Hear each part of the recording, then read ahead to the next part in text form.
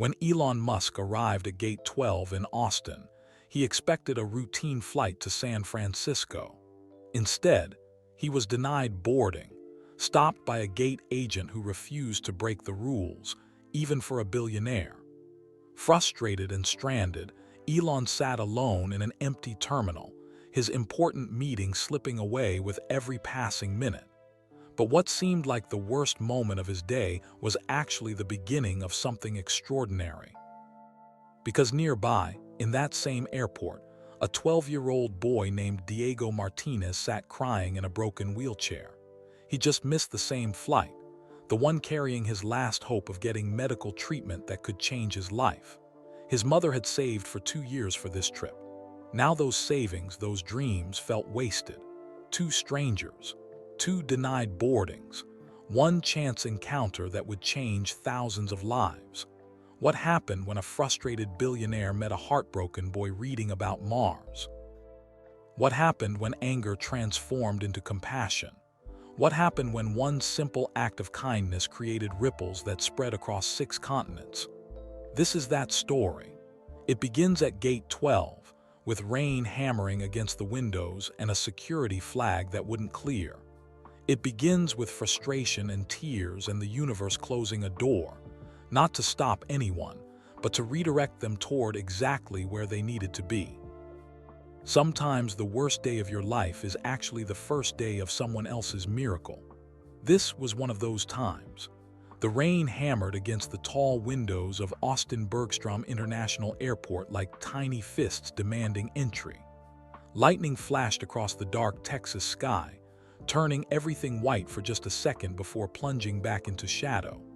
Inside Gate 12, the fluorescent lights buzzed softly, casting a pale glow over the rows of black leather seats.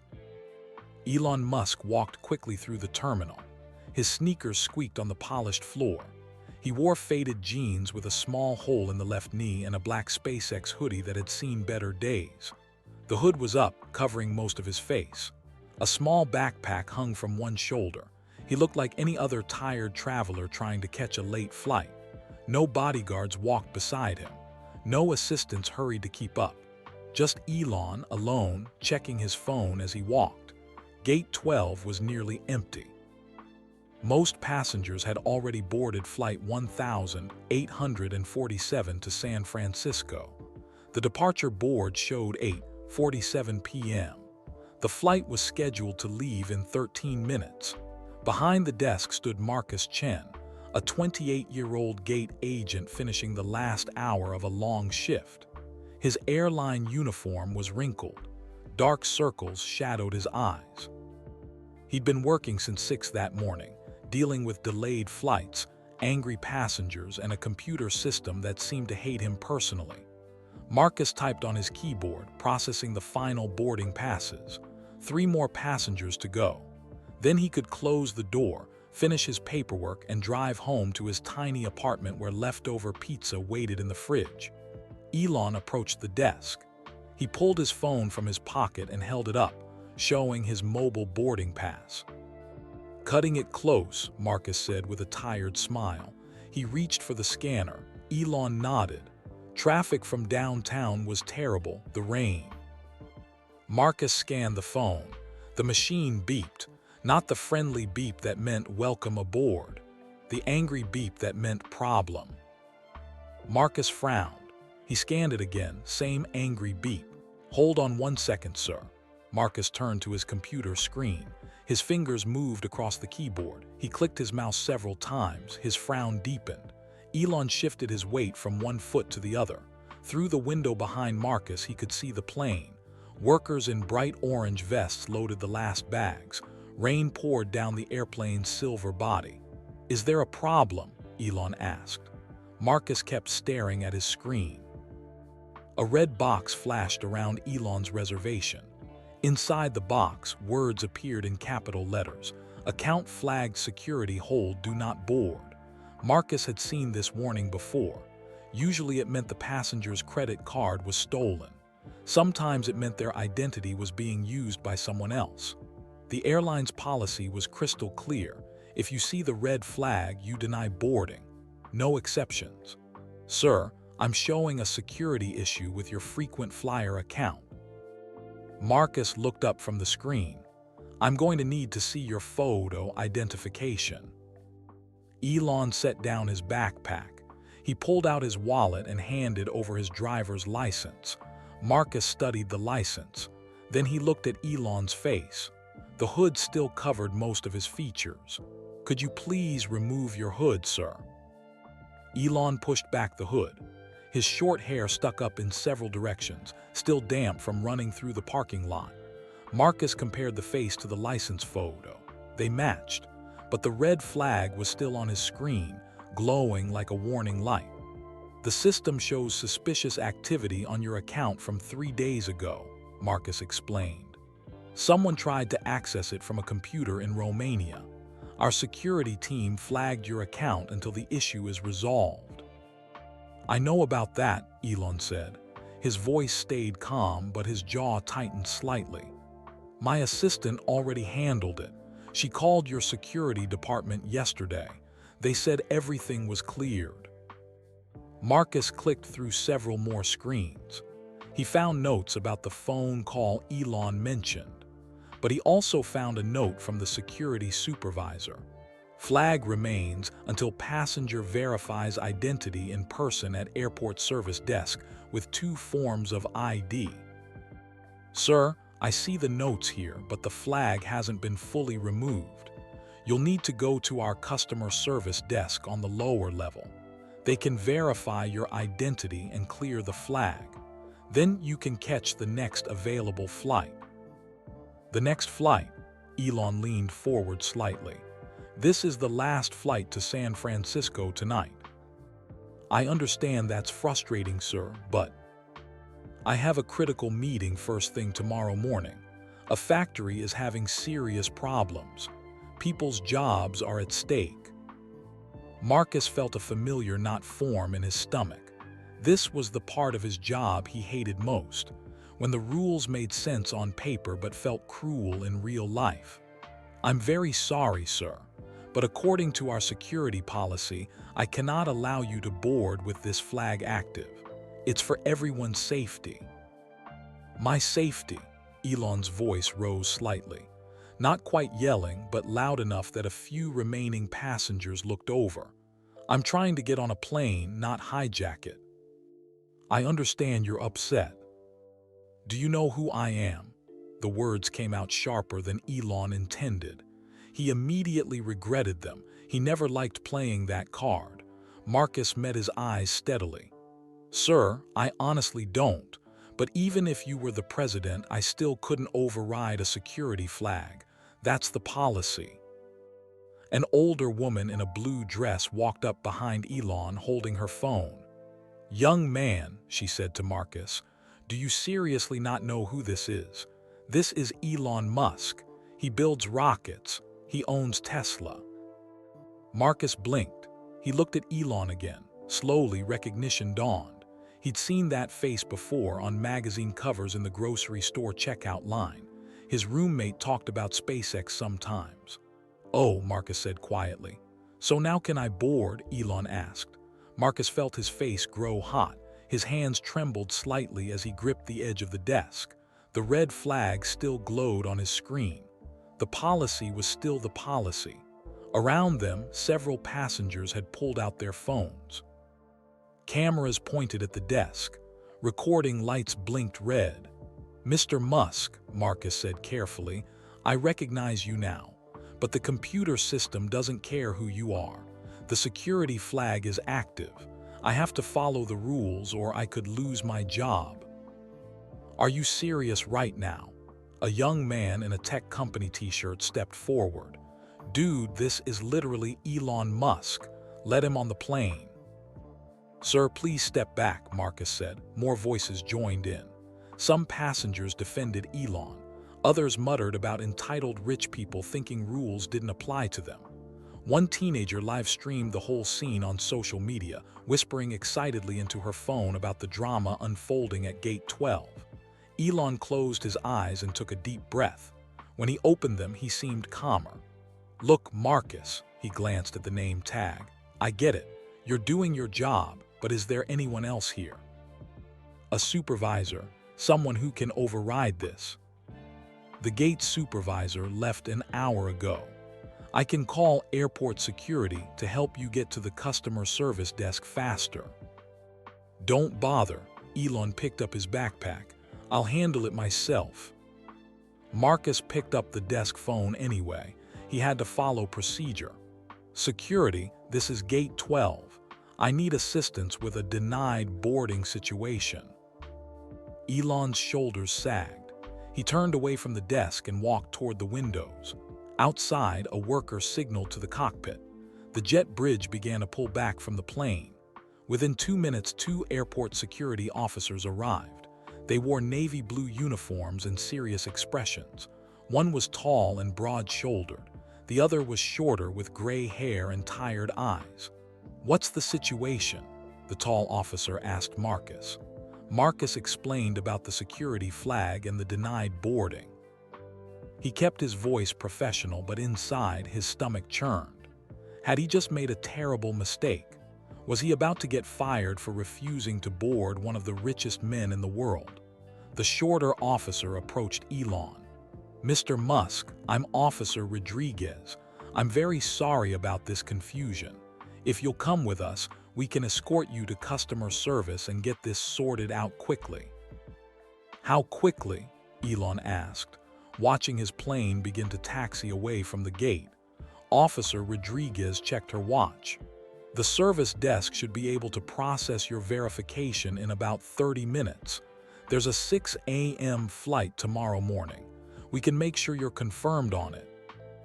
30 minutes to fix a problem that shouldn't exist, then a whole night in an airport, then a 6-hour delay for my meeting. Elon laughed, but there was no humor in it. Perfect. Through the window, Flight 1847's lights grew smaller as it moved toward the runway. Thunder rumbled in the distance. The storm showed no signs of stopping. Elon pulled out his phone and dialed. "Sarah, it's me. I need you to arrange the jet. I'm stuck at Austin Airport. No, I missed the commercial flight. Long story. What do you mean grounded, all of them?" "The storm, right? How long?" 4 hours minimum, maybe longer." "Great, just great." He ended the call and stood very still, staring out at the rain. The gate area had mostly cleared. The last few passengers hurried away, glancing back at the scene with curious eyes. Their phones were probably already uploading videos to the internet. Marcus finished his computer work. He closed the gate in the system.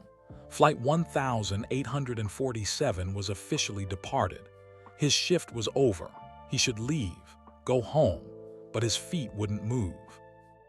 Across the terminal, a woman in a dark blue coat stood near a coffee shop, partially hidden behind a pillar. She watched everything with intense interest. Her phone was out, but she wasn't recording like the other passengers had been. Instead, her thumbs moved rapidly across the screen, typing a long message to someone. Nobody noticed her. All eyes were on Elon Musk, standing alone by the window, drenched in the harsh fluorescent light, looking more human and vulnerable than any billionaire should look. Officer Rodriguez gently touched Elon's arm. "Sir, let's get you somewhere more comfortable while you wait for your private plane." Elon nodded slowly. He started to follow the officers, then paused. He turned back to Marcus. "You were right to follow the rules," Elon said quietly. "I shouldn't have tried to pressure you. That wasn't fair." Marcus swallowed hard. "I'm really sorry, Mr. Musk. I wish I could have helped." "You did help. You reminded me that integrity matters more than convenience." Elon gave a small, sad smile. "Even when it's my convenience." He walked away with the security officers, his footsteps echoing on the tile floor. Marcus stood behind his empty desk, watching them go. His hand still shook slightly. What had just happened? Had he done the right thing? Would the airline fire him tomorrow? Would this video go viral and ruin his life? He gathered his papers and logged out of the computer system. His shift was over, but he felt like he'd just lived through something much longer than 8 hours. The woman in the blue coat finished her message and pressed send. She slipped her phone into her pocket and walked quickly toward the airport exit, a small smile on her face. At gate 12, the lights dimmed slightly. A janitor pushed a trash cart through, collecting empty coffee cups and crumpled napkins. The storm continued its assault on the windows.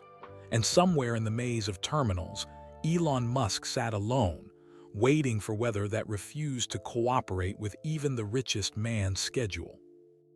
Neither he nor Marcus knew that this moment, this denied boarding, this frustration, this small failure would change everything. Sometimes the universe closes a door because it needs you to see who's sitting on the floor in the hallway, unable to reach the handle. The morning had started with hope. That was the cruel part. Hope made everything that came after hurt so much worse. Diego Martinez woke up at 4:30 in the morning, 2 hours before his alarm was supposed to ring. He couldn't sleep. His mind buzzed with excitement, fear, and 100 questions he wanted to ask the doctors in San Francisco. From his bed, he could see the window. Outside, El Paso was still dark. A few stars blinked in the sky. Diego wondered if people on Mars could see the same stars. Probably not. Mars was so far away, but maybe someday he'd find out for himself. His bedroom walls told the story of his dreams. Posters of SpaceX rockets covered every inch of space. He had pictures of the Falcon Heavy launching, its 3 boosters rising on pillars of fire. He had drawings of Starship, the massive silver rocket that would take people to Mars. In the corner, a carefully built model of the Mars rover Perseverance sat on his desk, surrounded by books about space exploration. Above his bed hung his favorite poster. It showed an astronaut standing on Mars, looking out at the red landscape. Diego had added his own touch with markers. He'd drawn a small figure in a wheelchair next to the astronaut. The figure held a flag that read, "Diego was here." His mother said he should dream about things that were possible, but Diego thought everything was impossible until someone made it possible. Someone had to be first. Why not him? He heard movement in the kitchen. His mother was already awake. Diego transferred from his bed to his wheelchair. The process took longer than it used to. His cerebral palsy was getting worse as he grew older. His muscles fought him more each year. Simple things, brushing teeth, getting dressed, moving from place to place, took so much energy that by mid-morning he was already tired. But today was worth the effort. Today they were flying to San Francisco. Today he would meet doctors who might be able to help him. He wheeled himself down the short hallway of their small apartment. The wheels squeaked. He needed to oil them again, but they'd been too busy preparing for the trip. Rosa Martinez stood at the stove making breakfast. She wore her good dress, the blue one she saved for important occasions. Her long black hair was pulled back in a neat bun. She looked tired. She always looked tired. "Mijo," she said when she saw him, "you're up early." "I couldn't sleep, Mama." She smiled and kissed the top of his head. "Me neither. I kept checking the time. Are you hungry? I made your favorite, scrambled eggs with cheese." Diego's 8-year-old sister, Camilla, stumbled into the kitchen, rubbing her eyes. She wore pink pajamas with unicorns on them. "Do we have to leave so early?" she whined. "The flight is at 8:47, Rosa said. "We need to be at the airport 2 hours before. Then it's an hour drive from here. So yes, baby, we have to leave early." Camilla climbed into a chair and rested her head on the table. "I wanted to say goodbye to my friends." "You said goodbye yesterday at school," Diego reminded her. "But I forgot to give Maria my favorite pencil like I promised." "We're only gone for 3 days," Rosa said gently. "You'll see Maria on Monday." They ate breakfast together at the small kitchen table. Diego tried to eat, but his stomach felt like it was full of butterflies. Nervous butterflies, excited butterflies, scared butterflies all fluttering at once. Rosa had saved for this trip for 2 years. She worked 3 jobs, cleaning houses during the day, working at a grocery store in the evenings, and doing laundry for neighbors on weekends. Every extra dollar went into a coffee can she kept hidden in the back of the closet. The can labeled Diego's future. Last month, she'd finally counted it all out on the kitchen table. Enough for plane tickets. Enough for 2 nights in a cheap hotel near the hospital. Enough for food. Just barely enough. The appointment at UCSF Children's Hospital had taken 8 months to get. The specialist who agreed to see Diego, Dr. Rebecca Chen, was one of the best pediatric neurologists in the country. She'd reviewed Diego's medical records and said there might be options, new treatments, new hope. Rosa had cried when she read that email. Diego pretended not to notice. At 6:15, they loaded into their old Honda Civic. The car was 15 years old and needed new tires, but it ran. That was enough. Rosa drove carefully through the dark streets of El Paso. Diego sat in the back seat, watching the city pass by. Camila fell back asleep, her head against the window. They stopped at their neighbor Mrs. Herrera's house to drop off Camila. Mrs. Herrera would watch her for the 3 days they were gone. She stood in her doorway in a bathrobe, waving as they drove away. "One less thing to worry about," Rosa said, but her hands gripped the steering wheel tightly. The drive to the airport should have taken an hour. They had planned for an hour and 15 minutes just to be safe. They didn't plan for Diego's wheelchair to break. It happened on the highway, 15 minutes from the airport. Diego shifted his weight, trying to get comfortable, and heard a sharp crack. The left armrest suddenly tilted at a strange angle. Then the whole wheelchair lurched sideways. "Mama, something's wrong." Rosa glanced in the rearview mirror. "What happened?" I think my chair broke." She pulled off at the next exit and parked in a gas station. When she opened the back door, she saw the problem immediately. The metal frame on the left side had cracked. The armrest hung loose. The wheel on that side sat at the wrong angle. "No, no, no," Rosa whispered. "Not today, please, not today." Diego stared at his broken wheelchair. Without it, he couldn't move through the airport, couldn't get on the plane, couldn't do anything. Rosa pulled out her phone with shaking hands. She called everyone she could think of. Mrs. Herrera didn't have a wheelchair. The medical supply store didn't open until 9. The hospital in El Paso said they didn't loan equipment for travel. Finally, she called a charity organization that helped families with disabled children. The woman who answered was kind but honest. "We have one wheelchair available, but it's on the other side of town. It'll take us at least 45 minutes to bring it to you." 45 minutes, Rosa looked at her watch. It was 7:32. The flight boarded at 8:15. Even if they got the wheelchair right away, even if they drove as fast as possible, they wouldn't make it. She made the decision quickly. "Yes, please, bring the wheelchair. We'll wait here." Diego knew what that meant. He knew before his mother said anything. They were going to miss the flight. The tears came hot and fast. He tried to stop them. He was 12 years old, too old to cry like a baby, but he couldn't help it. 2 years of hope. 2 years of his mother working until her hands hurt. All of it for this one trip, this one chance, and they were going to miss it because his stupid wheelchair broke. "Mijo, don't cry." Rosa climbed into the back seat and held him. "It's okay. It's going to be okay." "It's not okay, Mama. We saved so long, you worked so hard." "SHH, listen to me. We'll call the airline, we'll explain what happened. They'll help us get on another flight." But her voice shook when she said it. Diego knew the truth. His mother had searched for weeks to find tickets they could afford, the cheapest tickets, the ones you couldn't change or refund. The charity van arrived 40 minutes later. A kind man with a gray beard helped transfer Diego from the broken wheelchair to the replacement. This one was older and the padding was worn, but it worked. They drove to the airport as fast as Rosa dared. Diego watched the clock on the dashboard. 8:40, 8:45, 8:48. They pulled up to the departures area at 8:53. The flight had already left. Diego knew it, but they got out anyway. His mother wheeled him as fast as she could through the automatic doors. The airport was busy and loud. People rushed past with rolling suitcases. Announcements echoed from speakers. Diego felt small and slow and in the way.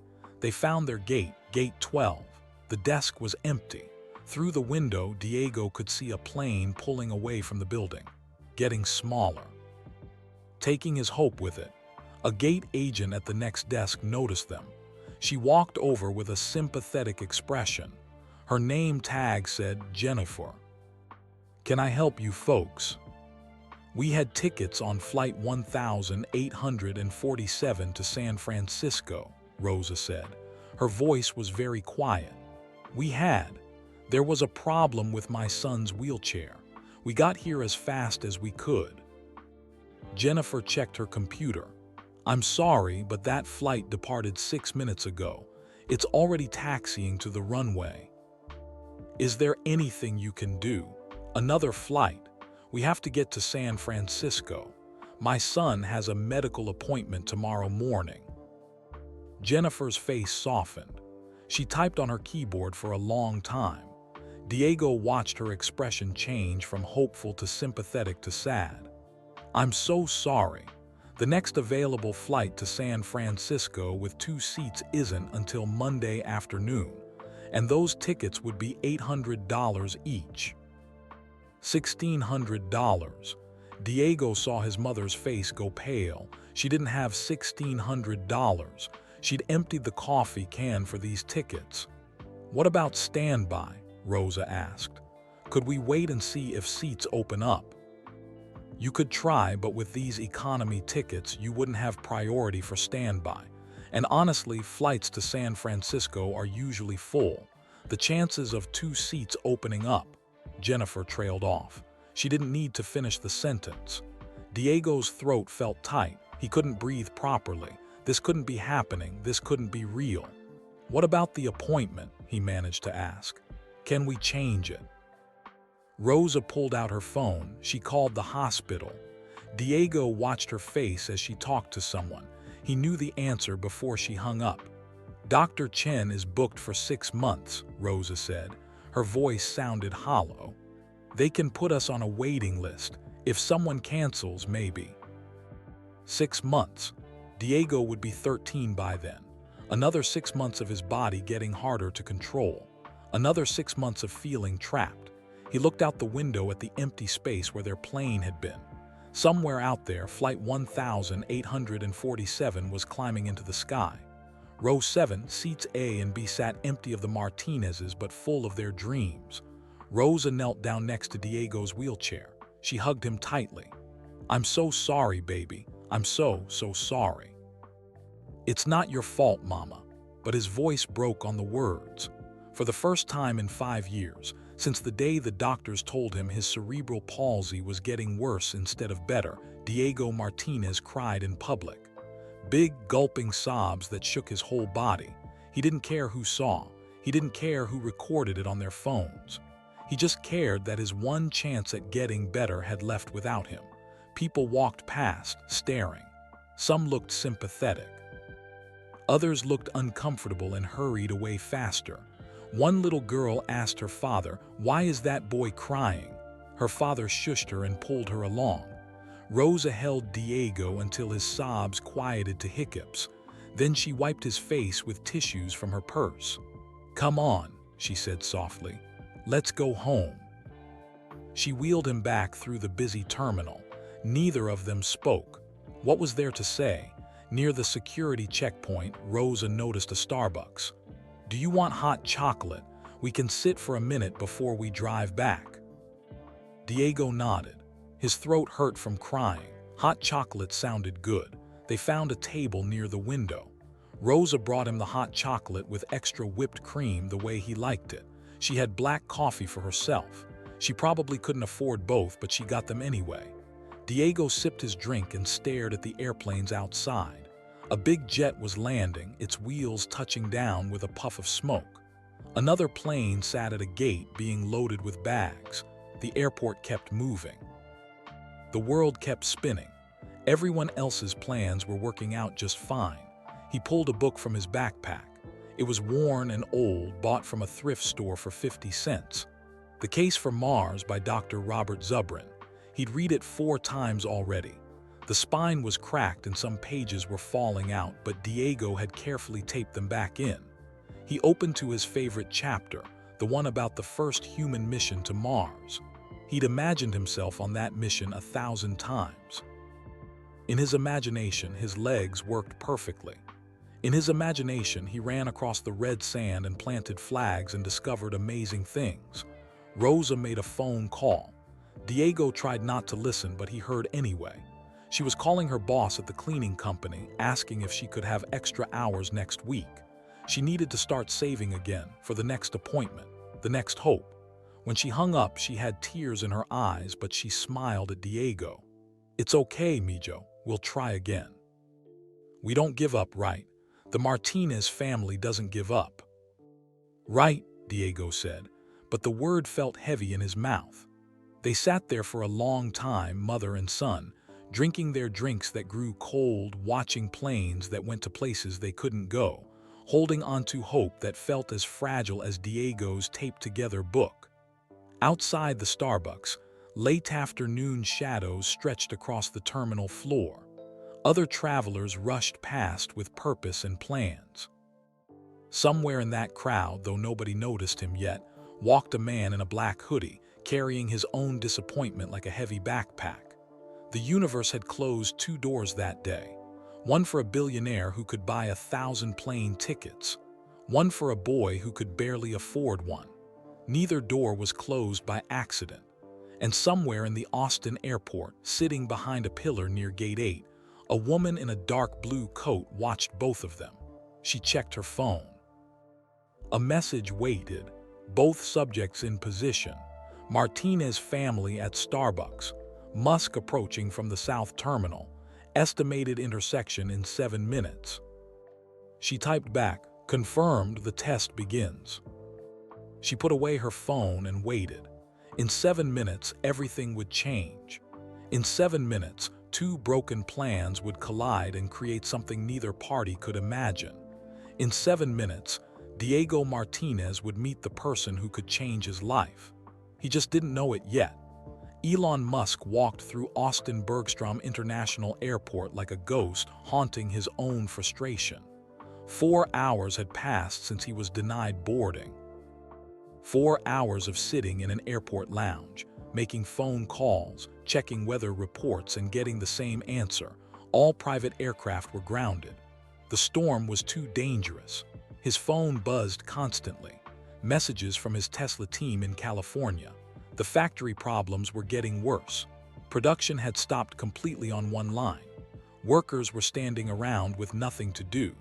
Every hour of delay cost the company hundreds of thousands of dollars. But there was nothing Elon could do except wait. His stomach growled. He'd been too frustrated to eat earlier. Now hunger gnawed at him, making everything feel worse. He spotted the Starbucks near Gate 8 and headed toward it. The coffee shop was busy but not crowded. Business travelers typed on laptops. A family with young children argued about what snacks to buy. An elderly couple shared a muffin, talking quietly. Elon stood in line, hood up, trying to be invisible.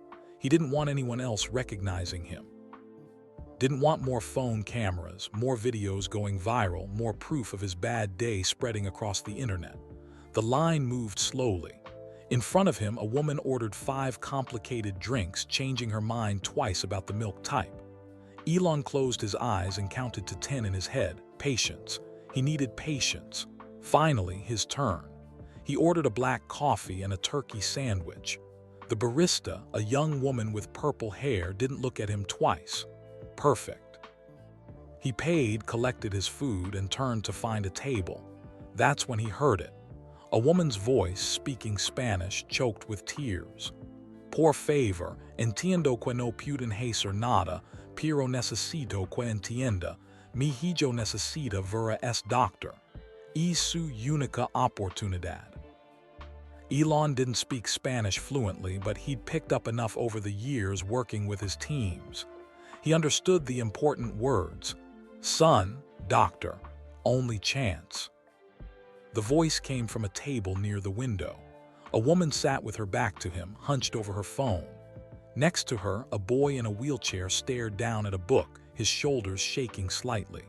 The boy was crying, trying not to but failing. Silent tears ran down his face and dripped onto the pages of his book. Something about that image, a child crying over a book, hit Elon harder than it should have. Maybe because he'd spent so much of his own childhood crying over books. Books had been his escape from bullies, from loneliness, from a world that didn't understand him. The woman ended her call. She set down her phone and covered her face with her hands. Her whole body shook with sobs she was trying to muffle. The boy reached out and touched her arm. "Mama está bien, no lors, don't cry." But that just made her cry harder. Other people in the Starbucks glanced at them and looked away quickly. Nobody wanted to get involved. Nobody wanted to intrude on someone else's pain. Elon stood frozen, holding his coffee and sandwich. He should find his own table, mind his own business. He had enough problems today, but his feet wouldn't move. He kept staring at the boy's book. Even from several feet away, he could see the cover. The Case for Mars. That book. Elon knew that book.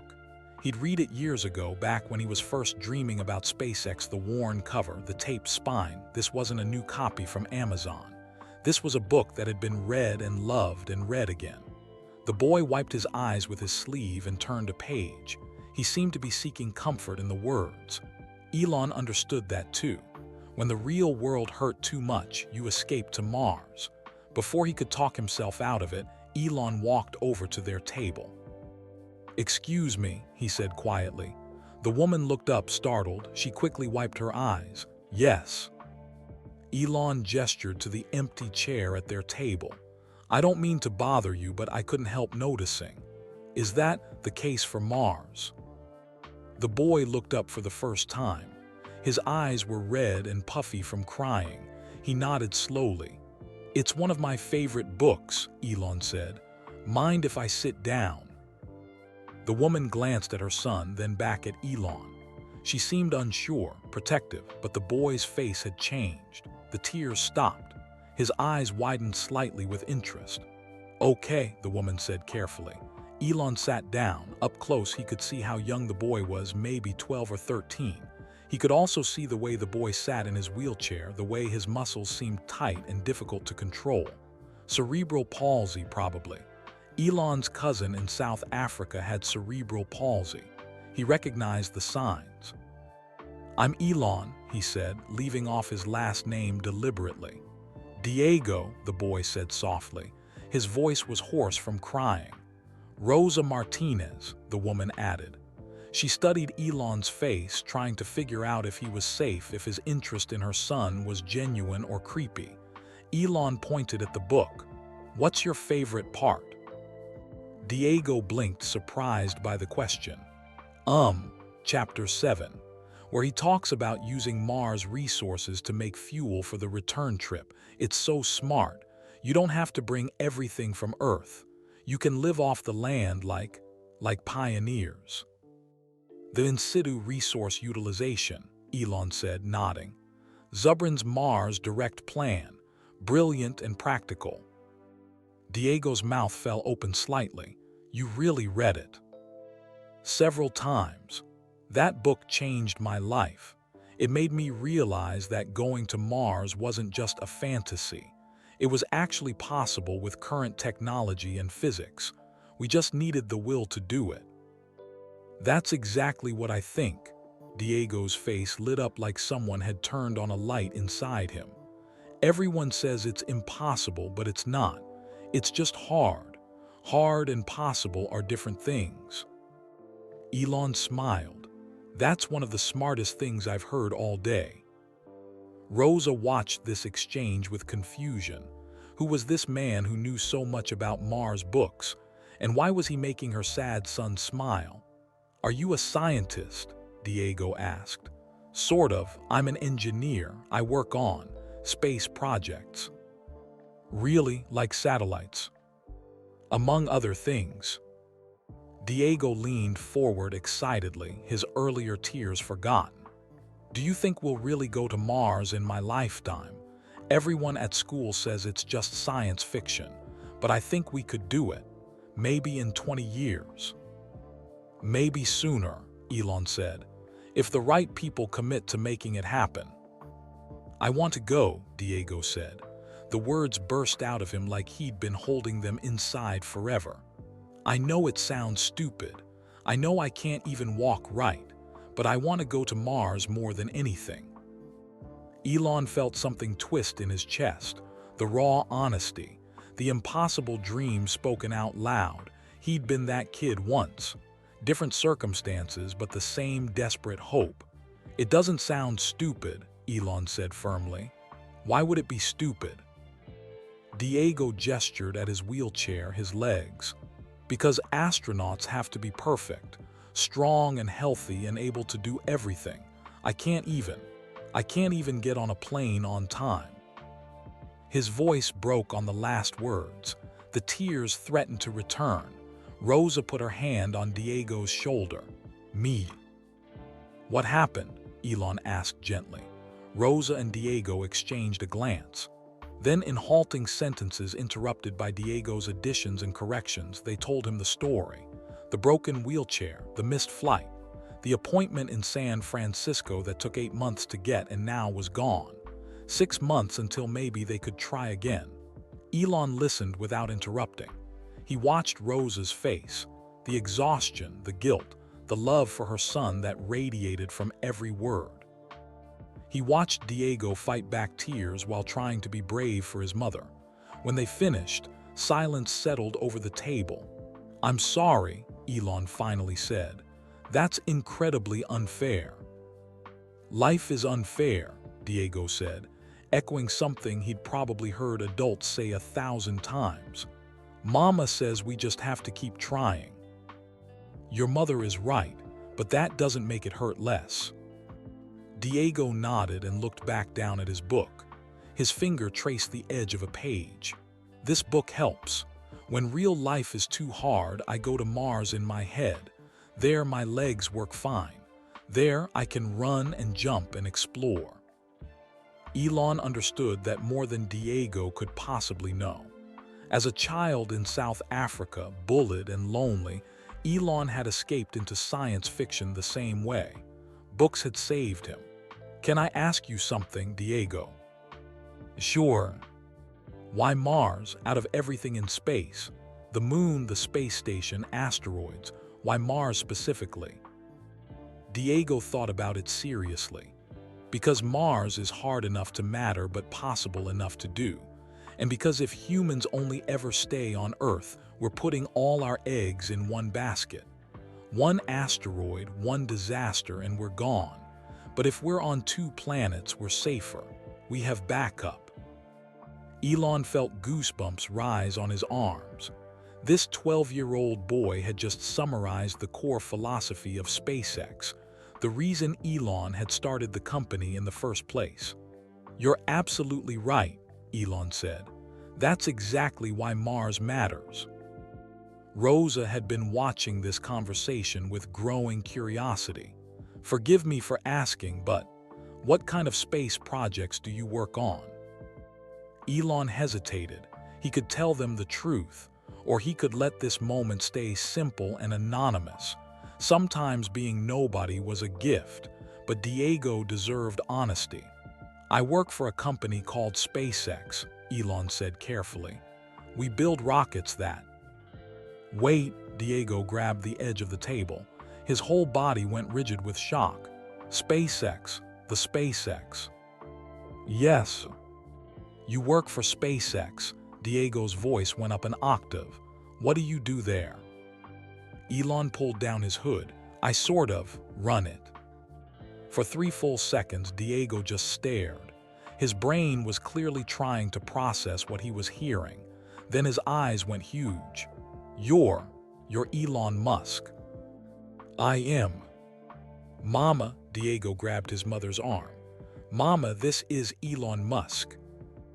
Rosa's face went pale. She looked at Elon again, really looked this time. Recognition dawned. Dios mío, you're really him. I'm really him. Though right now I'm just a guy who also got stuck at this airport. You got stuck here, Diego asked, but you have private jets and everything. Private jets don't fly in lightning storms. Trust me, I tried. Why were you at this airport? I was supposed to be on a commercial flight to San Francisco, but I got denied boarding. Security problem with my account. By the time it was sorted out, the plane was gone. Diego's mouth hung open. You missed your flight too. I did. But you're Elon Musk. They should have let you on. Elon shook his head.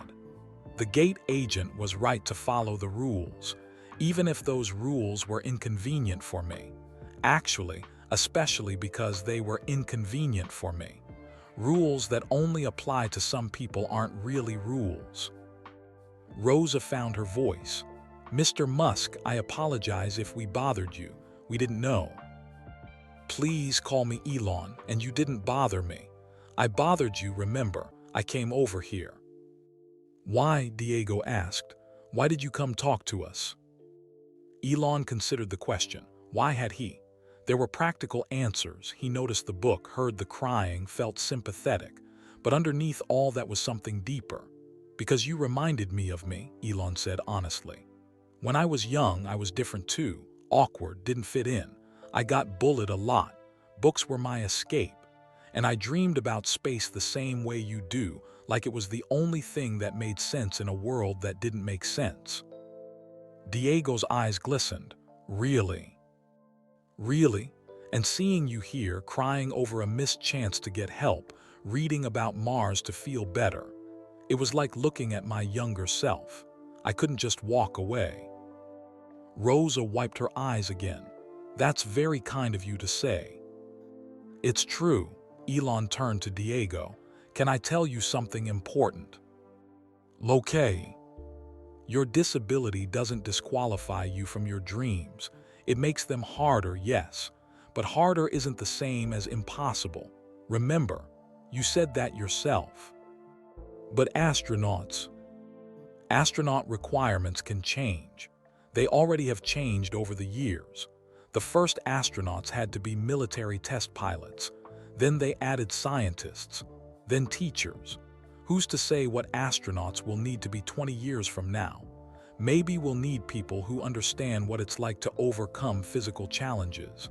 Maybe we'll need people who have spent their whole lives figuring out adaptive solutions to problems. Diego stared at him, hope warring with disbelief on his face. I'm serious, Diego. Don't give up on Mars. And don't let anyone tell you that your dreams are stupid. A loud announcement echoed through the terminal. Attention passengers. Due to severe weather, all flights are experiencing delays. Please check with your gate agent for updated departure times. Elon glanced at his phone. Still no clearance for private jets. He was stuck here for at least another hour, probably longer. He looked at Rosa, then at Diego. An idea was forming in his mind. A crazy idea. The kind of idea his more practical employees would call impulsive and irresponsible. But sometimes the best decisions were impulsive. Rosa, Diego, Elon said slowly. What if I told you that your missed flight doesn't have to mean a missed appointment? Rosa blinked. I don't understand. What if there was a way to get you both to San Francisco tonight? And what if I could make sure Diego gets to see a doctor tomorrow? Maybe an even better doctor than the one you had scheduled. Diego's hands trembled. How? Elon pulled out his phone. Let me make a few calls. If I can't help you, then I can't. But if I can, would you let me? Rosa looked uncertain. Mr. Musk, Elon, we couldn't possibly accept charity. We're not. It's not charity, Elon interrupted. Diego reminded me why I do this work. You can't put a price on that. Besides, I'm stuck here too. Helping you gives me something useful to do instead of just being angry about delays. He smiled. What do you say? Want to turn this terrible day into a good story? Diego looked at his mother with desperate, pleading eyes. Rosa looked at this billionaire sitting at their table, this strange turn of events, this impossible offer. She thought about pride. She thought about her son. She thought about hope. "Yes," she whispered. "Yes, please." Elon's smile widened. He started dialing numbers. Across the Starbucks, hidden behind her laptop screen, the woman in the dark blue coat watched everything. She typed rapidly. "Subject Musk has made contact with Martinez family, offering assistance. This is proceeding faster than projected. Emotional engagement confirmed. Moving to phase 2. She pressed send and ordered another coffee. She had a feeling she'd be here a while longer. The real test was just beginning. Neither Elon nor Diego nor Rosa noticed her. They were too busy talking about possibilities, about San Francisco, about hope that had been lost and found again in the span of an airport conversation. Sometimes the universe closes doors so you'll notice the people in the hallway. And sometimes, if you're very lucky, those people become the reason you're glad the door closed in the first place. Elon scrolled through his phone contacts with quick practice swipes. His thumb paused over several names, assistants, executives, people whose entire job was to solve problems like this. But he didn't call any of them. Instead, he dialed a number he'd called only a handful of times. It rang 3 times before someone answered. Dr. Rebecca Chen's office. This is Anna speaking. "Hi Anna, this is Elon Musk. I need to speak with Dr. Chen about an urgent matter." There was a brief pause. Anna had probably fielded 1,000 prank calls claiming to be famous people. "I'm sorry, Mr. Musk, was it? Dr. Chen is with a patient right now. If you'd like to leave a message, tell her it's about a 12-year-old boy named Diego Martinez who had an appointment scheduled for tomorrow morning. Tell her I'm calling from Austin Airport and it's genuinely urgent. She can call me back at this number." Something in Elon's voice must have convinced her. "Please hold." Elon put the phone on speaker and set it on the table. Diego and Rosa leaned in, barely breathing. They waited. The seconds stretched like taffy. Background noise from the Starbucks seemed too loud, the hiss of the espresso machine, the chatter of other customers, a crying baby somewhere. Then the phone clicked. A woman's voice came through, professional but warm. "Mr. Musk, this is Dr. Rebecca Chen." "Dr. Chen, thank you for taking my call. I'm sitting here with Diego Martinez and his mother Rosa. They were supposed to be on a flight to see you this morning, but they had an emergency with Diego's wheelchair.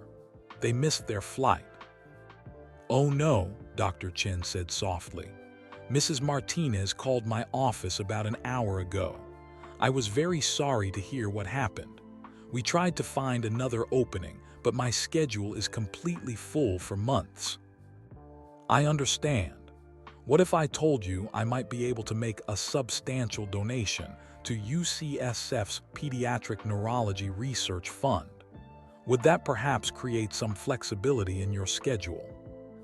Rosa's eyes went wide. She grabbed Elon's arm. "No, you don't have to." Elon gently covered her hand with his and shook his head. He mouthed the word "please." Dr. Chen was quiet for a moment. "Mr. Musk, I appreciate the offer, but I don't make scheduling decisions based on donations. That wouldn't be ethical." "I respect that," Elon said.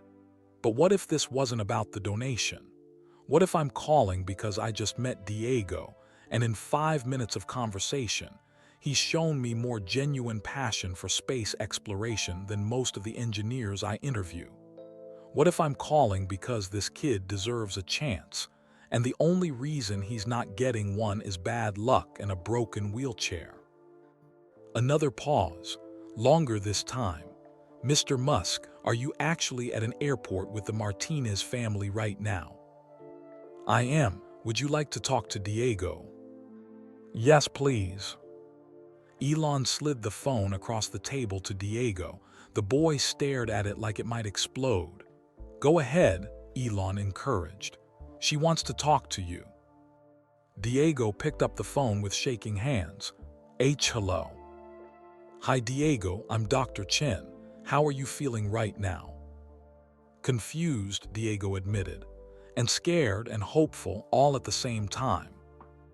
Dr. Chen laughed. It was a kind laugh. That sounds about right. Diego, I looked at your medical records when your mother first sent them. Do you know what I thought? That I'm too complicated. No, I thought, here's a boy who's been fighting his whole life, and he's not done fighting yet. Your records show that your cerebral palsy has gotten worse over the past 2 years, but your school records show you're getting straight A's. You're in advanced math and science. You're not letting your body slow down your mind. Diego's eyes filled with tears again, but different tears this time. I try really hard. I can see that, and I want to help you. Here's what I'm thinking. I have a consultation slot that opened up tomorrow at 2 in the afternoon. Someone canceled this morning, and I haven't filled it yet. If you can get to San Francisco by tomorrow afternoon, it's yours. Diego couldn't speak. He just nodded, then remembered she couldn't see him. Yes, thank you. Don't thank me yet. I can't make any promises about treatment until I examine you, but I'll do everything I can to help. That's my promise. That's all I want, Diego whispered. Good. Let me speak to Mr. Musk again, please. Diego handed the phone back. I'm here, Dr. Chen. Mr. Musk, about that donation you mentioned. The UCSF Pediatric Neurology Department is working on some groundbreaking research in adaptive robotics for children with mobility issues. We're severely underfunded. If you're serious about helping, that's where the money would do the most good, not just for Diego, but for hundreds of kids like him. Elon glanced at Diego, at the hope shining in his face. How much do you need? Our current research proposal requires $2 million over 3 years. We've raised about $300,000 so far. You'll have the full $2 million by the end of the week, but I want something in return. Rosa gasped. Diego's face fell slightly. What do you want? Dr. Chen asked carefully. I want regular updates on the research. I want to know how it's progressing. And I want to know if SpaceX's robotics technology might be useful for your work. We're developing some advanced mobility systems for Mars exploration. Maybe some of that tech could be adapted for kids on Earth. The silence on the other end lasted so long that Elon thought the call had dropped. Then Dr. Chen spoke, and her voice was thick with emotion. Mr. Musk, are you suggesting a partnership between SpaceX and UCSF? I'm suggesting that maybe the technology we're building to explore another planet could help kids like Diego explore this one. Why not? Why not indeed, Dr. Chen said softly. Mr. Musk, you have yourself a deal. Get Diego to San Francisco and we'll take care of the rest. They ended the call. For a moment, nobody moved. Nobody spoke. Then Diego threw his arms around his mother and sobbed into her shoulder. Mama, we get to go. We get to go. Rosa held him tightly, tears streaming down her face. She looked at Elon over Diego's head. Thank you, she mouthed silently. Elon felt an uncomfortable tightness in his own throat. He stood up quickly. I need to make another call. I'll be right back. He walked away from the table, heading toward the windows. His hands were shaking slightly. He couldn't remember the last time he'd cried, but he was dangerously close. He dialed his assistant, Sarah. She answered on the first ring. Elon, what's happening? Is the weather clearing? Sarah, I need you to book 2 first-class tickets to San Francisco for tomorrow morning. First available flight out of Austin. For you.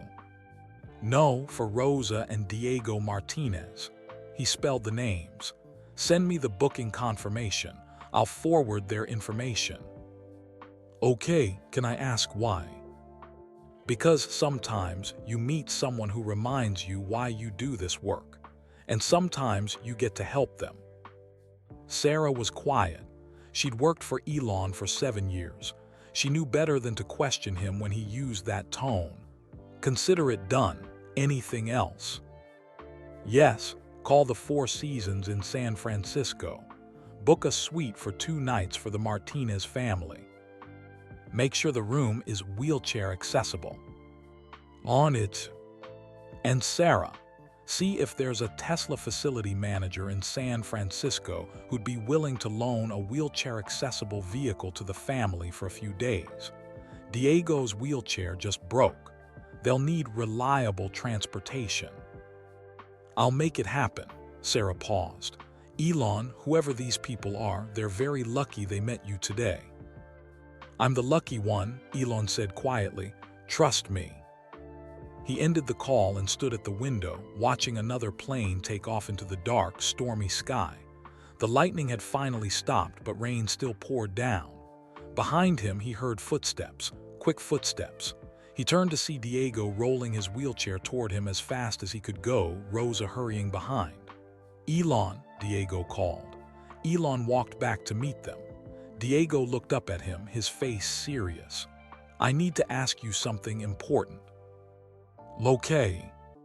Why are you doing this, really? It was a fair question. Elon knelt down so he was at Diego's eye level. When I was 10 years old, Elon said, I was at a party. I didn't want to be there. I didn't fit in with the other kids. While everyone else played games, I sat in the corner reading a book about rockets. An adult, someone's father, saw me sitting alone. He didn't have to do anything, but he came over and asked me about my book. We talked for an hour about space and physics and possibilities. Nobody had ever taken me that seriously before. Diego listened intently. That conversation changed my life, Elon continued. Not because that man gave me money or opportunities, but because he saw me. He treated my dreams like they mattered. He made me believe that maybe I wasn't weird or broken. Maybe I was just different, and different could be good. Elon smiled.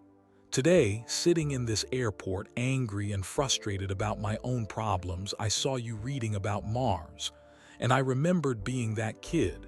So I came over and asked about your book. That's all. The rest just followed naturally. But the flight tickets and the hotel and the doctor appointment, that's so much more than just talking. Is it? Diego, I spend billions of dollars building rockets. You know why? Because I believe humanity needs to become a multiplanetary species. I believe it with every fiber of my being. But here's what I forgot until I met you today. Before we can reach for Mars, we need to take care of the dreamers here on Earth. The kids who look up at the stars and dare to imagine impossible things. Elon put his hand on Diego's shoulder. You're one of those dreamers. And yes, I have the money to help you. So why wouldn't I?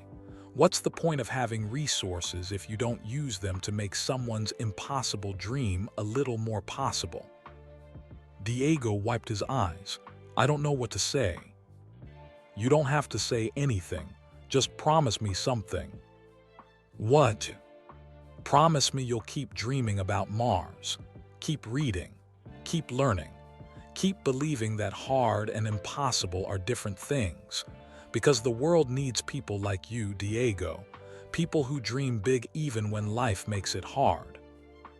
I promise, Diego said solemnly. Rosa stepped forward. She took Elon's hand in both of hers. Mr. Musk, Elon, I don't have fancy words. I'm just a mother who cleans houses for a living, but I want you to know that what you're doing for my son, it's everything. You're giving him hope. You're giving him a chance. Thank you doesn't feel like enough, but thank you. Rosa, can I tell you something? Elon said. I have 5 sons. I love them more than anything, but I'm not always the best father. I work too much. I miss things. I get distracted by rockets and factories and problems that feel urgent.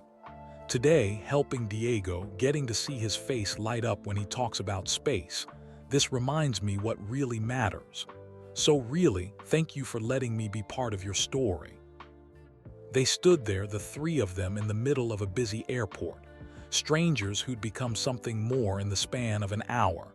A voice called out from behind them, "Excuse me, are you Elon Musk?" They turned. Marcus Chen, the gate agent who denied Elon boarding earlier, stood a few feet away. He'd changed out of his uniform into jeans and a t-shirt. His shift was over, but he hadn't gone home yet. Elon tensed slightly. "I am." Marcus walked closer, his face flushed with embarrassment. "Mr. Musk, I need to apologize. Earlier, when I didn't let you board the flight, I didn't realize who you were. If I had known." "You would have what? Broken the rules for me?" Marcus stopped. Well. "Marcus, look at me." Elon's voice was firm but not unkind. "What you did earlier was exactly right. You saw a security flag and you followed the policy. You didn't care if I was rich or famous or in a hurry. You treated the rule like it mattered. Do you know how rare that is? But I made you miss your flight." "The system made me miss my flight. You just did your job with integrity. The world needs more people who do their jobs right, even when it's inconvenient, even when someone tries to pressure them." Elon extended his hand.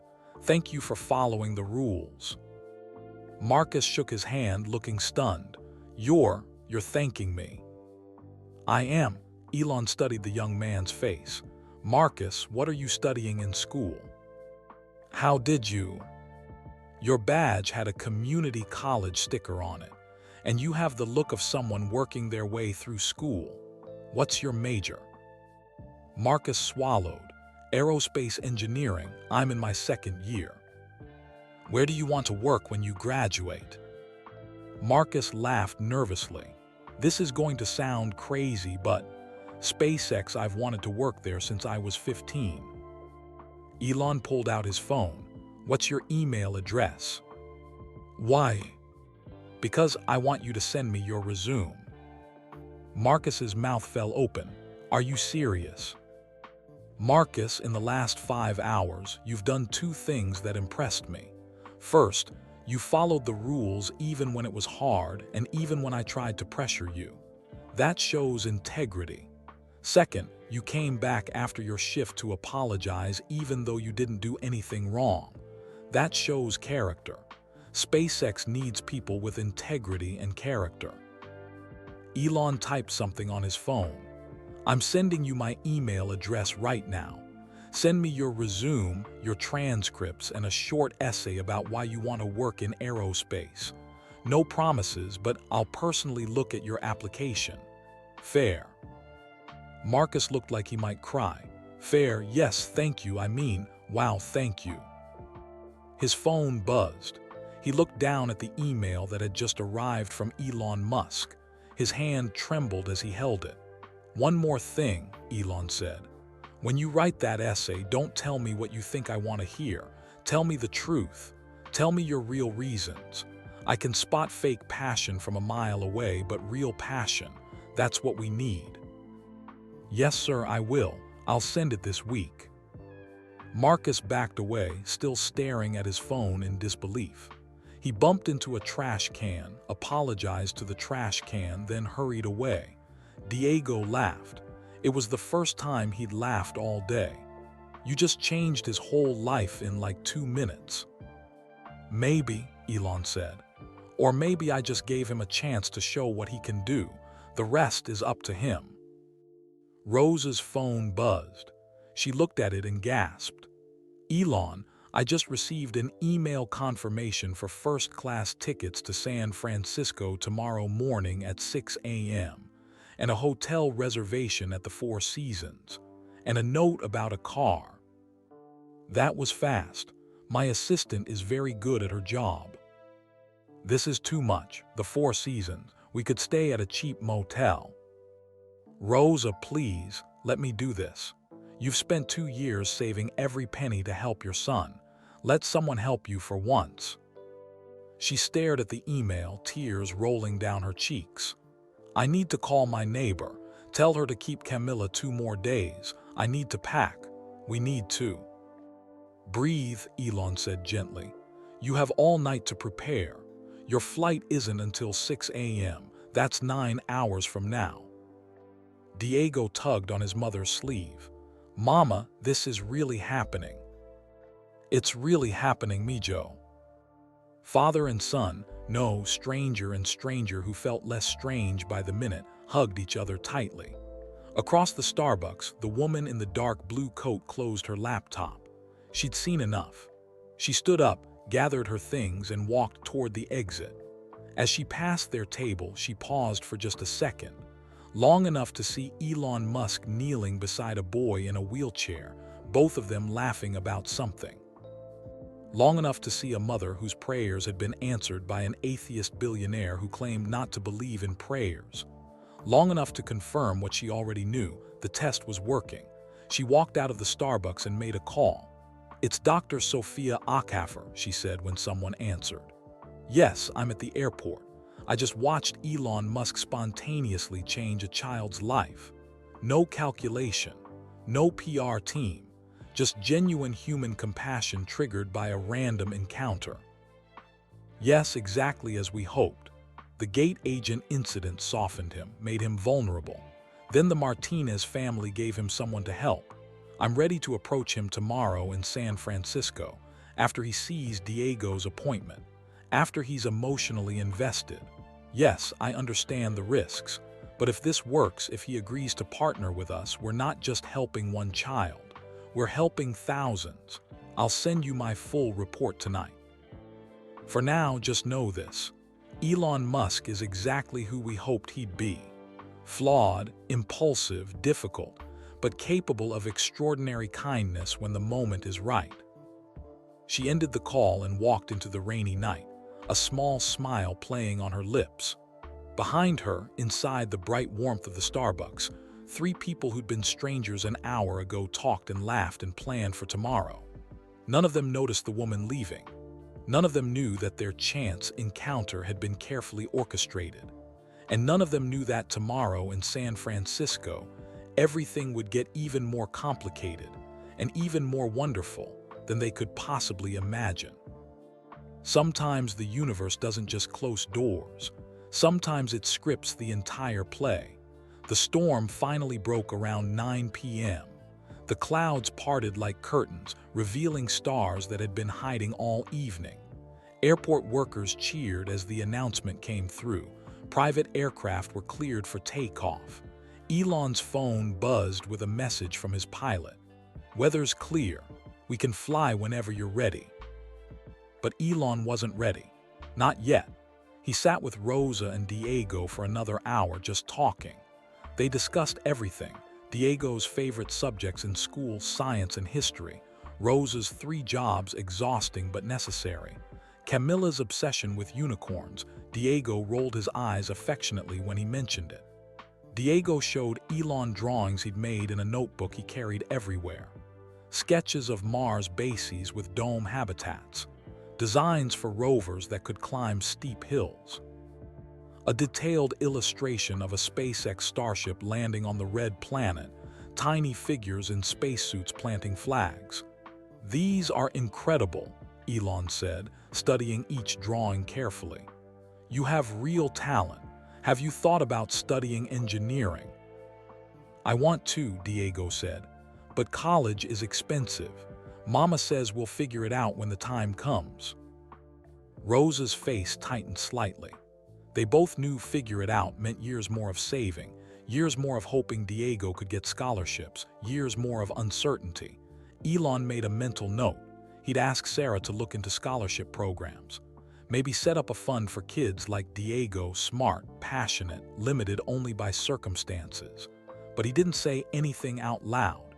He'd learned that some promises were better shown than spoken. Around 9:30, other people started noticing them. A businessman walking past did a double take when he recognized Elon. He pulled out his phone, but before he could take a picture, Elon gave him a look that clearly said, "Please don't."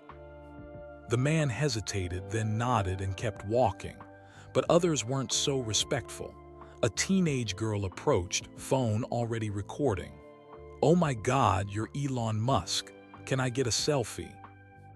"Not right now," Elon said firmly. "I'm with friends." The girl looked disappointed but backed away. Within minutes, though, word had spread. More people drifted over, forming a loose circle around their table. Some tried to be subtle, pretending to look at their own phones while actually taking pictures. Others were bold, calling out questions. "Mr. Musk, what are you doing in Austin?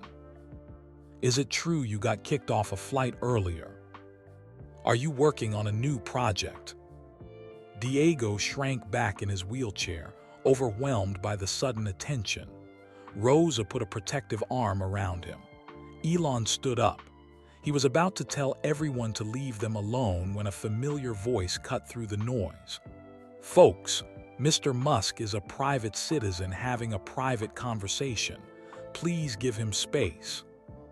Patricia Johnson, the airport manager, pushed her way through the small crowd. She was a tall African-American woman in her 50s, wearing a professional Navy suit despite the late hour. Her badge identified her position. "If you want to meet Mr. Musk, that's great," Patricia continued, her voice kind but firm. "But right now, he's entitled to his privacy. I'm going to ask everyone to clear this area. Thank you for your cooperation." The crowd grumbled but dispersed. A few people took one last photo before walking away. Patricia approached their table. "Mr. Musk, I apologize for that. Word travels fast in airports." "Thank you for the intervention," Elon said. "Patricia Johnson, right, we've met before. 2 years ago, you gave a talk to our airport management team about sustainable aviation. I remember, you asked the toughest questions of anyone in the room." Patricia smiled. "That's my job. Speaking of which, I heard about what happened at Gate 12 earlier. Marcus Chen is one of my best employees. I hope there are no hard feelings." "None at all. Marcus did exactly what he should have done. In fact, I told him to send me his resume. He wants to work in aerospace." Patricia's eyebrows rose. "You're offering him a job." "I'm offering him a chance to apply. There's a difference. But between you and me, anyone with Marcus's integrity has a good shot." "He'll be thrilled."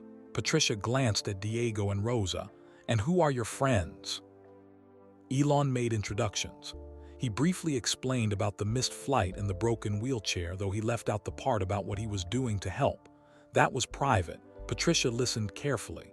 When Elon finished, she was quiet for a moment, thinking. "Mrs. Martinez," she finally said, "I heard about your situation earlier when you were trying to reschedule. I'm very sorry our airline couldn't do more to help. May I ask, what happened to your son's wheelchair? Do you still have it?" "It's in our car," Rosa said. "In the parking lot, the frame is cracked. I don't think it can be fixed. Would you mind if I took a look at it? I used to be a medical equipment technician before I got into airport management. I might be able to do something temporary, at least enough to get you through your trip." Diego's eyes widened. "Really? I can't promise anything, but I can try. Where are you parked?" 20 minutes later, they all stood in the parking garage around Rosa's old Honda Civic. Patricia examined Diego's broken wheelchair with the focused attention of someone who knew exactly what she was looking for. The damage was bad. The metal frame had cracked in 2 places. The armrest hung loose. The left wheel alignment was completely off. "This is beyond my ability to fix properly," Patricia said. "But I can do a temporary patch that might work for a few days. The airport has a maintenance shop. Let me make a call." She walked a few feet away and spoke on her phone. Elon couldn't hear the conversation, but he saw her gesturing, explaining, convincing.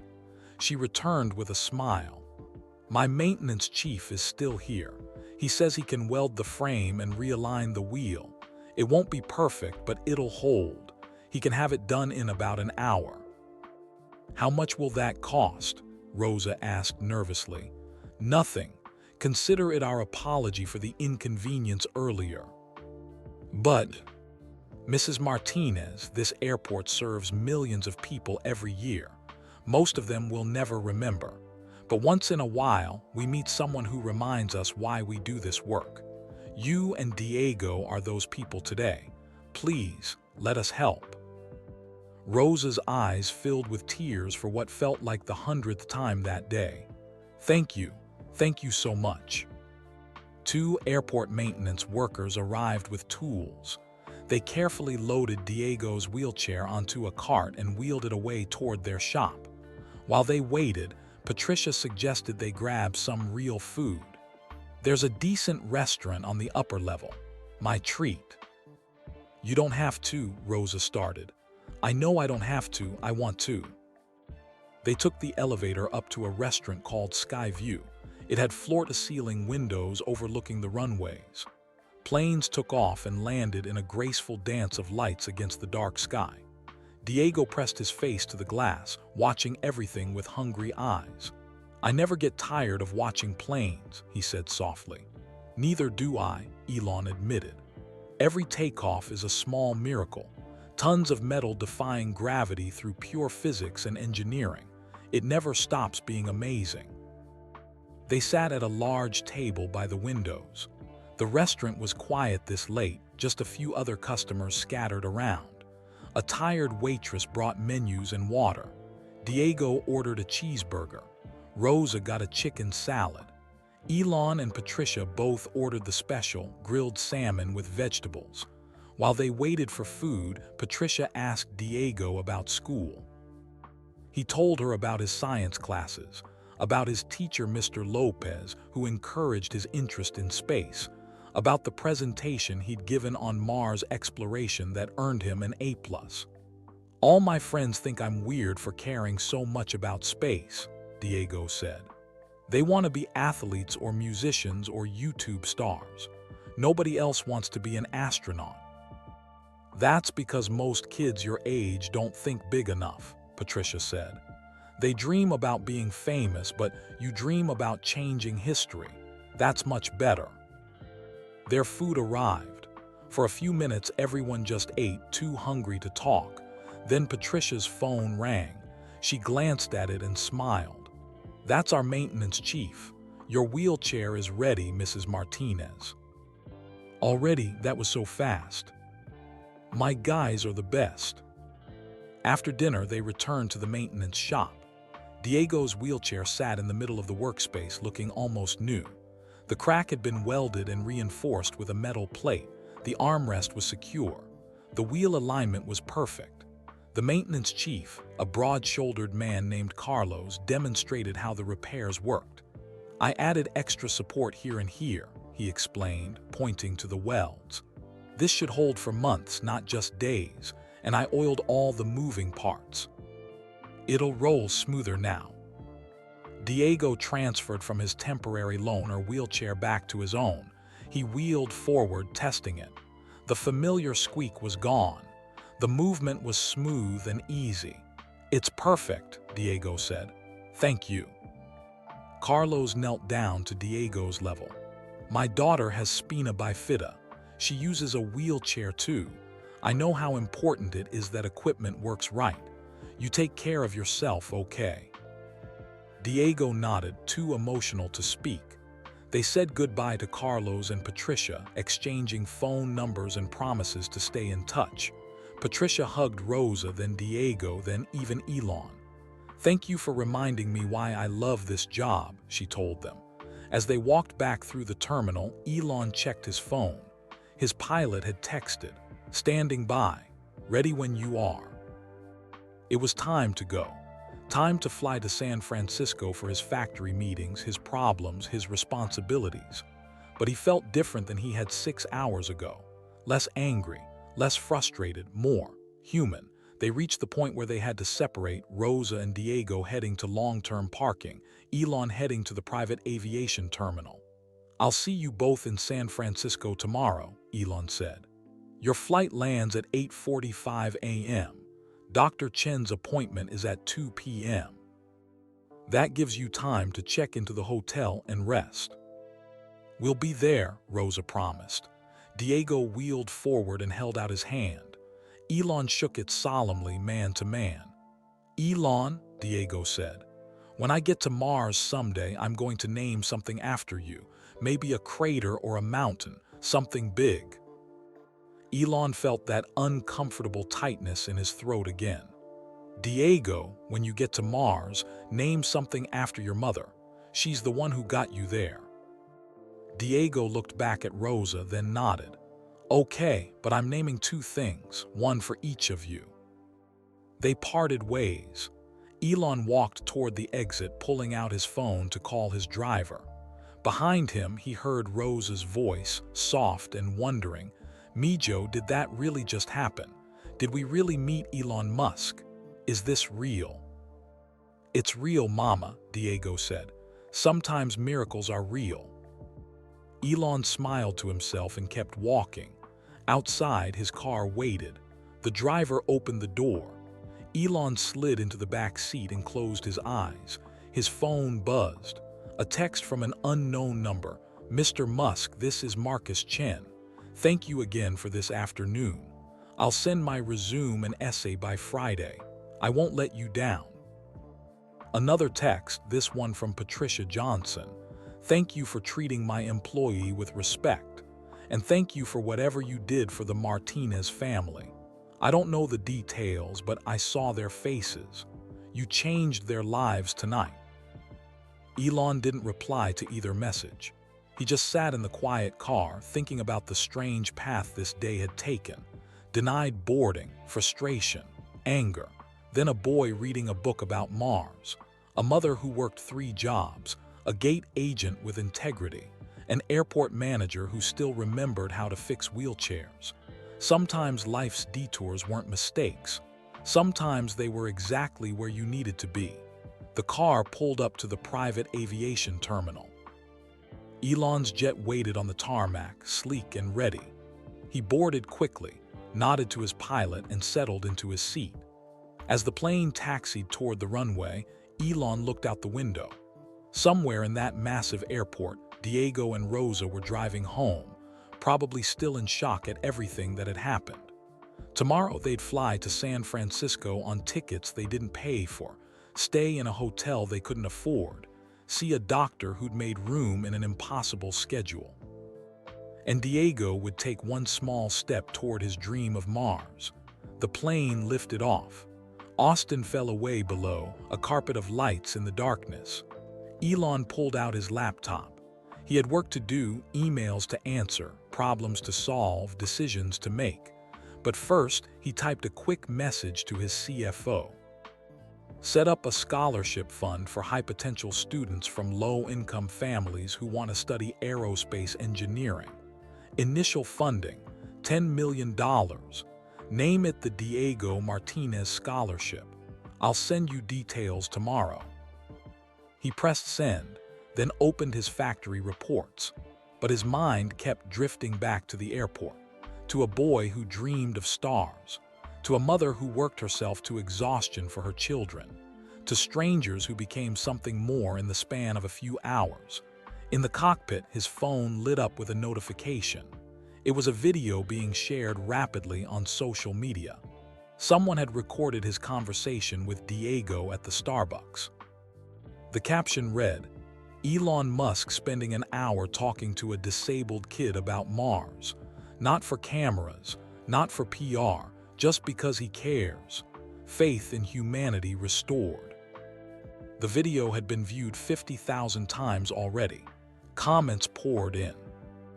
"This is the Elon we need to see more often." That kid's face when he realizes he's talking to Elon Musk, pure joy. "Anyone know who that family is? I want to help them too." This is what wealth should be used for, making dreams possible. Elon didn't watch the video. He didn't need to. He'd lived it. Tomorrow would bring new challenges. The factory problems weren't solved. The production delays would still cost millions. His meeting would still be difficult. But tonight, he'd done something that actually mattered. He'd given hope to a boy who needed it. He'd shown respect to a gate agent who deserved it. He'd been reminded that rules and integrity matter, even when they're inconvenient. And he'd been given a gift, the gift of seeing himself through Diego's eyes, not as a controversial billionaire or a difficult boss or a Twitter provocateur, just as a person who understood what it meant to dream impossible dreams. The plane climbed higher, chasing the stars. Below, in Austin, Diego sat in his repaired wheelchair in his bedroom, looking at his Mars posters with new hope. Below in that same city, Rosa knelt by her bed and prayed, thanking God or the universe or whatever power had guided Elon Musk to their Starbucks table. Below, Marcus Chen sat at his small desk, writing the most important essay of his life. Below, Patricia Johnson filed a report about the day's events, smiling as she typed. And in a hotel room near the airport, Dr. Sophia Acaffer reviewed her plans for tomorrow. Everything was proceeding perfectly, better than perfectly. Elon Musk had passed the first test. He'd shown compassion without calculation. He'd helped without hesitation. He'd proven that underneath the public persona, underneath the wealth and the companies and the complexity, he was still capable of simple human kindness. Tomorrow in San Francisco, she would present the real challenge, the bigger ask, the partnership that could change thousands of lives. Would he say yes? She thought he might. The denied boarding hadn't been random. But the compassion it revealed was completely real, and real compassion, properly channeled, could change the world. She closed her laptop and looked out at the rainy Austin night. Phase 1 complete, she whispered to herself. Tomorrow, Phase 2 begins. The California morning sun poured through the windows of UCSF Children's Hospital like liquid gold.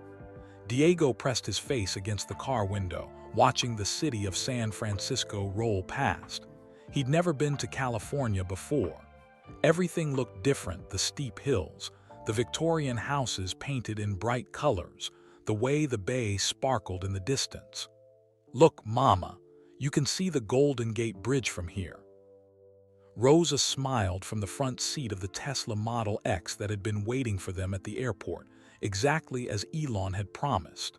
The driver, a friendly man named Robert, had helped them load Diego's wheelchair and showed them all the car's features.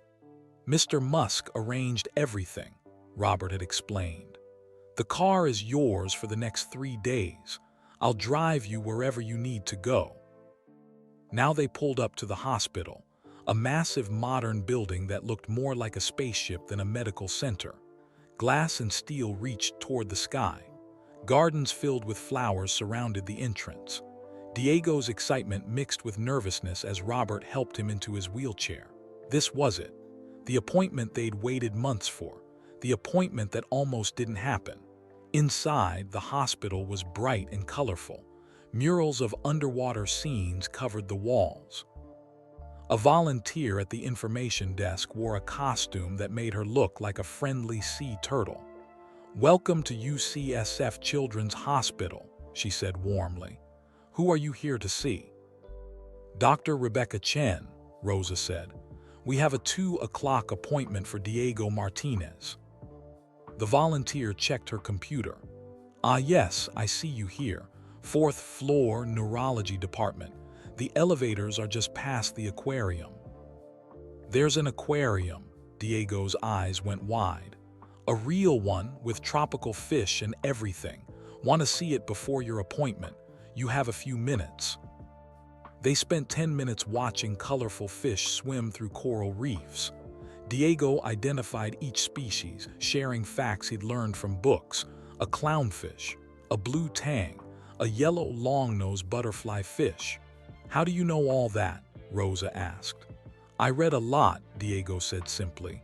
"When you can't run around, you read." At exactly 2 o'clock, they entered Dr. Chen's office. She stood to greet them, a petite woman in her 40s with kind eyes behind wire-rimmed glasses. Her white coat had colorful pins of cartoon characters all over it. "Diego, Rosa, it's wonderful to finally meet you in person." Dr. Chen shook both their hands. I heard you had quite an adventure getting here. That's one way to put it, Rosa said with a small laugh. Dr. Chen's examination was thorough but gentle. She tested Diego's reflexes, his muscle tone, his range of motion. She asked him to perform various movements, taking careful notes. She reviewed his medical history, asking detailed questions about his symptoms and how they'd changed over time. Diego answered everything honestly, even when the truth was hard. Yes, his legs had gotten weaker in the past year. Yes, simple tasks took more effort than they used to. Yes, he sometimes felt frustrated and scared about the future. After an hour, Dr. Chen sat down with Diego and Rosa to discuss her findings. Diego, I want to be honest with you. Your cerebral palsy is progressive, which means it will continue to get worse as you grow.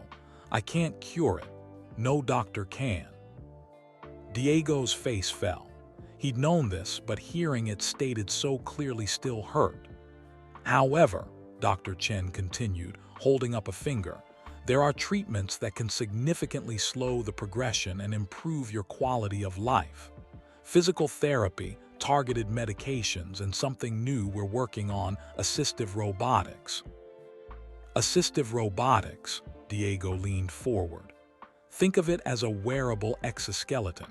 It would support your muscles, help you move more easily, and reduce the strain on your body. The technology is still experimental, but early results are very promising. She pulled up images on her computer. The exoskeleton looked like something from a science fiction movie. Sleek metal and advanced materials that could be worn over clothes. Children in our trial program have seen mobility improvements of 40 to 60%, Dr. Chen explained. They can walk farther, stand longer, and participate in activities they couldn't do before. Diego stared at the screen, barely breathing. It's like Iron Man, but for walking. Dr. Chen laughed. Yes, exactly like that, though I'm afraid it doesn't let you fly, not yet anyway. How much does it cost? Rosa asked quietly. She always asked the hard questions. Dr. Chen's expression grew serious. The treatment protocol, including the exoskeleton, medications, and physical therapy, runs about $180,000 over 2 years. Insurance typically covers about $40,000. The rest would be out of pocket. The number hit Rosa like a physical blow, $140,000. She made maybe $30,000 a year across all her jobs. She'd never have that kind of money. Never. Diego saw his mother's face and felt his heart break. The hope that had been building crumbled. However, Dr. Chen said quickly, there's something you should know. Yesterday, I received a call from Elon Musk. Rosa and Diego exchanged glances. He's making a substantial donation to our pediatric neurology research program. As part of that donation, he's requested that we offer Diego a spot in our clinical trial program at no cost. All treatments, all equipment, everything would be covered by the research grant. Diego couldn't speak, he just stared. You mean, I can get the treatment for free? Rosa whispered. Yes, but there's more. Mr. Musk also suggested a partnership between our hospital and SpaceX. He thinks some of the robotics technology they're developing for space exploration could be adapted for medical use. If that partnership moves forward, Diego wouldn't just be receiving treatment. He'd be helping us develop better solutions for thousands of other children. Dr. Chen smiled at Diego. You'd be a pioneer, just like the astronauts you admire. Tears streamed down Diego's face. I'd get to help other kids like me. Yes, your participation in this study would provide data that helps us improve the technology. Every day you wear the exoskeleton, every challenge you face, every success you have, all of it teaches us something that could help the next child. Diego looked at his mother. Rosa was crying too, but she was smiling. When can we start? Diego asked. I'd like to begin with baseline measurements today, then schedule you for a fitting next week. The exoskeleton is custom-made for each patient. It takes about 2 weeks to build. So roughly a month from now, you could be taking your first assisted steps. A month, Diego repeated. After years of decline, a month suddenly seemed very fast. The rest of the appointment passed in a blur of paperwork, consent forms, and scheduling. When they finally left Dr. Chen's office, Diego felt like he was floating. In the hallway, Rosa pulled him close and kissed the top of his head. "Mijo, this is really happening. You're going to get better." "Not better, Mama, just more able. That's enough. That's more than enough." They were heading toward the elevator when someone called out, "Mrs. Martinez, Diego." They turned. A tall woman with dark skin and an elegant bearing walked toward them. She wore a dark blue coat, the same coat she'd worn at the Austin airport, though neither Diego nor Rosa had noticed her there. "I'm Dr. Sophia Acaffer," she said, extending her hand. "I work with Dr. Chen on the robotics research program. I was hoping I might have a few minutes of your time." "Of course," Rosa said. They found a quiet consultation room. Dr. Acaffer closed the door and sat across from them, her expression serious but kind. "I want to be completely transparent with you," she began. "Your meeting with Elon Musk yesterday at the Austin airport was not entirely coincidental." Rosa frowned. "What do you mean?" Dr. Acaffer took a deep breath. "For the past 6 months, I've been trying to reach Mr. Musk through official channels. I have a proposal for a partnership using SpaceX robotics technology to help children with mobility issues. But I could never get past his assistants. My emails went unanswered. My calls were screened." She paused, choosing her words carefully. "I work with a group of, let's call them technological facilitators, people with unique skills who believe in using those skills for good. They discovered that Mr. Musk would be at the Austin airport yesterday. They also knew about Diego's scheduled flight and your financial situation through public fundraising posts you'd made online." Rosa's eyes widened. "You're saying someone planned for us to meet Elon?" "Not exactly. We didn't control anyone's choices. We simply created an opportunity. Mr. Musk's boarding denial was engineered, a security flag placed on his account that would delay him. Your wheelchair breaking was genuine bad luck, but when my colleagues learned about it through social media monitoring, they suggested I should be at that airport too." Diego looked confused. "I don't understand. You made us meet him." "We made it possible for you to meet him," Dr. Acaffer corrected gently. "But we didn't control what happened after that. We couldn't control whether he'd notice you, whether he'd be kind, whether he'd offer to help. Those were his choices, genuine choices that revealed his true character." Rosa stood up, her face flushed with anger. "You manipulated us. You manipulated my son. I understand why you're upset, and you have every right to be. But please, let me explain why we did this." "I don't want to hear." "Mama, wait." Diego put his hand on his mother's arm. "Let's listen." Rosa sat back down reluctantly, her arms crossed. Dr. Acaffer continued. "I've spent 15 years researching pediatric mobility solutions. I've developed technology that could help millions of children around the world. But without proper funding and resources, that technology will never reach beyond a few small trials. It will never achieve its potential." She pulled out her tablet and showed them a video. A young girl in Lagos, Nigeria, maybe 7 years old, wearing a crude mechanical exoskeleton made from what looked like spare parts and recycled materials. The girl took 3 shaky steps, then fell into her mother's arms, both of them crying with joy. "That's my niece," Dr. Acaffer said softly. "Amara. She has cerebral palsy like Diego. That exoskeleton was built in my brother's garage with less than $500 in materials. It barely works, but it gave Amara something she hadn't had in years: hope." She swiped to another photo. This one showed a warehouse full of children in wheelchairs, all waiting. These are kids in my hometown, all waiting for treatment that may never come because we don't have the funding, the technology, or the resources. I've approached governments, pharmaceutical companies, charitable foundations, everyone. They all say the same thing: not enough profit potential, not worth the investment. Dr. Acaffer looked directly at Diego. When I saw your story, a brilliant boy who dreams of Mars but can't walk to the corner, I saw Amara. I saw all these children. And I knew that someone with the resources and the vision to reach Mars could also help kids reach across their own living rooms. So you used us to get to Elon, Rosa said coldly. I created an opportunity for two people who needed each other to meet, Dr. Acaffer said. Elon Musk needed to be reminded why technology matters, not for Mars, not for profit, but for people. And Diego needed someone who could provide the help he deserved. I simply removed the obstacles that kept you apart. Diego had been quiet, processing everything. Now he spoke up. Did you make Elon be nice to us? No, Diego, that was entirely him.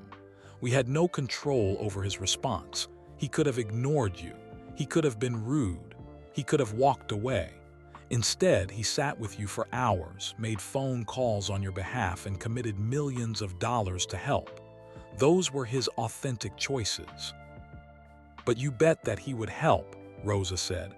You gambled with my son's emotions. Yes, Dr. Acaffer admitted. And I'm not proud of the manipulation, but I am proud of the result. Diego is getting treatment he desperately needs. Elon Musk is investing in research that could help thousands of children. And if I can convince him to formalize a partnership between SpaceX and our medical research team, we could change the world. She leaned forward intently. Mrs. Martinez, I understand if you hate me right now. I understand if you want nothing to do with me or my research. But please don't let Diego suffer because of choices I made. He deserves this treatment, and the world deserves the partnership that could come from all of this. The room fell silent. Diego looked at his mother. Rosa looked at her son. Both of them were trying to process this revelation. Finally, Diego spoke. Dr. Acaffer, can I ask you something? Anything. If we had met Elon by real accident, would the outcome be any different? Dr. Acaffer considered this. Honestly, probably not. You'd still be getting the same treatment. He'd still be making the same donation. The only difference is how you came to meet him. Then does it really matter? Diego asked. I mean, yes, you did something sneaky, but Elon's kindness was real. The treatment is real. The help for other kids could be real. Why should we be angry about how it started if where it's going is good? Rosa stared at her son in amazement. Mijo, you're too forgiving. Maybe, or maybe I'm just practical. Diego turned to Dr. Acaffer. What do you need from us? Right now, nothing. You focus on your treatment. But in a few weeks, I'm planning to approach Elon with a formal partnership proposal. I'd like to show him videos of children in my program in Nigeria. I'd like him to understand the global scope of this need. And if you'd be willing, I'd like you to be there, to share your story, to show him what his investment is already achieving. You want us to help you convince him? Rosa asked. I want you to tell the truth, what this treatment means to you. What hope feels like after years of decline. That's all. Diego looked at his mother. What do you think, Mama? Rosa was quiet for a long time. Finally, she sighed. I think my 12-year-old son is wiser than I am. I think what you did was wrong, Dr. Acaffer. But I also think the world is complicated, and sometimes wrong methods lead to right outcomes. She pointed a finger at Dr. Acaffer. But no more manipulation, no more secrets. If we're going to be part of this, it has to be honest from here on out. I promise, Dr. Ackefer said. Complete transparency. Then yes, Rosa said, we'll help you. Dr. Ackefer's face broke into a genuine smile. Thank you. You don't know what this means. Oh, I think we do, Diego said. It means other kids like me might get to walk, might get to dream bigger, might get to believe that hard and impossible are different things. He grinned. Someone very smart taught me that yesterday. They exchanged contact information and made plans to meet again in 2 weeks. As Dr. Ackefer left, she paused at the door. Mrs. Martinez, Diego, I know I betrayed your trust before you even knew to trust me, but I hope I can earn it back. What we're trying to build here is bigger than any of us.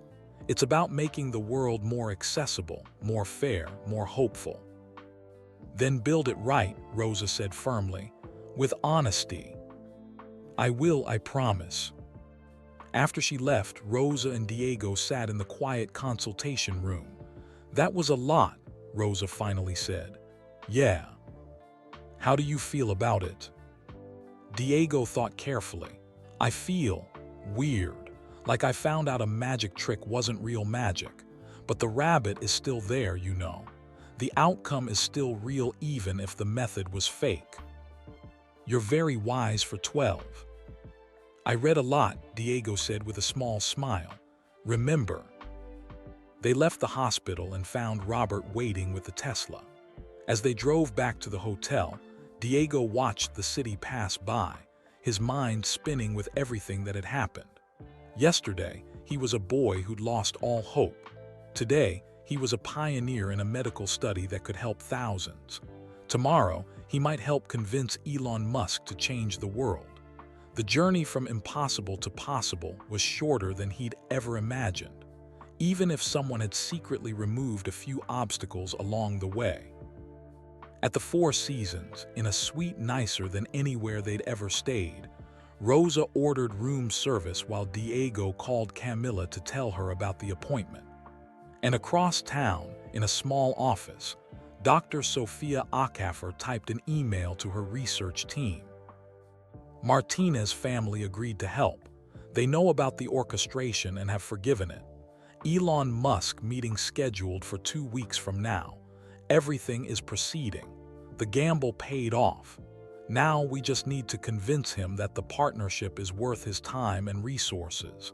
Phase 2 is officially underway. She hit send and allowed herself a small moment of celebration. The hardest part was still ahead. Elon Musk was brilliant but unpredictable, generous but skeptical. He could say yes and change thousands of lives, or he could say no and walk away. In 2 weeks, she'd find out which. Elon Musk sat in seat 23C of United Airlines Flight 447, squeezed between a snoring businessman and a young mother trying to keep her toddler quiet. His knees pressed against the seat in front of him. The overhead light flickered. Someone 3 rows back was watching a movie without headphones. This was economy class, and it was exactly where he wanted to be. After his private jet had brought him to San Francisco the night before, Elon had attended his emergency factory meeting. It lasted until 2 in the morning. The problems were worse than he'd thought, not just production issues, but morale issues. Workers felt overworked and underappreciated. Middle managers were burning out. The culture he'd built was cracking. He'd gone back to his hotel room and couldn't sleep. He kept thinking about Diego, about Rosa working 3 jobs, about Marcus following the rules even when it was hard, about Patricia fixing wheelchairs because she remembered what it was like to help people directly. When had he lost touch with that? When had SpaceX and Tesla stopped being about helping humanity and started being about hitting production targets? So he made an impulsive decision. He booked a commercial flight back to Austin for tonight, economy class, middle seat. He wanted to be reminded what normal people experienced. He wanted to be uncomfortable. He wanted to think. His seatmate, the businessman, suddenly jerked awake with a snort. He glanced at Elon, embarrassed. Sorry, long day. No problem, Elon said. The man squinted at him. Do I know you from somewhere? I just have one of those faces. The man settled back, unconvinced but too tired to pursue it. The mother next to Elon struggled with her toddler, a little boy maybe 3 years old. He was crying, kicking the seat in front of him. Other passengers shot annoyed looks their way. I'm so sorry, the mother said to everyone and no one. He's scared of flying, and it's past his bedtime. I'm sorry. She looked exhausted. Her eyes were red. Her clothes were rumpled. A hospital wristband still circled her wrist. It's okay, Elon said. Kids cry, it happens. Easy for you to say, muttered the passenger in front of them, turning around with an irritated glare. Some of us are trying to sleep. The mother's face flushed. She looked like she might cry too. Something in Elon snapped. She's doing her best. Maybe show some compassion. The passenger looked at Elon, ready to argue. Then he seemed to really see him for the first time. His eyes widened slightly. Wait, are you? Someone who thinks you should mind your own business, Elon finished. Yes, I am. The passenger turned back around, muttering. Elon looked at the mother. What's your son's name? Tyler, she said quietly. Hey, Tyler. Elon spoke gently to the crying boy. I'm Elon. I know flying is scary. Want to know a secret? Tyler's crying decreased slightly. He looked at Elon with wet eyes. I build rockets for a living, actual spaceships. And you know what? They're way scarier than airplanes. Airplanes are like magic school buses compared to rockets. If you can handle an airplane, you could definitely handle a rocket someday. Tyler sniffled. Really? Really? In fact, this plane is so safe, it practically flies itself. The pilots are up there mostly just to say hi to the plane and make sure it's feeling good. Tyler giggled despite himself. Planes don't have feelings. Are you sure? I think this one is pretty happy right now. Listen. Elon cupped his ear dramatically. Hear that gentle humming? That's the plane singing because it gets to fly through the beautiful night sky. Tyler listened.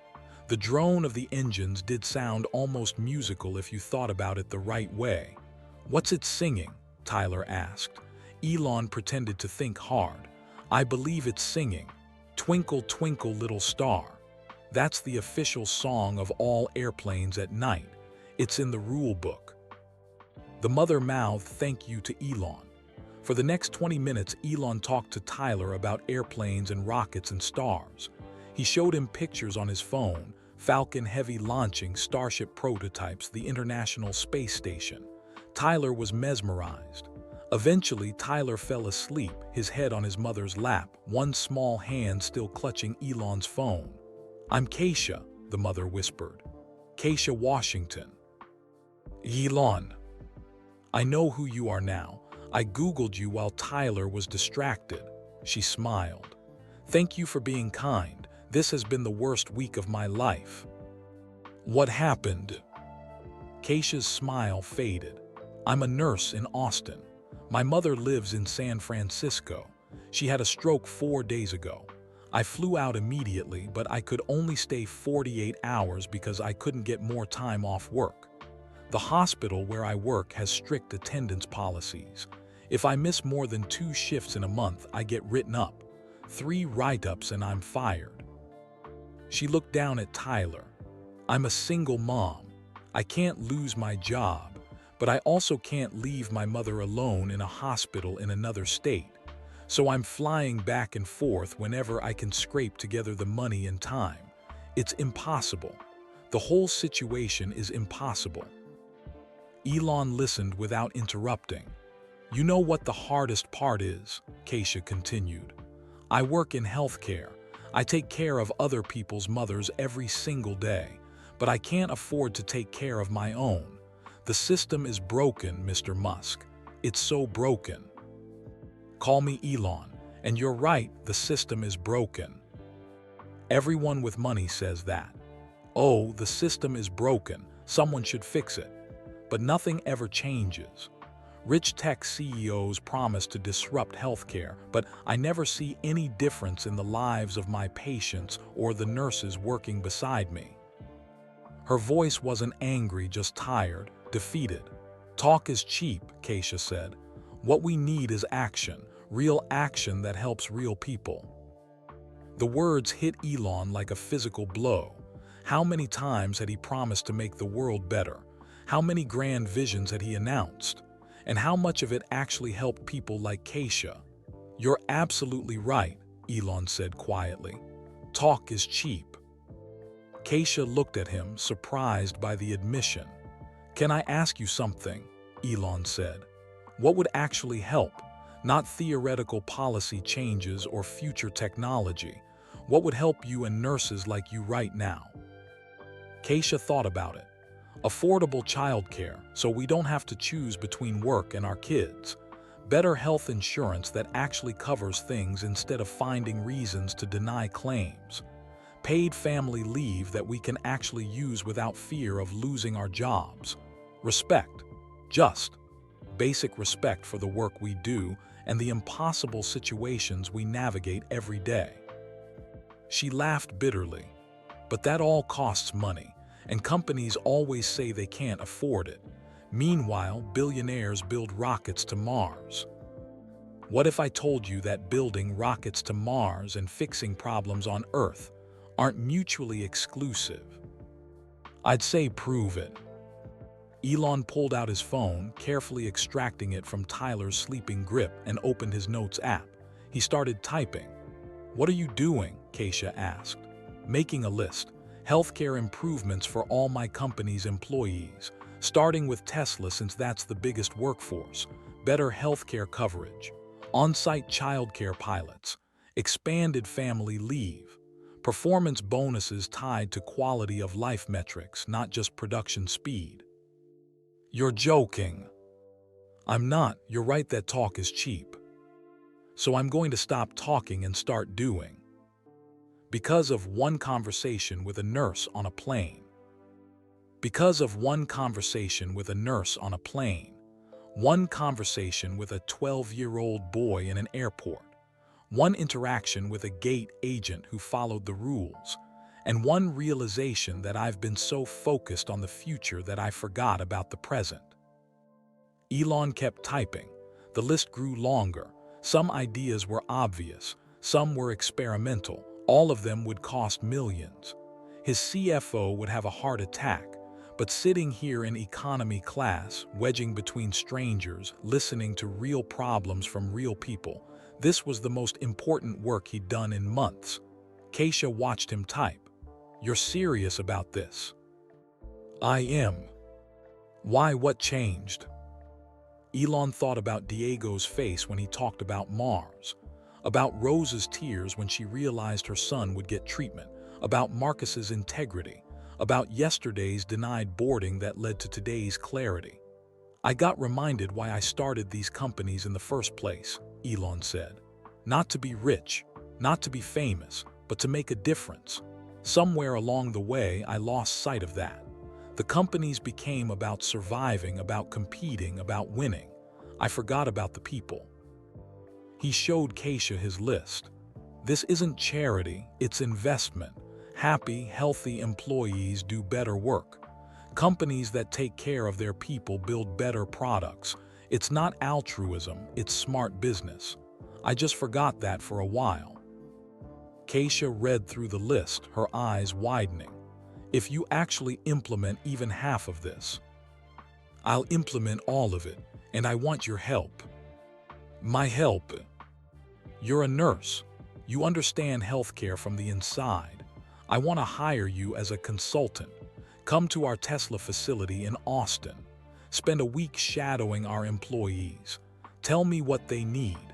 Help me design programs that actually work, not just programs that look good in press releases. I'm just a floor nurse. I don't have business experience or... You have something more valuable than business experience. You have ground-level knowledge.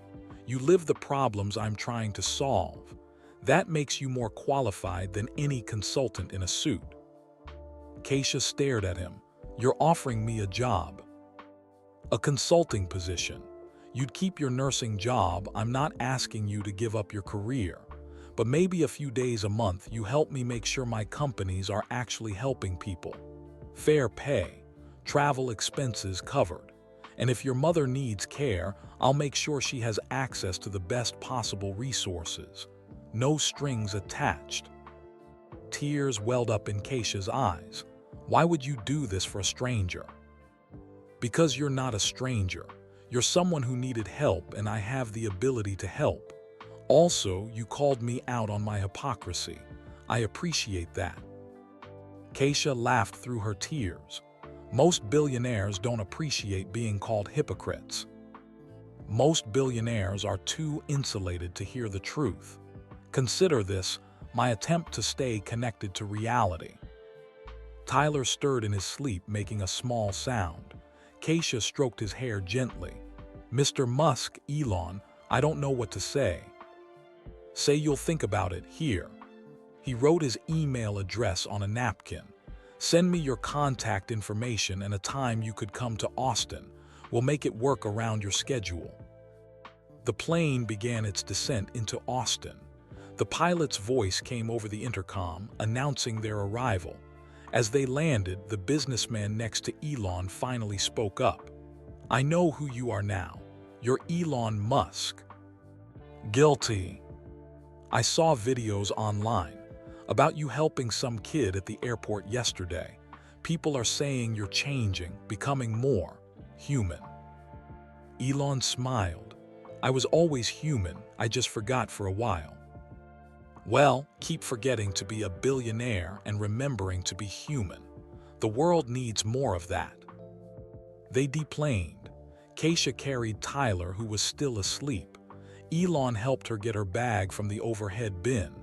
At the gate, she turned to him. I'm going to take you up on that consulting offer. My mother would tell me I'm crazy to turn it down. Plus, someone needs to make sure you actually follow through. Smart woman, your mother. The smartest. Keisha shifted Tyler to her other hip. Thank you, Elon, not just for the job offer, for treating me like a person, for listening to Tyler, for seeing us. Thank you for reminding me what matters. They exchanged phone numbers. Keisha headed toward baggage claim. Elon walked toward the exit where his driver waited. His phone buzzed with a text from Sarah, his assistant. Boss, I've been fielding calls all day about the Diego Martinez video. Press wants interviews. Investors are praising your return to form. Board members are concerned about your impulsive spending commitments. What should I tell them? Elon typed back. Tell the press no comment. Tell the investors thank you, but this isn't about PR. Tell the board members we're implementing major employee benefit improvements across all companies. Schedule a meeting for next week. And Sarah, start looking for a director of employee wellness position, someone with real healthcare experience. Sarah's response came quickly. You're going to give me a heart attack, but okay. Also, Diego's mother called. She wanted to thank you again. She cried for like 5 minutes. Just thought you should know. Elon smiled and pocketed his phone. Outside, the Austin air was warm and humid. Stars sparkled overhead, the same stars Diego dreamed of reaching. His driver opened the car door. Home, Mr. Musk. Actually, take me to the Tesla factory. There are some night shift workers I need to talk to. Sir, it's almost midnight. I know, that's the point. The car drove through the quiet streets. Elon looked out the window, thinking about the past 2 days. A denied boarding, a crying boy, a gate agent with integrity, an airport manager who fixed wheelchairs, a nurse struggling to care for her mother, a toddler scared of flying. All of them had taught him something he'd forgotten. Technology was meaningless if it didn't serve people. Wealth was worthless if it didn't create opportunity. Success was empty if it didn't make room for compassion. He'd spent years trying to get humanity to Mars. Maybe it was time to spend equal energy making Earth a place worth returning to. At the factory, confused workers gathered when they heard the CEO was there. Elon spent 3 hours walking the floor, talking to people, asking questions, taking notes. He learned about their struggles, their ideas, their hopes, and he listened, really listened. By the time he left at 3 in the morning, he had a notebook full of insights worth more than any business school could teach. His phone buzzed again. Another text, this time from an unknown number. "Mr. Musk, this is Dr. Sophia Ackafer. We met briefly in my capacity as a researcher at UCSF. I'd like to schedule a meeting with you in 2 weeks to discuss a potential partnership between SpaceX and pediatric medical research. Diego Martinez has agreed to join us to share his experience. I believe what we're building could change thousands of lives. Would you be willing to meet? No pressure, just an opportunity." Elon read the message twice. Something about the phrasing felt deliberate, careful, like she was choosing each word strategically, but Diego would be there. And if Diego believed in this project, that meant something. He typed back, "Send me the proposal. If it's solid, I'll meet. 2 weeks from today, 2 p.m., SpaceX Austin facility." He hit send and climbed into his car for the drive home. Tomorrow would bring new challenges. The factory still needed fixing. The board would complain about spending. Critics would question his motives. But tonight, he'd helped a scared 3-year-old fall asleep. He'd listened to a nurse's truth. He'd walked among his workers like a human being instead of a CEO. And that felt like progress. Real, messy, complicated, beautiful progress. 2 weeks passed like a dream and a lifetime rolled into one. Diego returned to Austin with his mother, carrying memories of California sunshine and a promise folded carefully in his heart. Dr. Chen had taken detailed measurements, photographs, scans, everything needed to build his custom exoskeleton. Every night before bed, Diego imagined what it would feel like to stand without pain, to walk without his legs betraying him. School was different now. His classmates had seen the videos online. Diego Martinez talking to Elon Musk, Diego Martinez getting help from the world's richest man. Some kids treated him like a celebrity. Others whispered that he was only getting attention because of his disability. Diego tried not to care about either reaction. He focused on his classes, on his homework, on counting down the days until his next appointment. Rosa went back to her 3 jobs, but something had shifted. Her cleaning clients asked about Diego's treatment. Her coworkers at the grocery store had seen the news stories. Even strangers stopped her sometimes, wanting to know if the story was real, if Elon Musk was really as kind as he seemed. "He's just a person," Rosa always said. "A person who chose to help when he didn't have to. That's all." But she knew it was more than that. She'd seen something in Elon's eyes when he talked to Diego: recognition, connection, a shared understanding of what it meant to dream beyond your circumstances. Marcus Chen submitted his resume, an essay, to Elon's email address. He rewrote the essay 17 times, trying to find the balance between honest and impressive. Finally, he wrote from his heart about growing up in a family that immigrated from Taiwan, watching his parents work in restaurants and factories, dreaming of engineering even when counselors told him to be realistic about his prospects. 3 days after he submitted it, he got a response. "Your essay made me cry. That doesn't happen often. We'd like to interview you for our summer internship program. Are you available next month?" Marcus read that email so many times he memorized it. Patricia Johnson received a handwritten thank you note from Rosa Martinez, along with a photo of Diego at the hospital in San Francisco. She framed both and hung them in her office, a reminder of why airport work mattered beyond schedules and security protocols. Keisha Washington flew to Austin on a Tuesday. She spent 4 days at the Tesla factory, talking to workers, touring facilities, taking notes.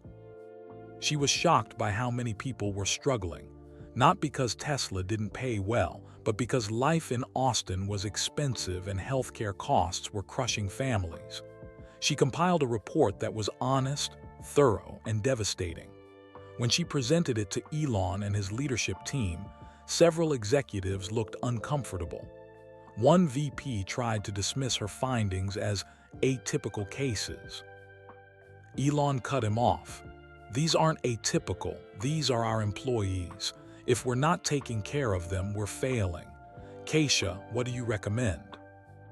Her recommendations were expensive: enhanced healthcare coverage, subsidized childcare, flexible scheduling for parents, mental health resources, a patient advocate position within HR to help employees navigate medical crises. The CFO nearly choked on his coffee when he saw the projected costs. "How much will it cost if we don't do this?" Elon asked quietly. "How much do we lose in turnover, in low morale, in workers who can't focus because they're worried about their sick kids or their medical bills? Calculate that cost. I bet it's higher." The CFO couldn't argue with that logic. By the end of week 2, Tesla had announced a new employee wellness initiative. The press coverage was mixed. Some praised it, others called it a publicity stunt. Elon didn't care. He'd seen the faces of his workers when they heard the news. That was the only metric that mattered. And now, on a bright San Francisco morning, all these separate threads were about to weave together. Diego and Rosa flew back to California for the fitting appointment. This time, the journey felt different. They weren't desperately hoping for help, they were receiving it. They weren't strangers in a big city. They had Robert the driver waiting for them, Dr. Chen expecting them, a hotel room ready. At UCSF Children's Hospital, Dr. Chen led them to a specialized lab. The room looked like something from a science fiction movie. Computer screens covered one wall. Engineering equipment filled the space. And in the center, mounted on a display stand, was Diego's exoskeleton. It was beautiful, sleek silver metal with blue accents, lightweight carbon fiber struts, sophisticated joint mechanisms that looked like they belonged on a Mars rover, which in a way they did. Dr. Acaffer had incorporated SpaceX robotics designs that Elon had shared with the research team. "Oh my God," Diego whispered. Dr. Chen smiled. "Want to try it on?" The fitting process took 2 hours. Engineers adjusted every joint, every strap, every connection point. The exoskeleton had to fit perfectly to work properly. Too loose and it wouldn't provide support. Too tight and it would restrict movement. Diego stood very still while they worked, afraid to break the magic of the moment. Finally, Dr. Chen stepped back. "Okay, Diego, try to stand." Diego gripped the armrests of his wheelchair. He pushed himself up, feeling the exoskeleton engage. Motors whirred softly. The frame supported his weight, compensating for his weak muscles. He stood, fully upright, without pain. Rosa covered her mouth with both hands, tears streaming down her face. "How does it feel?" Dr. Chen asked. "Like I'm stronger," Diego said, his voice filled with wonder. "Like my body is finally cooperating." "Try taking a step." Diego lifted his right foot. The exoskeleton sensed his intention and provided the necessary support. His foot moved forward smoothly, then his left foot, then his right again. He was walking, actually walking, not shuffling, not struggling, walking with confidence and stability he'd never experienced before. "Mama, look, I'm walking." Rosa rushed forward and hugged him, both of them crying and laughing at the same time. The engineering team cheered. Dr. Chen wiped her own eyes. Even the normally stoic technician smiled. Diego took 10 steps across the lab, then 15, then 20. By the end of the session, he'd walked 50 steps, more than he'd managed in the past 5 years combined. When they finally removed the exoskeleton, Diego felt the familiar weakness return to his legs, but the memory of strength remained. Now he knew what was possible. "You'll need to build up gradually," Dr. Chen explained. Start with 30 minutes a day, then increase slowly. The exoskeleton assists your muscles, but we want your muscles to keep working too. It's a partnership between you and the technology. Diego nodded, barely hearing the instructions. He was still processing the miracle of what had just happened. As they left the lab, Dr. Acaffer appeared in the hallway. She wore professional attire today, a tailored navy suit that made her look every bit the serious researcher she was. Diego, Rosa, perfect timing. Are you ready for this afternoon? What's this afternoon? Diego asked. The meeting with Elon, remember, at 2 o'clock at the SpaceX facility in Austin. He's flying back there this morning and we're joining him via video conference. Unless you'd rather be there in person, I can arrange a flight. No, video is fine, Rosa said quickly. She'd taken time off work she couldn't really afford. They needed to get back to Austin tonight. Actually, Dr. Acaffer said, what if you came in person? I'm flying to Austin this afternoon for the meeting. You could come with me. My research foundation will cover the flights and everything. Diego looked at his mother pleadingly. Rosa sighed. Mijo, I have work tomorrow. Please, Mama. This is important. We might help convince Elon to help thousands of kids like me. Rosa looked at her son's hopeful face, thought about the cleaning jobs she'd miss, calculated the money she'd lose, weighed it against the opportunity in front of them. Okay, she said. We'll go. Diego threw his arms around her. Thank you, Mama. The SpaceX facility in Austin was even more impressive than Diego had imagined. The building was massive, modern, all glass and steel and ambition made physical. Rockets in various stages of construction filled the workspace. Engineers moved with purpose, their conversations full of technical jargon that made Diego's heart race with excitement. A conference room on the second floor had been prepared for the meeting. One wall was entirely windows, overlooking the construction floor. Another wall featured a massive screen for video conferencing. A long table dominated the center of the room, currently empty except for one person. Elon Musk sat at the head of the table, wearing jeans and a SpaceX t-shirt, scrolling through something on his laptop. He looked tired, dark circles under his eyes, hair messier than usual, but his attention was focused. When Diego, Rosa, and Dr. Acaffer entered, Elon looked up and smiled. The tiredness disappeared, replaced by genuine warmth. Diego, how was the fitting? Diego's face lit up like the sun. Elon, I walked 50 steps. The exoskeleton is amazing. 50 steps, that's incredible. Elon stood and walked over to them. He shook Rosa's hand, nodded respectfully to Dr. Acaffer, then knelt down to Diego's level. Tell me everything. How did it feel? For the next 10 minutes, Diego described every detail of the experience. Elon listened with complete attention, asking technical questions about the joint mechanisms, the motor response times, the user interface. The engineers built in adaptive learning, Diego explained. The exoskeleton learns how I move and adjusts to my patterns. The more I use it, the better it gets at predicting what I need. That's exactly the kind of AI application we're developing for Optimus, our humanoid robot, Elon said.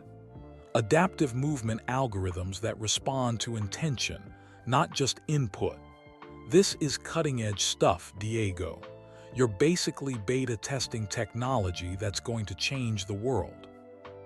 I know, Diego could barely contain his excitement. Dr. Chen says I'm helping make it better for kids who come after me. I'm like a test pilot. You absolutely are. Elon stood and turned to Dr. Acaffer. Before we start the formal meeting, I want to say something. I looked into your background.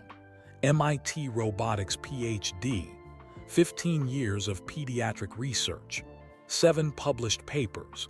You've been trying to make this technology accessible and affordable for kids in developing countries, but nobody would fund it because there's no profit model. Dr. Akefer nodded slowly. That's accurate. Why didn't you lead with that when you first tried to contact me? Your credentials are impeccable. If I'd known. Because credentials don't mean anything without results, and I couldn't show you results without resources. It was a catch-22. She paused. So yes, I found an unconventional way to get your attention. I'm not proud of the manipulation, but I am proud of where it led. Fair enough. Elon gestured to the conference table. Should we begin? They sat down. Dr. Akefer connected her laptop to the large screen, pulling up a presentation she'd clearly spent weeks perfecting. The first slide showed a world map with red dots indicating locations. Thousands of red dots. Each dot represents a child with cerebral palsy or similar mobility impairments who could benefit from assistive robotics, Dr. Akefer began. Current estimates suggest there are 17 million such children worldwide. Most of them live in countries where advanced medical treatment is either unavailable or unaffordable. She clicked to the next slide. Photos of children in crude wheelchairs, homemade mobility devices, or simply lying on mats because their families couldn't afford anything better. This is the reality for most disabled children globally, not because the technology doesn't exist, but because it's too expensive and too complex for widespread deployment. Diego felt tears prick his eyes. He'd been so focused on his own situation that he hadn't fully grasped the scale of the problem. Dr. Akefer continued through her presentation.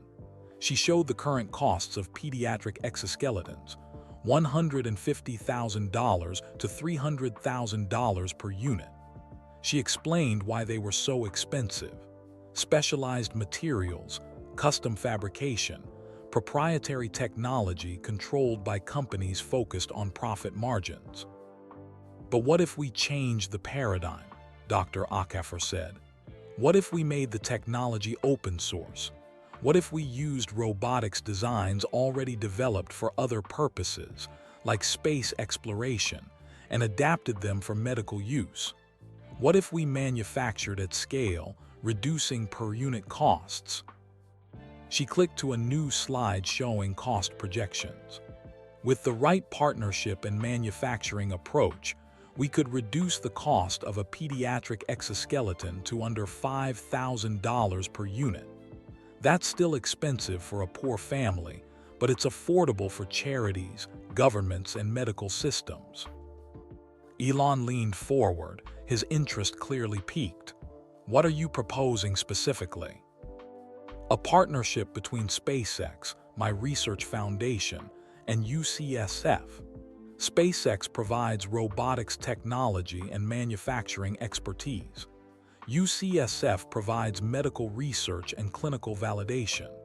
My foundation coordinates global distribution and handles the developing world deployment. And the business model? There isn't one, not in the traditional sense. Dr. Akefer met his eyes directly. This would be philanthropic, not profitable. We charge full price in wealthy countries, which subsidizes reduced prices in poor countries. Some units are given away entirely to families who can't pay anything. The goal is maximum impact, not maximum revenue. The room fell silent. Elon stared at the presentation, his expression unreadable. Rosa held her breath. Diego gripped the armrests of his wheelchair. Finally, Elon spoke. How much money are we talking about? Initial investment of $50 million over 5 years. That covers research, manufacturing setup, first-year production of 10,000 units, and global distribution infrastructure. 50 million. Elon repeated the number without emotion. Yes, I understand that's a significant. When can we start? Dr. Akefer stopped mid-sentence. I'm sorry. When can we start? Tomorrow, next week. I want to move quickly on this. Dr. Akefer stared at him. You're saying yes, just like that. Just like that. But don't you need to consult with your board, run financial models, assess the risks? Elon smiled. Dr. Ackafer, I spend $50 million on rocket prototypes that explode. At least this $50 million will help children walk. The ROI is infinitely better. Diego couldn't stay quiet any longer. You mean you're going to help all those kids, all the ones in the pictures? That's exactly what I mean. Elon turned to Diego. You showed me what one exoskeleton can do for one kid. Now let's see what 10,000 exoskeletons can do for 10,000 kids. Rosa burst into tears. She tried to apologize to compose herself, but the emotions were too strong. Dr. Ackafer stood up and extended her hand to Elon. Mr. Musk, you won't regret this. I promise you, we will change lives. I know you will. Elon shook her hand firmly. But I have conditions. Of course, what do you need? First, Diego becomes our official youth ambassador for this project. His story matters. His voice matters. I want him involved in every major decision about how we present this technology to the world. Diego's mouth fell open. Me. You, second condition. We bring in Keisha Washington as our healthcare systems consultant. She'll help ensure we're building something that actually works for real families, not just in theory. First from the plane, Diego asked. She called you out on my hypocrisy. That kind of honesty is invaluable. Elon typed something on his laptop. Third condition, we create an internship program. Kids like Diego who are passionate about technology but might not have traditional opportunities. We train them, teach them, help them become the next generation of engineers. Maybe some of them go to Mars someday. Maybe some of them just build better wheelchairs. Either way, we invest in them. Dr. Ackafer was nodding rapidly, typing notes on her tablet. Yes, absolutely, all of that is perfect. And final condition. Elon's expression grew serious. Complete transparency. No more manipulation. No more engineered encounters. If this partnership is going to work, it has to be built on trust. Can you promise me that? Dr. Ackafer met his eyes.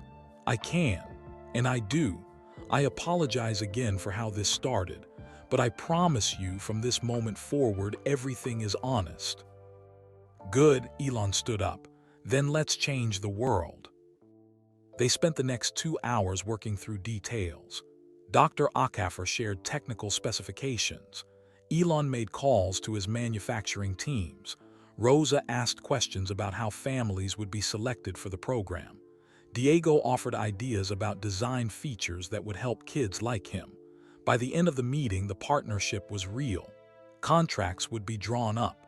Lawyers would review everything. But the core decision had been made. 10,000 children would walk who couldn't walk before. And this was just the beginning. As they prepared to leave, Elon pulled Diego aside. Hey, I have something for you. He handed Diego a small metal object, a silver pin in the shape of the SpaceX logo. This is what we give to employees on their first day, Elon explained. You're not an employee exactly, but you're part of the team now. Official youth ambassador. That means you represent us, you speak for us, and you help us remember why we do this work. Diego held the pin carefully like it might break. Thank you. I won't let you down. I know you won't. Elon ruffled Diego's hair affectionately. Keep dreaming about Mars, okay? Because someday I want you up there, proving that impossible and hard are different things. I will, Diego promised. I promise. They said their goodbyes. Dr. Ackafer left to catch her flight back to San Francisco, already on the phone with her research team, sharing the incredible news. Rosa and Diego waited for Robert to bring the car around. The sun was setting over the SpaceX facility, painting the rockets in gold and orange light. Mama, Diego said softly, did all this really happen because our wheelchair broke? Rosa thought about it, the broken wheelchair, the missed flight, the chance encounter at the airport, the 2 weeks of miracles that followed. Yes, she said, but also no. The wheelchair broke, but what happened after? That was people choosing to help. That was Elon choosing to listen. That was Dr. Acaffer choosing to fight for kids who needed help. That was you choosing to be brave and honest. Sometimes bad things lead to good things, Diego observed. Sometimes they do, when good people decide to make them. The car arrived. They drove through Austin as the city lights began to flicker on. Diego watched the world pass by, thinking about the exoskeleton waiting for him, about the 10,000 children who would soon have their own, about a future that suddenly seemed brighter and more possible than ever before. That night, back in El Paso, Diego added a new drawing to his bedroom wall. It showed children from all over the world, different colors, different backgrounds, all wearing exoskeletons, all standing together on a bright blue earth. Above them, he drew Mars in the distance, waiting. And in the corner, in his careful handwriting, he wrote, "Impossible and hard are different things. Remember that." He would remember, and he would make sure the world remembered too. The next morning, Elon stood in the middle of the Tesla Fremont factory in California, surrounded by chaos that felt like a pressure cooker about to explode. The production line for the Model Y had stopped completely. Workers stood in clusters, arguing in raised voices. A supervisor shouted into his radio. Someone had accidentally damaged a critical piece of machinery, and nobody seemed to know how to fix it without shutting down the entire line for 3 days. 3 days of lost production meant millions of dollars. It meant angry customers. It meant Wall Street analysts questioning Tesla's ability to meet targets. It meant his board of directors calling emergency meetings. Elon had flown here straight from Austin after the partnership meeting with Dr. Acaffer. He'd gotten maybe 4 hours of sleep. His head pounded. His patience was running on empty. "Explain it to me again," Elon said to his manufacturing director, a nervous man named Brad who kept wiping sweat from his forehead. The stamping press that shapes the rear quarter panels malfunctioned. When the maintenance team tried to repair it, they discovered the damage was more extensive than we thought. The part we need has to be shipped from Germany. Even with expedited shipping, it's 72 hours minimum. Can we manufacture the part here? Not with the precision required. This is specialized equipment. Everything is specialized until someone figures out how to make it simpler. Elon walked closer to the broken machine, studying it. "Get me the engineering specs, and find me whoever on this floor has the most experience with hydraulic systems." While Brad scrambled to follow orders, Elon looked around at the workers. Most of them avoided his eyes. They looked tired, stressed. Some looked angry. This wasn't just about a broken machine. This was about something deeper. A woman in her 50s approached hesitantly. She wore a factory uniform and safety goggles pushed up on her forehead. Her name tag read Maria. "Mr. Musk, I'm Maria Santos. I've worked the stamping line for 11 years. May I speak with you?" "Please," Elon said, grateful for someone who seemed willing to communicate directly. Maria glanced at Brad, who was still frantically making phone calls, then lowered her voice. "The machine didn't just break. It's been having problems for 6 months. We've been reporting it in our maintenance logs, but nobody listened. We were told to work around it because shutdowns are too expensive." Elon felt anger rising in his chest. 6 months. "Yes, sir. And it's not just the stamping press. Half the equipment on this floor is overdue for maintenance. We're running everything too hard, too fast, with no breaks for proper care.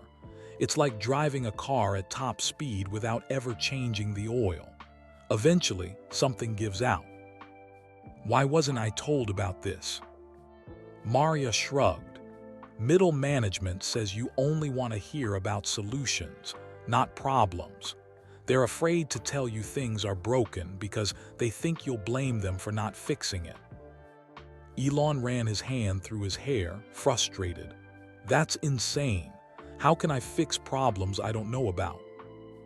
I don't know, sir. I just work here. Maria's voice was respectful but firm. But since you're asking, there's more. Morale is terrible. People are exhausted.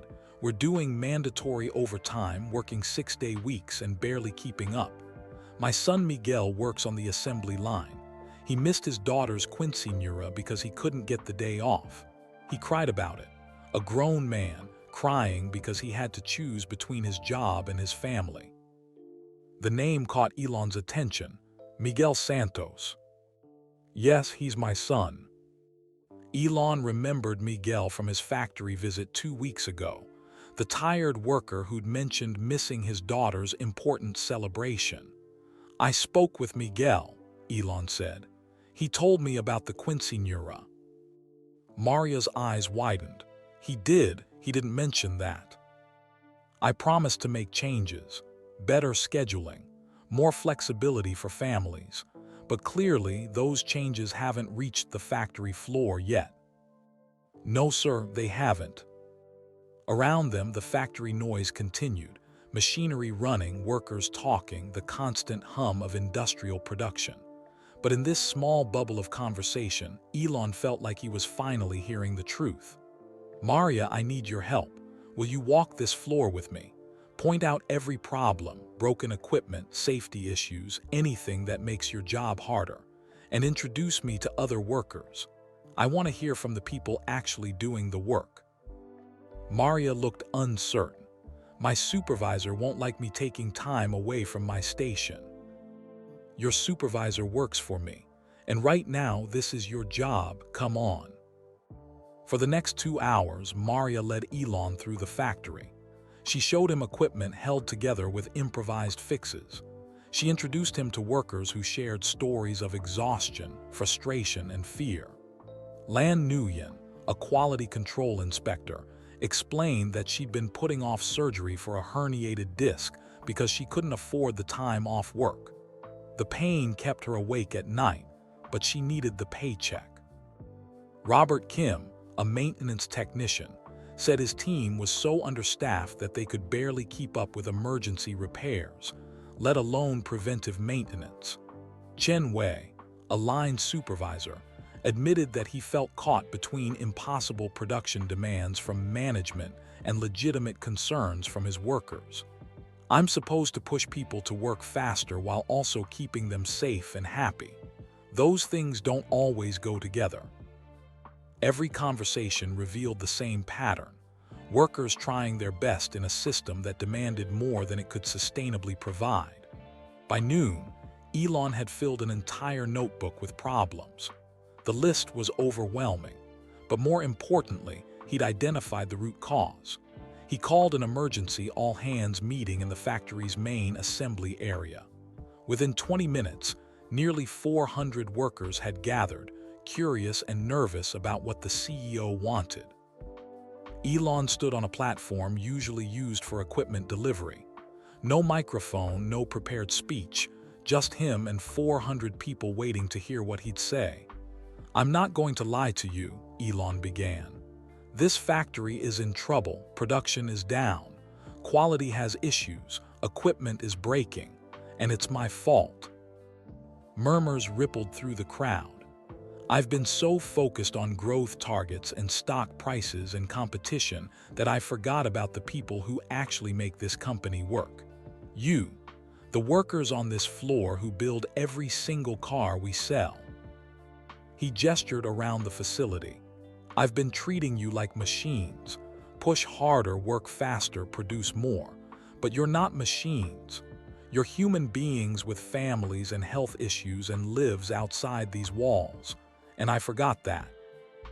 Maria Santos stood near the front, listening intently. Miguel was beside her, his face showing cautious hope. Here's what's going to change, Elon continued. First, we're shutting down this line not for 3 days, but for a full week. We're going to do proper maintenance on every piece of equipment. We're going to fix everything that should have been fixed months ago. Yes, it'll cost us production, but running broken equipment costs us more in the long run. Workers exchanged surprised glances. Second, we're ending mandatory 6-day weeks. Nobody should have to choose between their job and their family. New policy: 5-day work weeks are standard. If we need overtime, it's voluntary and paid at time and a half. If you have a family emergency or an important event, you can use your personal days without fear of being penalized. Lan Nguyen's hand went to her mouth. Several workers started clapping, then caught themselves. Third, healthcare. I've been reviewing our benefits package with a consultant who actually understands healthcare from a worker's perspective. We're expanding coverage, reducing deductibles, and adding something new: on-site medical services. Minor injuries, chronic pain, regular checkups. You'll be able to see a doctor or physical therapist right here at the factory. No more postponing treatment, because you can't afford the time or money. Now people were clapping openly. Fourth, childcare. We're piloting an on-site childcare program. I know many of you struggle with childcare costs and logistics. This won't solve everything, but it's a start. Miguel Santos had tears in his eyes. Maria squeezed his shoulder. And finally, Elon said, his voice softer now, I'm changing how management works. Starting today, every middle manager and executive will spend 1 day per month working on the factory floor. Actually working, not observing, not supervising, but doing the job. They need to understand what you deal with every day, and I'm including myself in that. Once a month, I'll be here, working alongside you. The applause grew louder. Some workers cheered. I can't promise everything will be perfect, Elon continued. We'll make mistakes. Some problems will take time to fix, but I can promise that I'm listening now. And I promise that your voices matter more than production targets. He paused, looking out at the sea of faces. You build the future every day in this factory. You deserve to be treated like the valuable, irreplaceable people you are. Thank you for your work. Thank you for your patience. And thank you for not giving up on this company even when it felt like the company had given up on you. The applause was thunderous now. Workers who'd been angry and exhausted 20 minutes ago were smiling, some crying with relief. After the meeting, workers lined up to shake Elon's hand, to thank him, to share more stories. He stayed for hours, listening to every single person who wanted to talk. Brad, the manufacturing director, approached nervously. Mr. Musk, about the production numbers for this quarter. Will be lower, Elon finished. And that's okay. We'll tell Wall Street the truth. We're investing in our workers and our equipment. Some analysts will complain. The stock might dip. But in the long run, a factory where people are healthy and equipment works properly will outperform a factory running on exhaustion and broken machines. The board won't be happy. Then I'll deal with the board. That's my job. Your job is to implement these changes. Really implement them, not just make announcements. I want you working with Maria Santos and her team to identify every piece of equipment that needs attention. And I want you to set up the monthly management floor rotation, starting with yourself next week. Brad looked like he might argue, then simply nodded. Yes, sir. Maria approached as Brad walked away. Mr. Musk, what you said in there, did you mean it? All of it? Every word. And Maria, I want to offer you a new position, worker advocate. You'd work directly with me to ensure that changes actually happen and that workers' concerns reach management. You'd be my eyes and ears on the factory floor. I'm not qualified for a management position. You're more qualified than anyone in a suit who's never done factory work. You know the problems. You know the people. That's what I need. Interested. Maria looked at Miguel, who nodded encouragingly. Yes, she said. Yes, I'm interested. Good, you start Monday. Same pay grade as our line supervisors plus benefits. and your first assignment is to help design the on-site childcare program. You're a mother and grandmother. You know what workers need. Thank you, Mr. Musk. You won't regret this. I know I won't. Elon spent the rest of the afternoon working with the engineering team on the broken stamping press. They couldn't fix it completely without the part from Germany, but they found a temporary workaround that would let them run at 60% capacity until the replacement arrived. By evening, the factory was buzzing with a different energy. Yes, production was slower. Yes, there were still problems to solve, but workers were talking excitedly about the changes. Hope had replaced resignation. Elon finally left the factory at 8 p.m. His phone was full of messages, from his board, from investors, from the media. Everyone wanted to know about the production shutdown, the new policies, the costs. He'd deal with them tomorrow. Tonight, he was too tired to explain that sometimes the most expensive choice in the short term is the cheapest choice in the long run. In his hotel room, Elon ordered room service and opened his laptop. An email from Diego waited in his inbox. Hi Elon, Mama helped me write this email. I wanted to say thank you again for everything. I've been practicing with my exoskeleton every day. Well, I don't have it yet, but Dr. Chen sent me exercises to prepare. I also wanted to tell you something. At school today, a kid named Tommy said that you're only helping me for publicity. He said rich people don't really care about anyone. I told him he was wrong. I told him you're a real person who chose to be kind when you didn't have to. I think I changed his mind.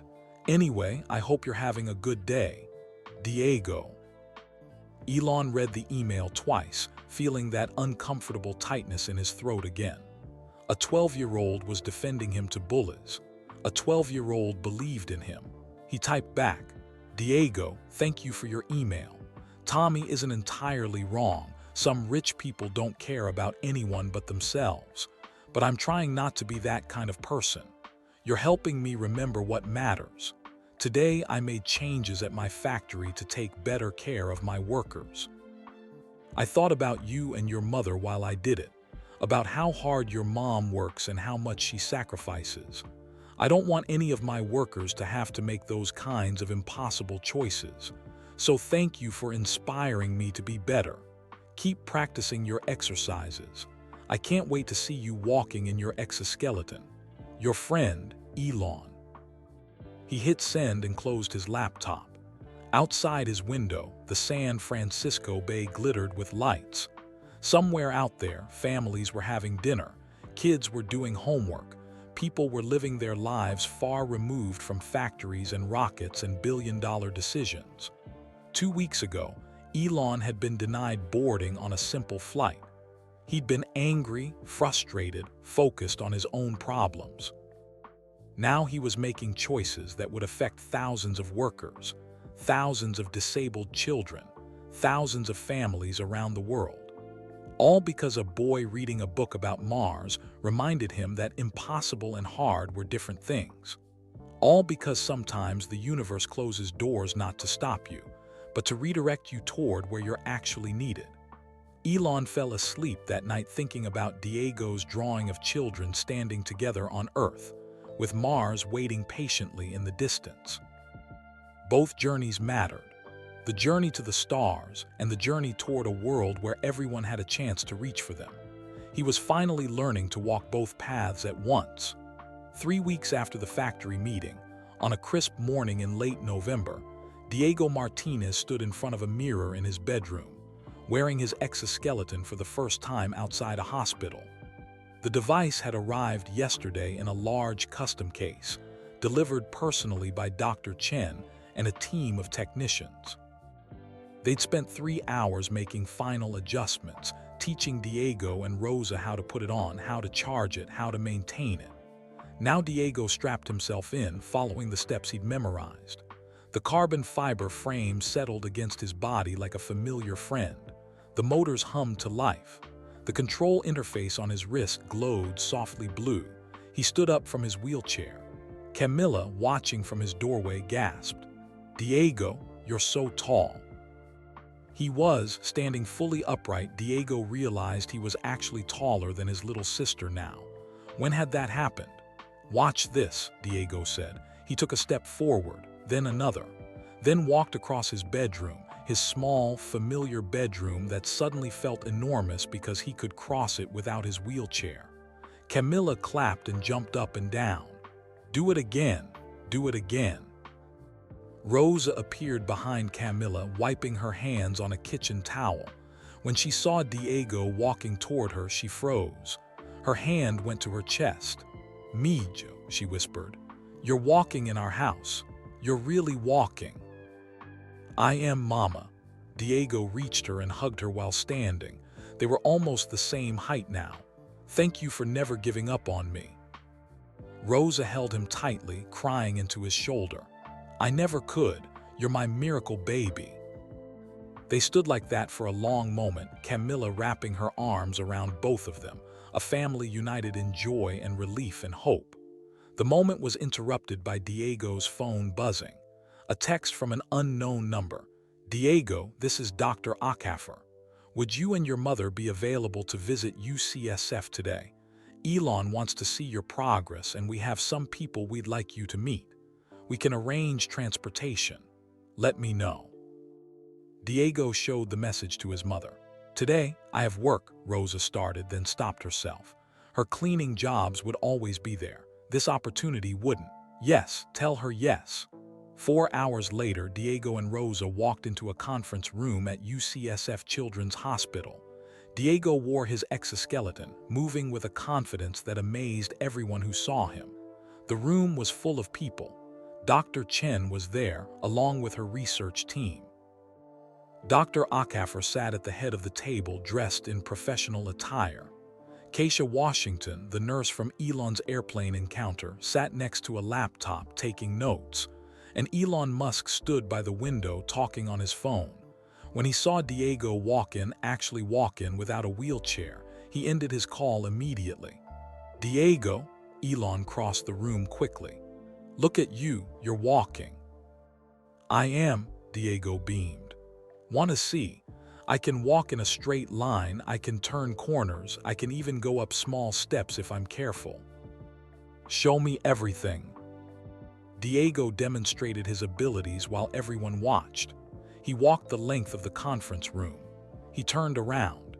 He practiced standing on one leg while the exoskeleton balanced him.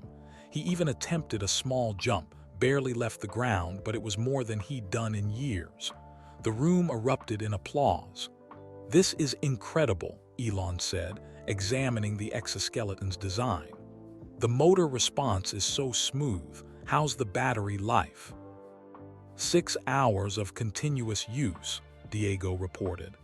"And it charges in 2 hours. Dr. Chen said the next version will last even longer."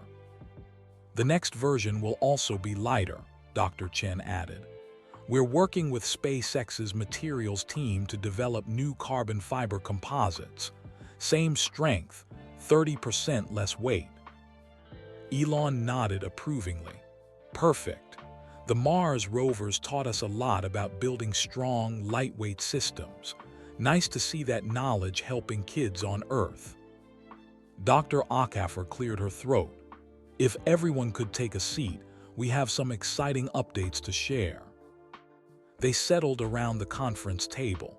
Dr. Akafer pulled up a presentation on the large screen.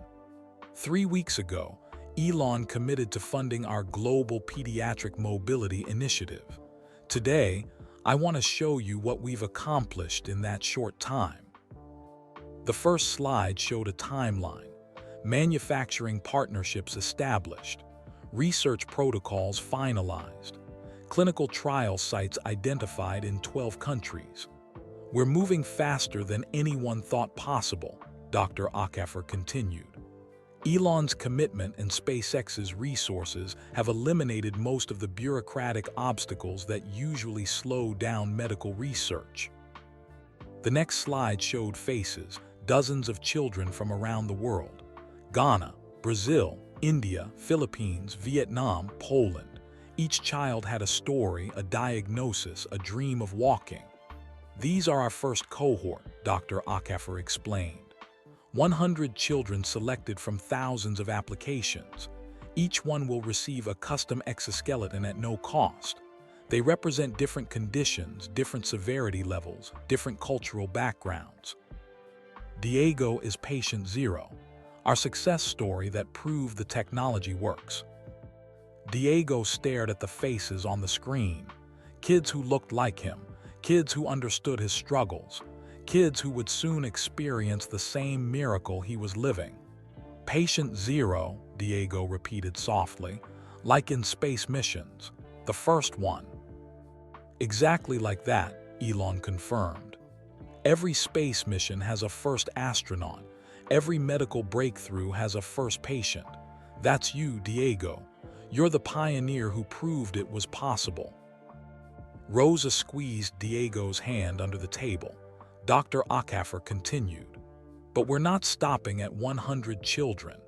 Elon has agreed to fund production of 1,000 units in year 1, scaling to 5,000 in year 2 and 10,000 by year 3. Within 3 years, we'll have helped 10,000 children walk who couldn't walk before. The numbers were staggering. Diego tried to imagine 10,000 kids like him, all taking their first assisted steps, all feeling the joy and freedom he felt every time he wore his exoskeleton. There's more, Dr. Akafer said. We're not just giving away technology, we're building infrastructure, training programs for physical therapists, maintenance workshops in local communities, support networks for families. We want to create sustainable programs that continue long after our initial involvement. Keisha Washington spoke up.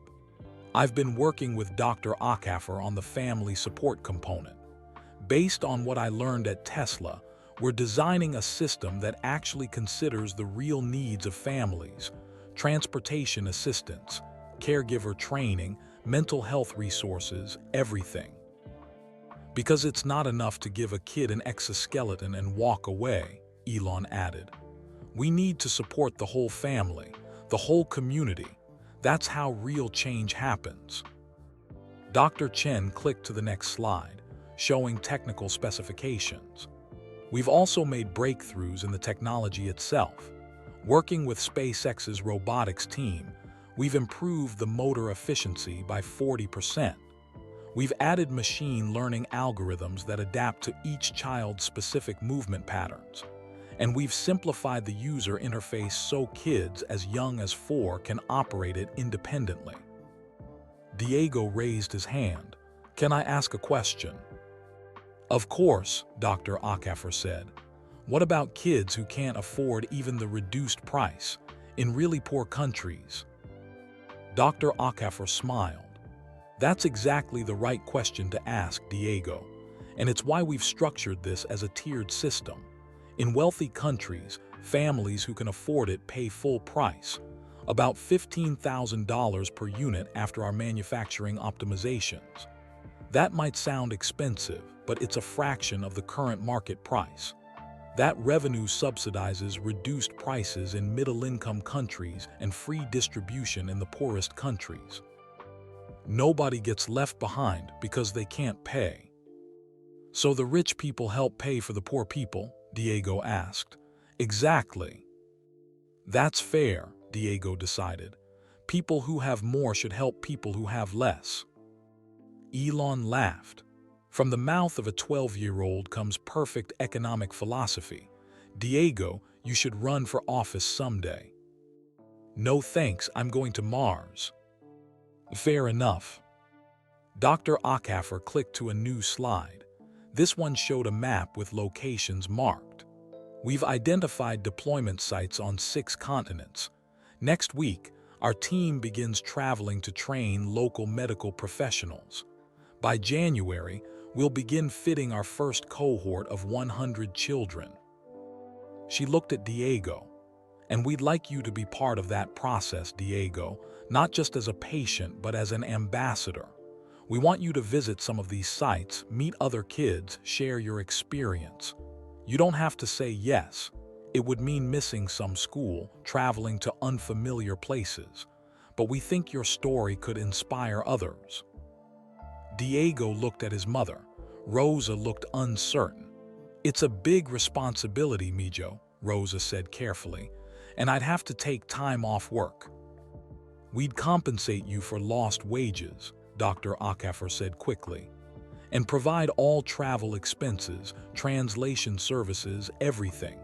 We're not asking you to sacrifice, we're asking you to help us spread hope." "Can Camilla come too?" Diego asked. "She's part of my story, she's been there through everything." Dr. Akafer smiled. "Of course, the whole family."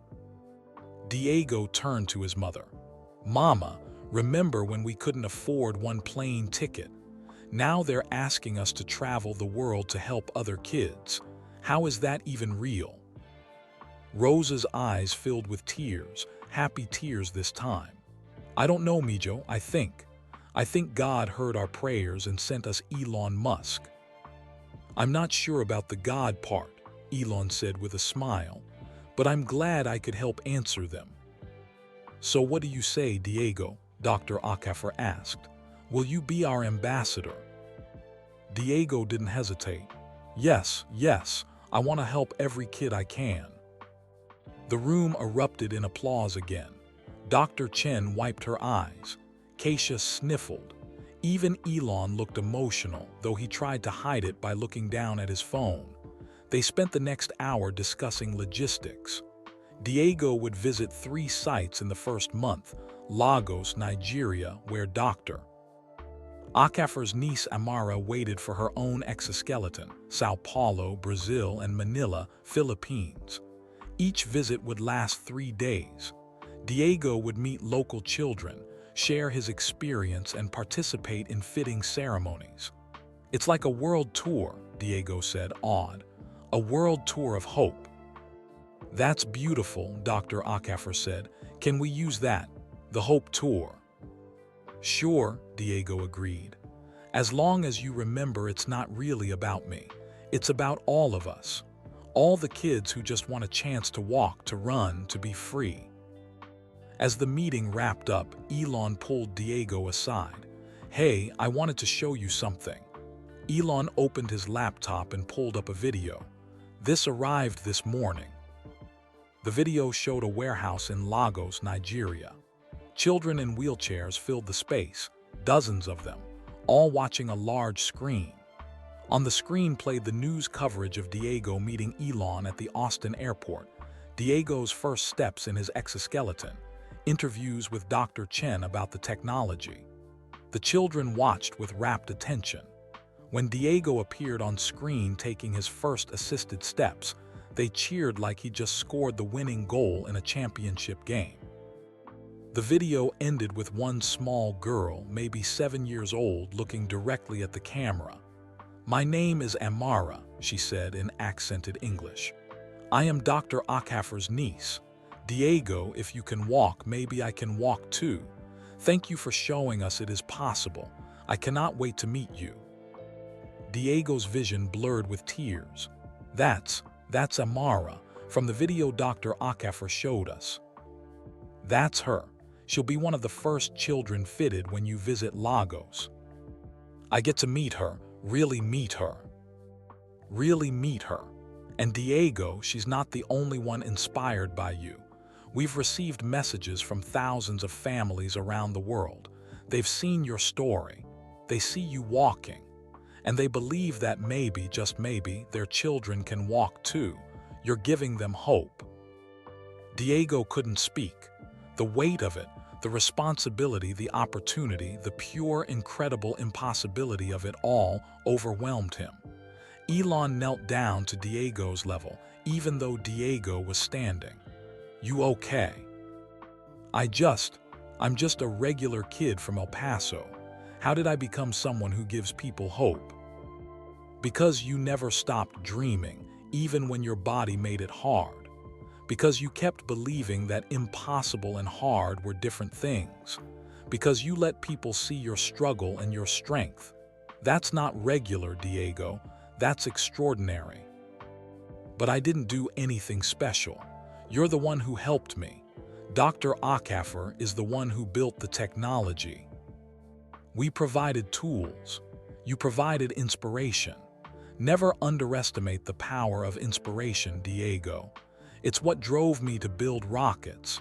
It's what drove Dr. Acaffer to spend 15 years on this research. It's what will drive those kids in Lagos to keep fighting, keep hoping, keep believing. Diego wiped his eyes. I'll try to be worthy of it. You already are. They rejoined the group. Dr. Acaffer was showing Rosa the travel itinerary, answering her concerned questions about safety and accommodations. Keisha was talking to Dr. Chen about integrating family support services at each deployment site. Everyone was working toward the same goal: helping children walk, helping families hope, building a future where disability didn't mean limitation. And it had all started because a wheelchair broke and a billionaire got denied boarding on a simple flight. Dr. Acaffer, Diego said, "Can I ask you something?" "Always." "Do you still feel bad about engineering our meeting with Elon? About the manipulation?" Dr. Acaffer thought carefully before answering. "I feel conflicted. I don't regret the outcome. Thousands of children will benefit. But I do regret deceiving you. It wasn't right, even if it was effective." "I think," Diego paused, choosing his words, "I think sometimes good people have to do questionable things for great reasons. You took a risk. It could have failed. But it didn't. And now kids all over the world will walk because you were brave enough to be a little bit sneaky." Dr. Acaffer smiled. "That's a very mature perspective for a 12-year-old. "I read a lot," Diego said, and everyone laughed. As they prepared to leave, Elon handed Diego a folder. "This is for you. Don't open it until you get home." "What is it?" "A surprise, a good one, I promise." In the parking lot, Robert waited with the Tesla to drive them home. Diego settled into the back seat, the folder on his lap, curiosity burning. "Can I open it now, Mama?" Elon said to wait until we get home. "But we're in the car. The car is like home on wheels." Rosa laughed. "You're impossible. Fine, open it." Diego tore open the folder. Inside was a letter, handwritten on SpaceX letterhead. "Dear Diego, you asked me once if disabled people could ever be astronauts. I said yes, but I didn't explain why I believed that. The truth is, space travel requires adaptability. It requires people who can solve problems creatively because standard solutions don't work. It requires individuals who have spent their lives overcoming obstacles that others never face. You've been training for space travel your whole life. Every day you fought against your cerebral palsy, you've been developing the mental toughness, the problem-solving skills, and the determination that astronauts need. So here's my promise. If you still want to go to Mars when you're old enough, SpaceX will have a place for you. Whether as an astronaut, an engineer, a mission planner, or whatever role fits your skills and dreams. We'll figure out the adaptations needed for your exoskeleton to work in low gravity. We'll build accessibility into our Mars habitats from the beginning. Because you're right, impossible and hard are different things. And if a kid from El Paso can teach a billionaire to remember his humanity, that same kid can absolutely make it to Mars. Keep dreaming, keep walking, keep inspiring us all. Your friend, Elon." At the bottom of the letter was a photograph. It showed a SpaceX Starship on the launch pad, gleaming in the sunlight. Someone had photoshopped a small figure in an exoskeleton standing on the Martian surface in the foreground, planting a flag that read, "Diego was here." Diego stared at the letter and photo, tears streaming down his face. "Mama," he promised I can go to Mars." Rosa read the letter over his shoulder, crying too. "He did, Mijo. He really did." "I'm going to Mars, Mama. I'm really going to Mars." I believe you. I believe you with all my heart." Diego clutched the letter like it was made of gold. Out the window, California rolled past, cities and highways and ordinary people living ordinary lives, unaware that in this Tesla, a boy held a promise that defied every limitation the world had tried to place on him. That night, Diego taped the letter and photo to his bedroom wall, right next to his drawing of children standing on Earth with Mars in the distance. But now he added something new. He drew himself, a small figure in an exoskeleton standing on Mars, looking back at Earth, where thousands of children in their own exoskeletons looked up at the stars and dreamed. Under the drawing, he wrote, "For everyone who was told they couldn't, watch us prove you wrong." And then he went to sleep, dreaming of red sand and distant stars and impossible things that were really just hard things waiting for the right person to try. The video appeared online on a Tuesday morning, uploaded by someone who'd been at the UCSF hospital. It wasn't professionally shot, just a smartphone recording through a conference room window. But what it captured was pure magic. Diego Martinez, wearing his exoskeleton, walking across a room. Not shuffling or struggling, but walking with confidence and joy. Then the camera panned to show Elon Musk watching with an expression of genuine pride and emotion. The video ended with Diego and Elon hugging, both of them smiling. The caption read, "Remember the kid Elon helped at the airport? This is him now. Walking. Dreams do come true." Within 6 hours, the video had 3 million views. Within 12 hours, it had 20 million. By Wednesday morning, it was everywhere. National news, international news, social media platforms, morning talk shows. Everyone wanted to talk about Diego Martinez and Elon Musk and the miracle of technology meeting compassion. But something unexpected happened. The story didn't stay contained to just Diego and Elon. People started sharing their own stories. A woman in Ohio posted about her daughter with spina bifida. "If Diego can walk, maybe my Emma can too. Where do we apply for this program?" A father in Kenya tweeted a photo of his son in a makeshift wheelchair. "We have hope now. Please bring this technology to Africa." A teenager in Brazil recorded a video message in Portuguese, later translated. "I have cerebral palsy like Diego. I'm 17. Everyone said I was too old for treatment, but Diego gives me hope. Please don't forget the older kids." The hashtag Diego's dream started trending, then walking miracles, then accessibility for all. But the movement grew beyond just disability advocacy.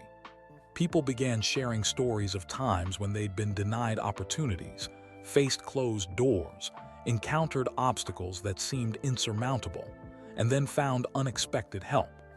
A teacher in Detroit posted about a student who'd been denied a scholarship but ended up at MIT anyway because a stranger paid his application fees. A nurse in Seattle shared how a patient's family, unable to afford treatment, received anonymous help that saved their mother's life. A mechanic in Arizona told the story of fixing a stranger's car for free, only to later discover that stranger was a veteran who'd saved lives overseas. The narrative shifted. It wasn't just about Diego anymore. It was about the power of human kindness to change lives, about the responsibility of those with resources to help those without, about remembering that behind every statistic was a person with dreams and dignity. James Chen, the reporter from Austin and Marcus's brother, wrote an article that went viral, "The Denied Boarding That Changed Everything." He traced the entire story, from Elon's frustration at Gate 12, to Marcus's integrity in following the rules, to the chance encounter with Diego, to the global initiative that followed. "Sometimes," James wrote, "the universe denies us what we want to give us what we need." Elon Musk wanted to board a plane.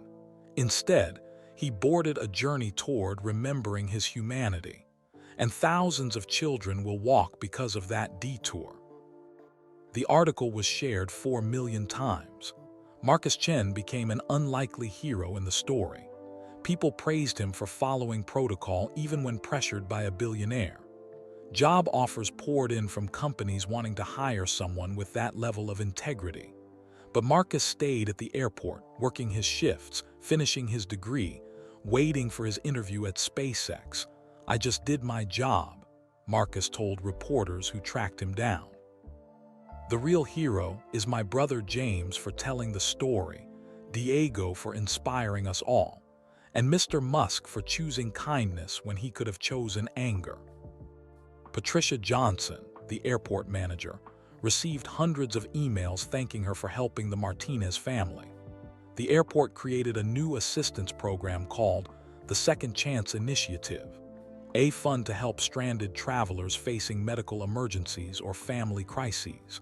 But not everyone celebrated. Some critics accused Elon of using Diego for publicity. They pointed out that he'd committed to helping thousands of children only after videos of him helping one child went viral. "Convenient timing," wrote one columnist. Elon Musk suddenly cares about disabled kids right when he needs good PR. Others question the sustainability of the program. How long before he gets bored and moves on to the next shiny project? A business analyst asked on television. Elon has a history of big promises and incomplete follow-through. Some disability advocates worried that the focus on walking sent the wrong message. "Diego doesn't need to walk to have value," one activist posted. "Disabled people are complete and worthy exactly as they are." This narrative that walking equals success is problematic. The criticism reached Diego through social media and news articles his classmates shared at school. One afternoon, Tommy, the same kid who'd originally said Elon was only helping for publicity, approached Diego at lunch. "My dad says Elon Musk is just using you," Tommy said bluntly. "He says rich people don't really care about anyone." Diego set down his sandwich. He was wearing his exoskeleton as he did most days now. It had become part of him, as natural as his wheelchair once was. "Your dad might be right about some rich people," Diego said calmly. "But he's wrong about Elon. I've met him. I've talked to him. He's a real person who cares about real things." "How do you know he's not faking it?" "Because nobody fake cries about a kid's essay. Nobody fake spends millions of dollars on kids they'll never meet. And nobody fake promises to take a disabled kid to Mars someday." Diego pulled out his phone and showed Tommy the letter from Elon, the one with the Mars promise. Tommy read it, his skeptical expression softening. "He really wrote this to you?" "He did with his own hand. I checked, it's really his handwriting." "Wow," Tommy handed back the phone. "I'm sorry I said mean things about you being used." "It's okay. People say mean things when they don't understand. But now you understand better, right?" "Yeah, I do," Tommy hesitated. "Can I ask you something? What's it like, walking with that thing?" Diego smiled. "It's like my body finally agrees with my brain. Like the world is bigger because I can move through it differently. Want to see?" He stood up from the lunch table, his exoskeleton smoothly supporting the movement. He walked around the cafeteria, demonstrating for Tommy and the growing crowd of students who gathered to watch. "Can you run?" someone asked. "Not yet, but Dr. Chen says maybe in a few months when I'm stronger." "Can you dance?" Diego laughed. "I haven't tried, but why not?" Someone pulled out their phone and played music. Diego swayed awkwardly to the beat, off rhythm and uncoordinated but moving, dancing. The cafeteria erupted in cheers and applause. A teacher recorded the moment on her phone and posted it to the school's social media with Diego's permission. The caption, "Joy has no limitations." That video went viral too. Not because it was perfect. Diego's dancing was objectively terrible, but because it was authentic. It showed a kid who'd been told what he couldn't do, simply doing it anyway. The movement continued growing. Donations poured into Dr. Akafer's research foundation. Not millions from billionaires, but $5 here, $20 there, from thousands of ordinary people who wanted to help. A retired engineer in Germany sent detailed designs for a simplified exoskeleton that could be built with cheaper materials. A physical therapist in Japan created free online training videos for families working with disabled children. A high school robotics club in Texas started a fundraising campaign to sponsor one child's exoskeleton. They raised $18,000 in 2 weeks. People weren't just watching the story anymore. They were becoming part of it. Dr. Akafer's team struggled to keep up with the overwhelming response. Application requests came from 147 countries.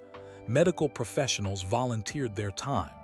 Engineers offered their expertise. Translators provided free services. "We created something bigger than ourselves," Dr. Akafer told her team during a video conference. "Now we have to make sure we're worthy of it." The response to criticism was equally organic. When columnists questioned Elon's motives, hundreds of Tesla and SpaceX employees posted their own stories about the recent workplace improvements: better health care, flexible scheduling, on-site childcare. "This isn't PR," wrote a Tesla assembly line worker. "This is real change that's making our lives better. Judge him by his actions, not your assumptions." When disability advocates raised concerns about the walking as success narrative, Dr. Akafer herself addressed it in a public statement. "Walking is not the measure of a person's worth. Diego was valuable and complete before his exoskeleton. But if we can provide tools that reduce pain, increase independence, and expand possibilities, why wouldn't we?" The goal isn't to fix disabled people, it's to remove barriers that prevent them from living the lives they choose. Diego wants to walk because it helps him achieve his dreams. Another child might not care about walking at all. Both are valid. Both deserve support. The statement was widely praised and helped reframe the conversation. But the most powerful response came from an unexpected source. Amara Akafer, Dr. Akafer's 7-year-old niece in Lagos, recorded a video with her mother's help. In it, she spoke directly to the critics. "My name is Amara. I have cerebral palsy. Some people say I don't need to walk to be valuable. They are right. I am valuable now, but I still want to walk. Not because walking makes me better, but because walking makes me free. I want to run with my friends. I want to climb trees. I want to explore. Walking isn't about fixing me, it's about giving me choices. Please don't tell disabled people what we should want. Ask us what we dream about, then help us achieve it." The video, subtitled in 15 languages, reached 50 million views in 3 days. Amara became the face of a new conversation about disability rights, accessibility, and the importance of listening to disabled people themselves about what they wanted and needed. Major media outlets picked up the story. 60 Minutes requested interviews with Diego, Elon, and Dr. Akafer. The United Nations invited Dr. Akafer to speak about global disability accessibility. Universities started calling, wanting to study the partnership model between private enterprise and medical research. But amid all the attention and praise and criticism, the actual work continued. In a manufacturing facility in Texas, technicians assembled exoskeletons using SpaceX robotics technology. Each unit was tested rigorously before shipping. In hospitals across 12 countries, physical therapists attended training sessions, learning how to fit and adjust the devices. In Lagos, Sao Paulo, Manila, Mumbai, Cairo, and Warsaw, families waited anxiously for appointments, clutching application forms, hoping their children would be selected for the program. And in El Paso, Diego Martinez prepared for his first trip as an ambassador. He practiced his speech short, honest, from the heart. Rosa helped him pack, including pictures from home to show the other children. Camilla made friendship bracelets to give away, one for every kid they'd meet. The night before they left for Lagos, Diego couldn't sleep. He sat by his window, looking up at the stars, thinking about Amara, who he'd meet tomorrow, thinking about the 100 children in the first cohort, thinking about the 10,000 who'd follow. His phone buzzed. A text from Elon, nervous about tomorrow. Diego typed back, very nervous. What if I say the wrong thing? What if I'm not inspiring enough? You don't have to be inspiring. You just have to be honest. Tell your story. Let them see that you're a regular kid who got an extraordinary chance. That's all anyone needs to hear. But there's so much pressure. People are watching. People watch because you're real. Don't change that to meet their expectations. The moment you start performing instead of being yourself, you lose what makes you special. Diego thought about that. Okay, I'll just be me. That's all you ever need to be. Have a safe flight. Can't wait to hear about your meeting with Amara. Thank you, Elon, for everything. Thank you, Diego, for reminding an old engineer that technology only matters when it serves humanity. Diego set down his phone and looked back at the stars. Somewhere up there was Mars, waiting patiently. Someday he'd get there. But right now, Earth needed him more. Tomorrow he'd meet Amara. Tomorrow he'd watch another child take their first assisted steps. Tomorrow he'd see hope light up in places where darkness had lived too long. Tomorrow the impossible would become possible again, one step at a time. And it had all started because a door closed, a wheelchair broke, and two strangers decided that kindness mattered more than convenience. Diego fell asleep with a smile on his face, dreaming not of Mars but of Lagos, not of rockets but of children, not of impossible futures but of possible tomorrows. The viral movement continued growing overnight. By morning, #Diego's dream would reach 100 million people. By next week, applications from families would exceed 10,000. By next month, governments would start calling, wanting to partner with the program. The story was bigger than any of them had imagined, but at its heart, it remained beautifully simple. A boy who couldn't walk learned to walk, and in walking, he taught the world to hope. The airplane descended through thick clouds over Lagos, Nigeria. Diego pressed his face against the window, trying to catch his first glimpse of Africa. Beside him, Rosa clutched the armrest nervously. She'd never imagined leaving the United States, let alone flying across the Atlantic Ocean to a continent she'd only seen in textbooks. Camilla bounced in her seat despite the seatbelt. Are we there yet? Can you see it? Almost, Diego said. Look there. The clouds parted, revealing Lagos sprawling below them. The city was enormous, stretching as far as they could see.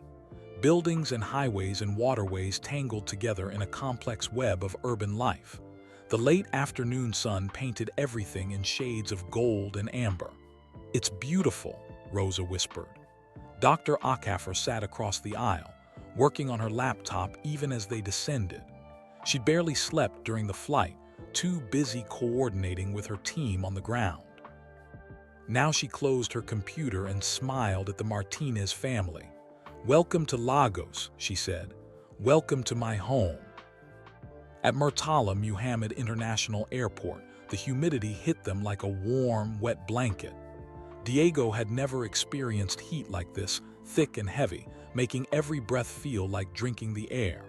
His exoskeleton, designed for California and Texas temperatures, immediately felt uncomfortable. Don't worry, Dr. Akafor said, noticing his discomfort. Our engineers anticipated this.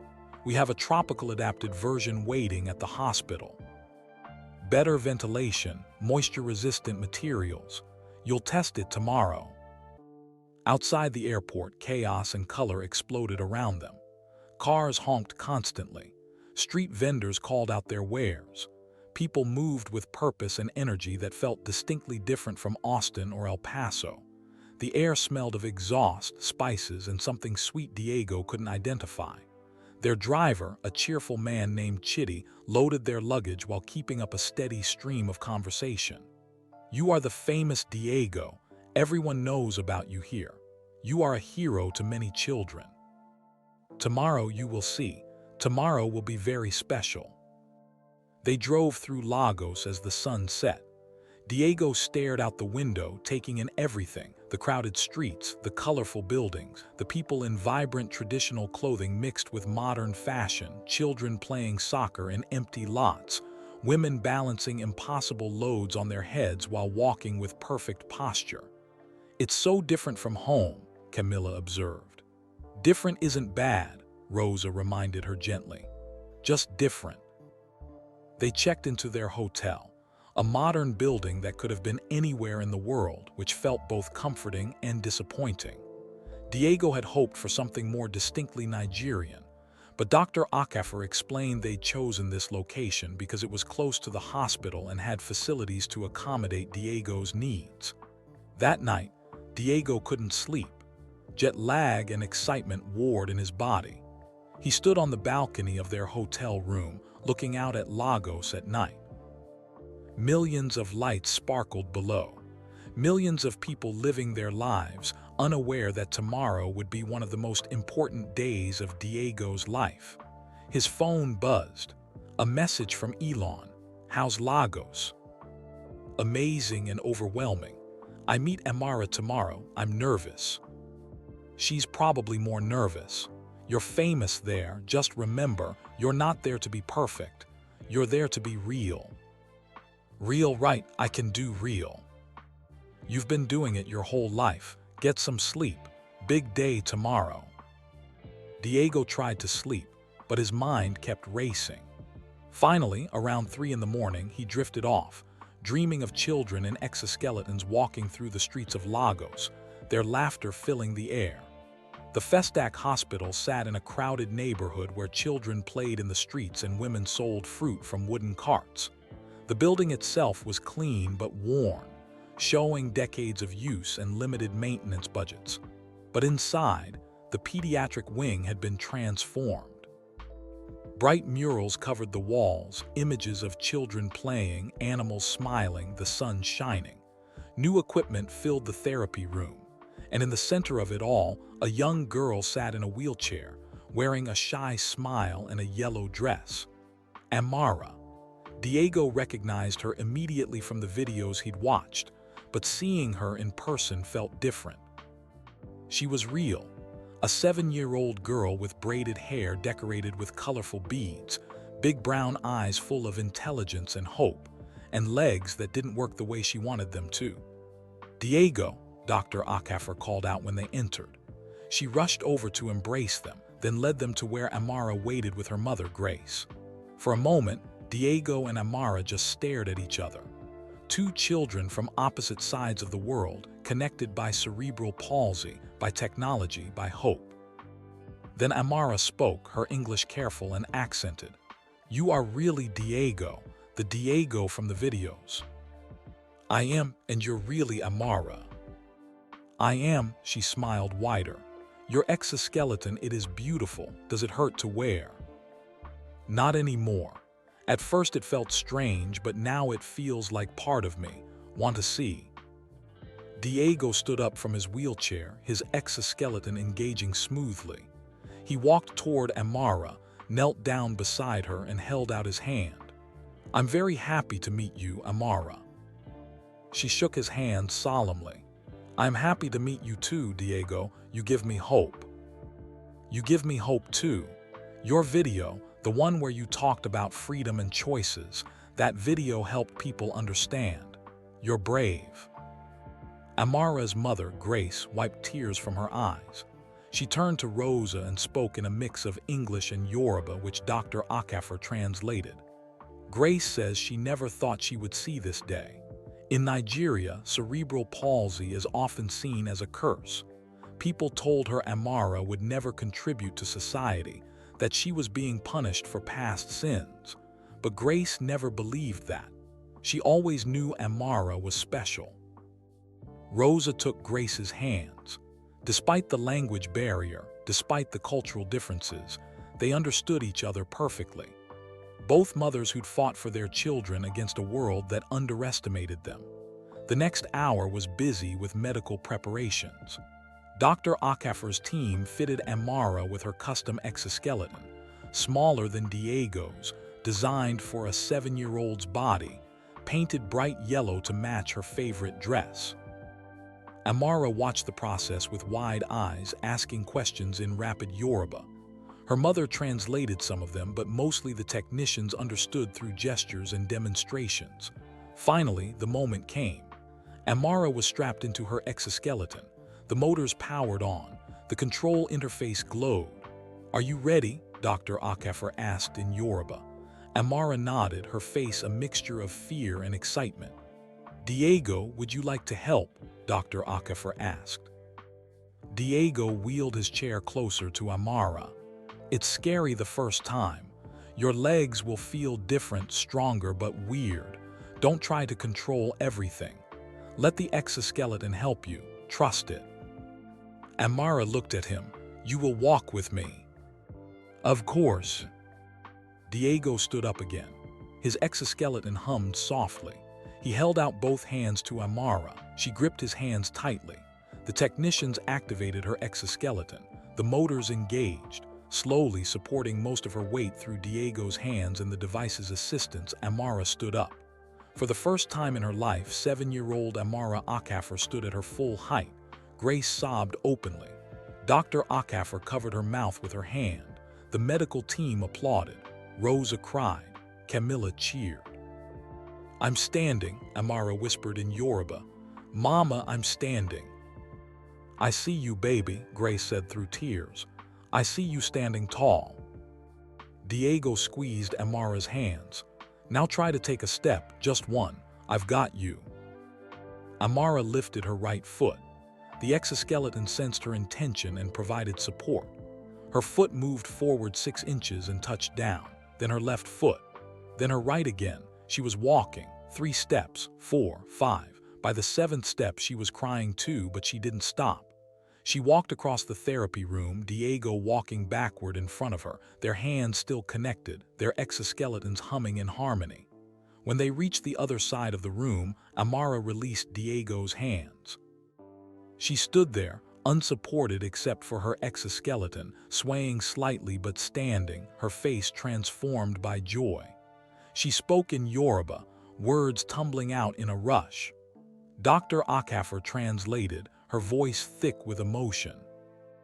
Amara says she feels like she's flying. She says she never knew the world looked like this from up here. She says she wants to walk everywhere, to school, to the market, to church, to her grandmother's house. She says thank you. Thank you to Diego for showing her it was possible. Thank you to her aunt for never giving up. Thank you to the engineers who built this magic. Thank you to God for this miracle. The room erupted in applause and celebration. Someone started singing, a Nigerian praise song that others quickly joined. Grace pulled Amara into a hug, both of them crying and laughing at once. Diego stepped back, overwhelmed by the emotion filling the space. This was why they'd come. This moment, this joy, this transformation. Dr. Akafer approached him. "Thank you, Diego, for being here, for making this real for her." "I didn't do anything special. I just walked with her." "You did everything special. You showed her it was possible. You gave her courage. That's everything." The celebration continued for another hour. More children arrived, the other Nigerian kids selected for the first cohort of 100. They watched Amara walk, their eyes full of wonder and anticipation, knowing that soon it would be their turn. Diego talked to each child, asking their names, learning their stories. There was Kioma, age 9, who wanted to be a doctor. Emmanuel, age 11, who loved mathematics and wanted to be an engineer. Blessing, age 6, who just wanted to play with her siblings without being left behind. Each child had dreams. Each child had been told those dreams were impossible. And now, each child had hope. That evening, Dr. Akafer invited Diego, Rosa, and Camilla to her family home for dinner. The house was modest but filled with warmth. Extended family members coming and going, children playing in the courtyard, the smell of jollof rice and fried plantains filling the air. After dinner, Dr. Acaffer led Diego to a small office at the back of the house. "There's something I need to tell you. Something I should have told you before, but I was afraid." Diego felt nervous. "What is it?" Dr. Acaffer pulled out a folder the same way Elon had done weeks ago, but her hands trembled slightly as she opened it. "The truth about how you met Elon Musk," she began. "I've told you it was engineered, but I haven't told you the full story, about who else was involved, about how extensive the planning was." Diego listened as Dr. Acaffer explained everything. The hacker group called the Compassion Collective, the monitoring of public fundraising posts that revealed Diego's scheduled doctor's appointment, the deliberate security flag placed on Elon's account, the social media surveillance that alerted them when Diego's wheelchair broke. "There were 7 people working on this," Dr. Acaffer said. "Computer experts, social engineers, data analysts. They tracked movements, predicted behavior patterns, created the circumstances for your paths to cross." 7 people, Diego felt dizzy. Why so many? Because the stakes were so high. We had one chance to get Elon Musk's attention in a way that would reveal his character. We needed it to feel natural, spontaneous, not planned. We needed him to choose compassion without knowing it was a test. She pulled out printed documents, surveillance photos of the Austin airport, data logs showing Elon's flight schedule, notes about Diego's family situation. "We knew everything about you, your school records, your mother's work schedule, your sister's friends. We studied you for weeks to understand what might resonate with Elon." Diego stared at the documents, his hands shook. "You studied me like I was an experiment. Like you were a key to unlocking something important," Dr. Acaffer corrected gently. "Diego, I'm not proud of the invasion of your privacy, but I need you to understand why we did it. Come with me." She led him outside to the courtyard where Amara now played with other children. The little girl was still wearing her exoskeleton, taking careful steps, laughing when she stumbled, getting back up to try again. "Without what we did, Amara would still be in her wheelchair with no hope of treatment," Dr. Acaffer said. "Emmanuel, Kioma, Blessing, all of them would still be waiting. The 1,000 children in our first-year production schedule would still be dreaming impossible dreams. The 10,000 children in our 3-year plan wouldn't exist." She turned to Diego. "We manipulated circumstances. We invaded privacy. We played with people's lives like chess pieces. Those were wrong things to do, but look at what came from it. Look at Amara walking. Tell me honestly, was it worth it?" Diego watched Amara take another step, her face glowing with joy. He thought about the 100 children in the first cohort, the 1,000 after them, the 10,000 that would follow. He thought about Elon's kindness, genuine kindness that nobody had forced him to show, Marcus's integrity, Patricia's compassion, Keisha's honesty, all real people making real choices, even if the situation had been artificially created. "I don't know," Diego said honestly. "It's complicated." "It is complicated," Dr. Acaffer agreed. "The world is complicated. Sometimes you have to do questionable things for good reasons. Sometimes the ends justify the means. Sometimes they don't. I don't have all the answers, Diego." "Why are you telling me this now? Why not wait until after the tour?" "Because you deserve to know the whole truth. Because you're our ambassador, and ambassadors need to understand what they're representing. Because you're 12 years old, but you're wise enough to handle complicated truths." Dr. Acaffer knelt down to his level. "And because I need your forgiveness. Not for the outcome, I'll never regret helping these children, but for using you without your full knowledge. for treating you like a tool instead of a person. I'm sorry, Diego." Diego thought about it, the manipulation, the surveillance, the careful orchestration of what he'd believed was chance. But he also thought about Amara's face when she stood for the first time, about the promise of Mars in his pocket, about 10,000 children who would walk because someone had been brave enough or manipulative enough to force the meeting that started it all. "I forgive you," Diego said finally. "But you have to promise no more secrets. If we're doing this together, it has to be honest from here on." "No more secrets," Dr. Akafer promised. "Complete honesty, you have my word." Does Elon know about the Compassion Collective, about all the planning? He knows it wasn't entirely coincidental, but he doesn't know about the surveillance, the extent of the planning, the number of people involved. Should we tell him? Dr. Akafer considered this. "That's up to you. You're the ambassador, you're the voice of this program. If you think he should know, we'll tell him together." Diego watched Amara for another moment, then he made his decision. "We'll tell him, after the tour, after the first 100 children have their exoskeletons, after the program is too big to stop, then we'll tell him everything. He deserves to know the truth." He might be angry. He might, but Elon said truth matters more than feelings, so we'll tell him the truth and face whatever comes.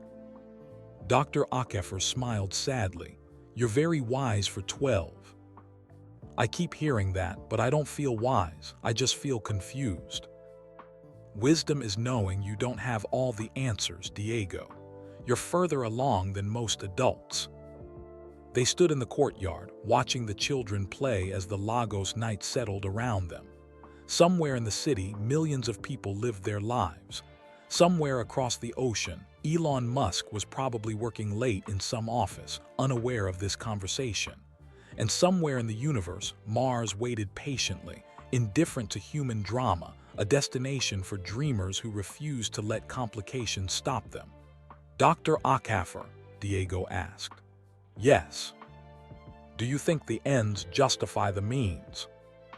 She was quiet for a long time. I think sometimes you have to make impossible choices in an imperfect world. I think sometimes doing the right thing requires doing wrong things along the way. I think life is messy and complicated and rarely gives us clean answers." She looked at Amara, then back at Diego. "But I also think that little girl walking for the first time, that makes a lot of wrong things feel worth it. Whether that makes me a good person or a manipulative one, I honestly don't know." "Maybe you're both," Diego said. "Maybe people can be complicated too." "Maybe they can." They went back inside, where Rosa and Grace were sharing stories through Dr. Akafer's translation, where Camilla was teaching the other children to make friendship bracelets, where the smell of Nigerian food and the sound of laughter filled the air. Tomorrow they would visit more hospitals, meet more children, spread more hope. Next week they would fly to Sao Paulo. The week after that, Manila. And through it all, Diego would carry the weight of knowing the truth, that his miracle had been manufactured, but the joy it created was absolutely real. He would carry that weight and he would keep walking. Because in the end, whether by chance or by careful planning, something beautiful had been born from that moment in the Austin airport. And beauty, Diego decided, didn't care how it came into the world.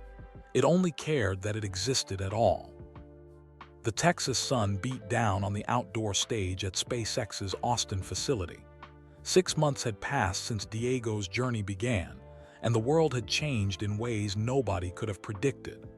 April 2025 had arrived with the warmth of spring and the weight of accumulated miracles. Diego stood backstage, adjusting his exoskeleton, the third version he'd worn, lighter and more advanced than the original. He'd grown 2 inches in 6 months, requiring adjustments and refittings.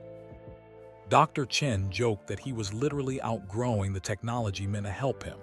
Today was the celebration event. 6 months of the program. 1,000 children fitted with exoskeletons across 23 countries. Success stories that had exceeded even Dr. Acker's optimistic projections. But for Diego, today was about something else. Today was the day they would tell Elon the whole truth. "You ready, Mijo?" Rosa asked, adjusting his collar. She wore a new dress, not expensive but nicer than anything she'd owned before. Dr. Acker had hired her as a family liaison for the program, helping other parents navigate the process. Rosa still cleaned houses 2 days a week because she liked the work, liked the independence, but she no longer needed 3 jobs to survive. "I'm ready," Diego said, though his stomach churned with nerves. Camilla bounced on her toes nearby, wearing her best shoes and carrying a folder full of drawings she'd made for Elon. At 9 years old, she'd become something of a celebrity herself, Diego's sister, known for her friendship bracelets that now sold online to support the program, raising over $50,000. Dr. Acker appeared, wearing traditional Nigerian dress in honor of the occasion. "5 minutes until we go on. Diego, remember. Just be real, I know." Diego had given this speech in 17 cities across 6 continents. He knew it by heart now. "And after the speech, we have the private meeting with Elon. Are you still sure you want to do this?" Diego nodded. He deserves the truth. The sound of the crowd filtered backstage. Thousands of people had gathered, families who'd received exoskeletons, donors who'd supported the program, engineers who'd built the technology, medical professionals who'd implemented it, reporters covering the story. And somewhere in that crowd sat Marcus Chen, who just completed his first month as a SpaceX engineering intern. Patricia Johnson had flown in from Austin. Keisha Washington was there with her mother, who'd made a full recovery from her stroke. Miguel and Maria Santos represented the Tesla workers whose lives had improved through the workplace reforms. All the threads of the story, woven together on this one day. "Ladies and gentlemen," the announcer's voice boomed over the speakers, "please welcome Diego Martinez." Diego walked onto the stage, walked, not rolled, his exoskeleton carrying him smoothly across the platform. The crowd erupted in applause. He saw people standing, clapping, some crying. He spotted Amara in the front row, wearing her bright yellow exoskeleton, standing next to her mother Grace, who'd flown from Lagos for this event. Diego reached the microphone. The applause continued for a full minute before he raised his hand for quiet. "Thank you," he said, his voice amplified across the crowd. "6 months ago, I couldn't walk. 6 months ago, my biggest dream was just to stand up without pain. 6 months ago, I thought going to Mars was impossible." He paused, letting the words settle. "Today I can walk. I walked onto this stage. I walk to school every day. I walk through my house, through my neighborhood, through the world. And you know what? Walking isn't even the best part anymore." The crowd leaned forward, listening intently. "The best part is watching other kids walk. Kids like my friend Amara from Nigeria. Stand up, Amara, let them see you." Amara stood, waving shyly. The crowd applauded. "Kids like Emmanuel, who wants to be an engineer." Diego pointed to the teenage boy in the 3rd row. "Like Kioma, who wants to be a doctor. Like Ming from China and Sophia from Brazil and Rashid from Egypt and Sarah from Poland. 1,000 kids who couldn't walk 6 months ago. 1,000 kids who are walking today." More applause.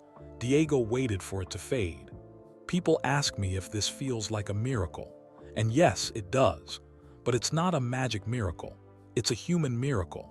It happened because Dr. Sophia Acker spent 15 years researching when nobody believed in her. Because Dr. Rebecca Chen adapted technology that was meant for Mars and used it for Earth. Because engineers at SpaceX and Tesla donated their time and expertise. Because nurses like Keisha Washington told the truth about what families need. Because workers like Maria Santos spoke up about problems that needed fixing. He looked directly at where Elon sat in the front row, flanked by security but watching with complete attention. And because one person with resources chose to help when he didn't have to. Elon Musk, would you please stand up? Elon looked surprised but stood. The applause was thunderous. 6 months ago, Elon was having a terrible day. He got denied boarding on a flight. Everything went wrong. But sometimes when things go wrong, they actually go right. Because that bad day led him to a Starbucks where he met a kid reading a book about Mars. Me. Diego's voice softened. Elon didn't have to talk to me. He didn't have to listen to my dreams. He didn't have to care about my problems, but he did. And that choice, that simple choice to see me as a person worth his time, changed everything for me, for 1,000 kids, and maybe hopefully for millions more. He paused, gathering courage for what came next. But I need to tell you something important, something I learned 6 months into this journey. That meeting wasn't completely by chance. The crowd quieted. Elon's expression shifted, curiosity mixed with concern. Dr. Acaffer will explain more in a minute, but I want to say this first. Even though circumstances were arranged, the kindness was real. Elon's choice to help me was his own. Nobody forced him to care. Nobody made him call doctors or book hotel rooms or commit $50 million to this program. Those were his authentic decisions. Diego looked directly at Elon. You taught me that impossible and hard are different things. Today I want to teach you something I learned. Sometimes the truth is complicated. Sometimes good things come from questionable methods. Sometimes you have to forgive people for manipulating circumstances while still being grateful for the results. He stepped away from the microphone and walked across the stage, walked without hesitation, without fear, until he stood in front of Elon. Thank you for choosing kindness, Diego said, his voice no longer amplified but carrying in the sudden silence. Whatever happened before we met, whatever happens after, that choice was real, and it mattered. The crowd applauded again, confused but moved. Elon looked at Diego with an unreadable expression, then pulled him into a hug. We need to talk after this, Elon murmured. I know, Diego said. That's the plan. An hour later, they gathered in a private conference room. Diego, Rosa, Dr. Acaffer, Dr. Chen, Keisha, and Elon. The celebration continued outside, but in here the atmosphere was tense. Dr. Acaffer stood at the head of the table, her laptop open, files spread before her. Mr. Musk, thank you for agreeing to this meeting. What I'm about to share will be difficult to hear. Then share it, Elon said. His voice was controlled, but Diego could see tension in his jaw. Dr. Acaffer presented everything: the Compassion Collective, the surveillance, the engineered security flag, the monitoring of Diego's family, the 7 people coordinating the operation. She showed evidence, data logs, communication records, photographs. We orchestrated your denied boarding, Dr. Acaffer said plainly. We tracked Diego's appointment scheduling and predicted his travel plans. When his wheelchair broke, genuine bad luck, we saw an opportunity to ensure you'd be in the same location at the same time. We didn't control what happened after you met, but we controlled the circumstances that made the meeting possible. Elon said nothing. His face was stone. We invaded privacy, Dr. Acaffer continued. We manipulated systems. We treated people like variables in an equation. These were wrong things to do, even for good reasons. I take full responsibility. The Compassion Collective members remain anonymous, but I was the one who requested their help. I was the one who approved every decision. She closed her laptop. I'm prepared to face whatever consequences you deem appropriate. If you want to end our partnership, I understand. If you want to pursue legal action, I won't fight it. I've committed crimes in service of this mission. I'm willing to pay the price. The silence stretched. Dr. Chen looked anxious. Keisha watched Elon carefully. Rosa held Diego's hand under the table. Finally, Elon spoke. "How long have you known about this, Diego?" "Since Lagos. Dr. Akafor told me the truth there. I decided we should tell you after the program was established enough that you couldn't easily shut it down." "So you've been lying to me for months." "I've been withholding information," Diego corrected carefully. "I never lied when you asked me direct questions, but I didn't volunteer this truth because I was afraid you'd be too angry to continue the partnership." "And you think I'm not angry now?" "I think you're very angry now, but now 1,000 kids have exoskeletons. Now the program is public and successful. Now it would be harder to abandon it just because you're mad at how it started." Elon stared at Diego for a long moment, then did something unexpected. He laughed. It was a short, bitter laugh, but genuine. "You manipulated me twice," Elon said. "Once to get me to help you and once to keep me helping until I was too invested to stop. That's actually brilliant. Morally questionable, but brilliant." "I learned from the best," Diego said, gesturing to Dr. Akafor. Elon turned his attention back to Dr. Akafor. "Let me make sure I understand. You hacked my accounts, surveilled a child's family, engineered a security incident at an airport, and manipulated circumstances to test whether I was a good person." "Yes. And when I passed your test, you decided I was worthy of your partnership proposal." "Yes. Did it occur to you to just send me a well-written email?" "I sent 47 emails over 6 months. All were filtered by your assistants. I called your offices 32 times. I was told you weren't taking unsolicited proposals. I attended 2 conferences where you spoke, but security prevented me from approaching you. I tried conventional methods for 8 months before resorting to unconventional ones." Elon processed this. "So you turned to crime and manipulation because legitimate channels failed." "I turned to crime and manipulation because children were suffering and I saw no other way to help them. That doesn't make it right, but it explains my reasoning." "And you're telling me now because Diego insisted on honesty, because the program is strong enough to survive your anger, because you deserve to know the full truth, even if that truth costs me everything." Elon stood and walked to the window, looking out at the SpaceX facility. A Starship prototype gleamed in the distance, waiting for its next test flight. "I've built my companies on pushing boundaries," Elon said slowly. "On taking risks others won't take. On doing things conventional people call crazy or impossible. I've broken rules, challenged norms, disrupted systems. I can't exactly claim moral high ground when it comes to conventional ethics." He turned back to face them. "But I've always told myself that my rule-breaking serves a greater purpose. That reaching Mars justifies the chaos. That revolutionizing transportation justifies the pressure on workers. That changing the world justifies the personal costs." Elon walked back to the table and sat down.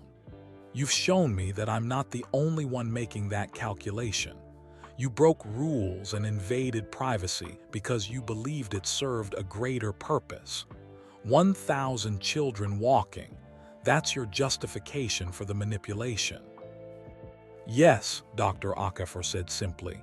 "So the question becomes, do the ends justify the means? Do 1,000 walking children, potentially 10,000, potentially millions, justify the crimes committed to make it happen?" He looked at each person in the room. "Diego, what do you think?" Diego had thought about this question for months. I think both things can be true at the same time. Dr. Akafor did something wrong, and something amazing came from it.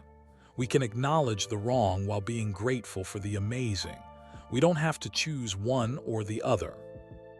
"Rosa," Diego's mother spoke carefully. As a mother, I'm angry that my family was surveilled without our knowledge. As a mother, I'm grateful my son can walk. I contain both feelings. I will probably always contain both. Dr. Chen. The neurologist had been quiet until now. I'm a scientist. I evaluate outcomes. From a pure outcomes perspective, Dr. Akafer's methods worked. But science without ethics is dangerous. I don't have an answer that satisfies both my scientist brain and my moral compass. Keisha. The nurse spoke firmly. I've worked in healthcare long enough to know that pure ethics is a luxury for people who aren't desperate. When your child is dying and insurance denies coverage, you'll do whatever it takes: beg, borrow, steal. Dr. Akafer was in a desperate situation trying to help desperate people. I don't condone breaking the law, but I understand why she did. Elon nodded slowly, taking in each perspective. Finally, he looked back at Dr. Akafer. Here's what's going to happen. The partnership continues. We don't shut down the program. 1,000 kids keep their exoskeletons, and we move forward with the 10,000 plan as scheduled. Dr. Akafer's shoulders sagged with relief. But Elon continued, his voice harder now. You're going to disband the Compassion Collective. Whatever network of hackers helped you, you're going to end that relationship. No more surveillance. No more manipulation. No more engineering circumstances. Agreed. And you're going to establish an ethics board for the program. Independent oversight to ensure we're not crossing lines in our eagerness to help people. Because you're right, I've justified questionable decisions by pointing to greater purposes. But that's a dangerous habit. Both of us need checks on our power. Yes, absolutely. Finally, you're going to publish the truth. Write an article explaining exactly what you did, why you did it, and what you learned. Let the world decide whether the ends justified the means. Transparency is the only way to regain trust. Dr. Akafer paled. Publishing the truth could destroy the program's reputation. It could. It could also demonstrate accountability, Elon interrupted. Look, the truth is going to come out eventually. Secrets always do. Better to control the narrative by telling it honestly than to have it exposed as a scandal later. He smiled grimly. Besides, I've survived plenty of scandals. If we're going to be partners, you might as well learn how to handle public criticism. It's a skill you'll need. Dr. Akafer nodded slowly. Okay, I'll write the article, full disclosure. Good, Elon turned to Diego. And you, young man, are grounded from ambassadorial duties for 2 weeks. Diego's eyes widened. What, why? Because you withheld important information from me for months. You were protecting the program, which I respect. But you were also lying by omission, which has consequences. 2 weeks. No public appearances. No media interviews. You stay home, go to school, be a normal kid. Think about the ethics of what you were part of. Rosa started to protest, but Elon held up his hand. Mrs. Martinez, I'm not saying Diego did the wrong thing. I'm saying he did a complicated thing that deserves reflection. Sometimes the right punishment for moral complexity is just time to think. Diego considered this, then nodded. Okay, 2 weeks, I can do that. Good, Elon stood. Now, if we're done with the confessions and consequences, I have a celebration to return to. 1,000 kids are walking. That's worth celebrating, regardless of how we got here. He headed toward the door, then paused. Dr. Akafer, one more thing. Yes. The article you write, make sure you include this. Despite the manipulation, despite the surveillance, despite everything. I'm glad you did it. I needed that denial of boarding. I needed to meet Diego. I needed to be reminded that technology only matters when it serves humanity. So thank you for the wake-up call, even if the alarm clock was stolen and the wake-up time was engineered." Dr. Akefer smiled. "I'll include that." "Good. Now let's go celebrate before the media starts wondering why we disappeared." They filed out of the conference room. The celebration had grown even larger. Music played, children demonstrated their exoskeletons, families shared food from their cultures, engineers discussed technical improvements. Diego found Amara and the other children from the first cohort. They gathered around him, asking about the private meeting, wanting to know what happened. "Everything's okay," Diego told them. "The program continues. We keep walking." "Always walking," Amara agreed in her improving English. "Never stopping." That night, as the celebration wound down, Diego stood with Elon by the Starship prototype. The metal hull gleamed under floodlights, a monument to impossible dreams made possible through engineering and determination. "You still want to go to Mars someday?" Elon asked. "More than ever," Diego said. "But now I understand something I didn't before." "What's that?" "Mars can wait. Earth needs us first. All these kids who just learned to walk, they need years of support, adjustments, new devices as they grow. I can't abandon them to chase my own dreams." "Who says you have to choose?" Elon gestured at the Starship. "We're not landing humans on Mars for at least another 10 years, maybe 15. That gives you plenty of time to help kids on Earth while training for space. Do both. The best missions are the ones where you serve multiple purposes." Diego looked up at the stars beginning to appear in the darkening sky. Mars was up there somewhere, waiting patiently. "Okay," Diego decided. "I'll do both. Help kids walk on Earth while preparing to walk on Mars. That seems like a pretty good life plan." "Best life plan I've heard in years," Elon agreed. They stood together in comfortable silence, the boy and the billionaire, watching the stars emerge and listening to the sounds of celebration behind them, laughter and music and the footsteps of children who'd been told they'd never walk. The truth had been complicated. The path had been messy. The ethics were murky. But the outcome was beautiful. And sometimes, Diego thought, beauty mattered more than perfection. Sometimes walking imperfectly was better than sitting perfectly still. And sometimes the universe closed doors not to stop you, but to redirect you toward the people who needed you most. 2 weeks passed quickly. Diego served his grounding from ambassadorial duties by doing exactly what Elon had suggested, being a normal kid. He went to school every day, walking through the hallways in his exoskeleton. Teachers no longer stared. Classmates no longer treated him like a celebrity.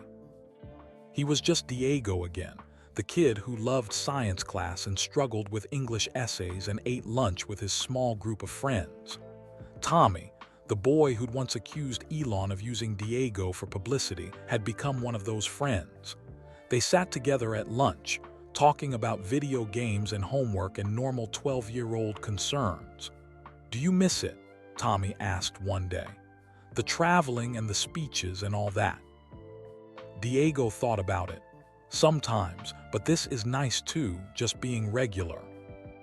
"You're not regular, though. You're the kid who met Elon Musk and changed the world." "I'm the kid who got lucky," Diego corrected. "Lots of kids have cerebral palsy. I just happened to be in the right airport at the right time." "Because your wheelchair broke." "Because my wheelchair broke," Diego agreed. "Funny how bad luck becomes good luck sometimes." At home, life had settled into a new normal. Rosa worked 3 days a week as a family liaison for the exoskeleton program, earning more than she'd made at all 3 of her previous jobs combined. She'd started taking online business classes in the evenings, thinking about maybe opening her own consulting service someday.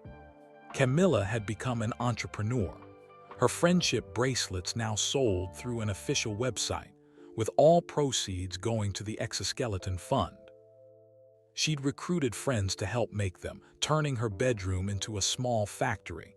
At 9 years old, she was learning about inventory management and customer service. "We got an order from Japan," Camilla announced one evening, bursting into the kitchen where Rosa was making dinner. "Someone wants 50 bracelets for a hospital fundraiser. Mama, I need to hire more workers." Rosa laughed. "Mija, you're 9. You don't hire workers. You ask your friends nicely if they want to help." "That's hiring, just with juice boxes instead of money." Diego listened to his sister's business plans and smiled. The whole family had changed in 6 months. They'd gone from struggling to pay rent to having savings in the bank, from worrying about medical bills to having healthcare coverage that actually worked, from feeling invisible to being part of something larger than themselves. But the biggest change was hope. They'd learned to believe that good things could happen, that tomorrow might be better than today, that dreams weren't just for other people. On the 15th day after the celebration, Diego's grounding ended. Dr. Ackafer called with news. "Diego, we need you in San Francisco tomorrow. Something important has come up." "What kind of important?" "The United Nations kind of important. They want to meet with you, me, and Elon. They're considering a resolution about global disability accessibility, and they want to hear our story directly." Diego felt his heart race. The United Nations, like the actual United Nations. "The actual United Nations. Your mother can come, of course. We'll handle all the travel arrangements. But Diego, this is significant. What we say could influence policy for millions of disabled people worldwide. No pressure or anything." Diego laughed nervously. "Right, no pressure, just the entire United Nations." "You'll be great. You're always great. See you tomorrow." That night, Diego couldn't sleep again.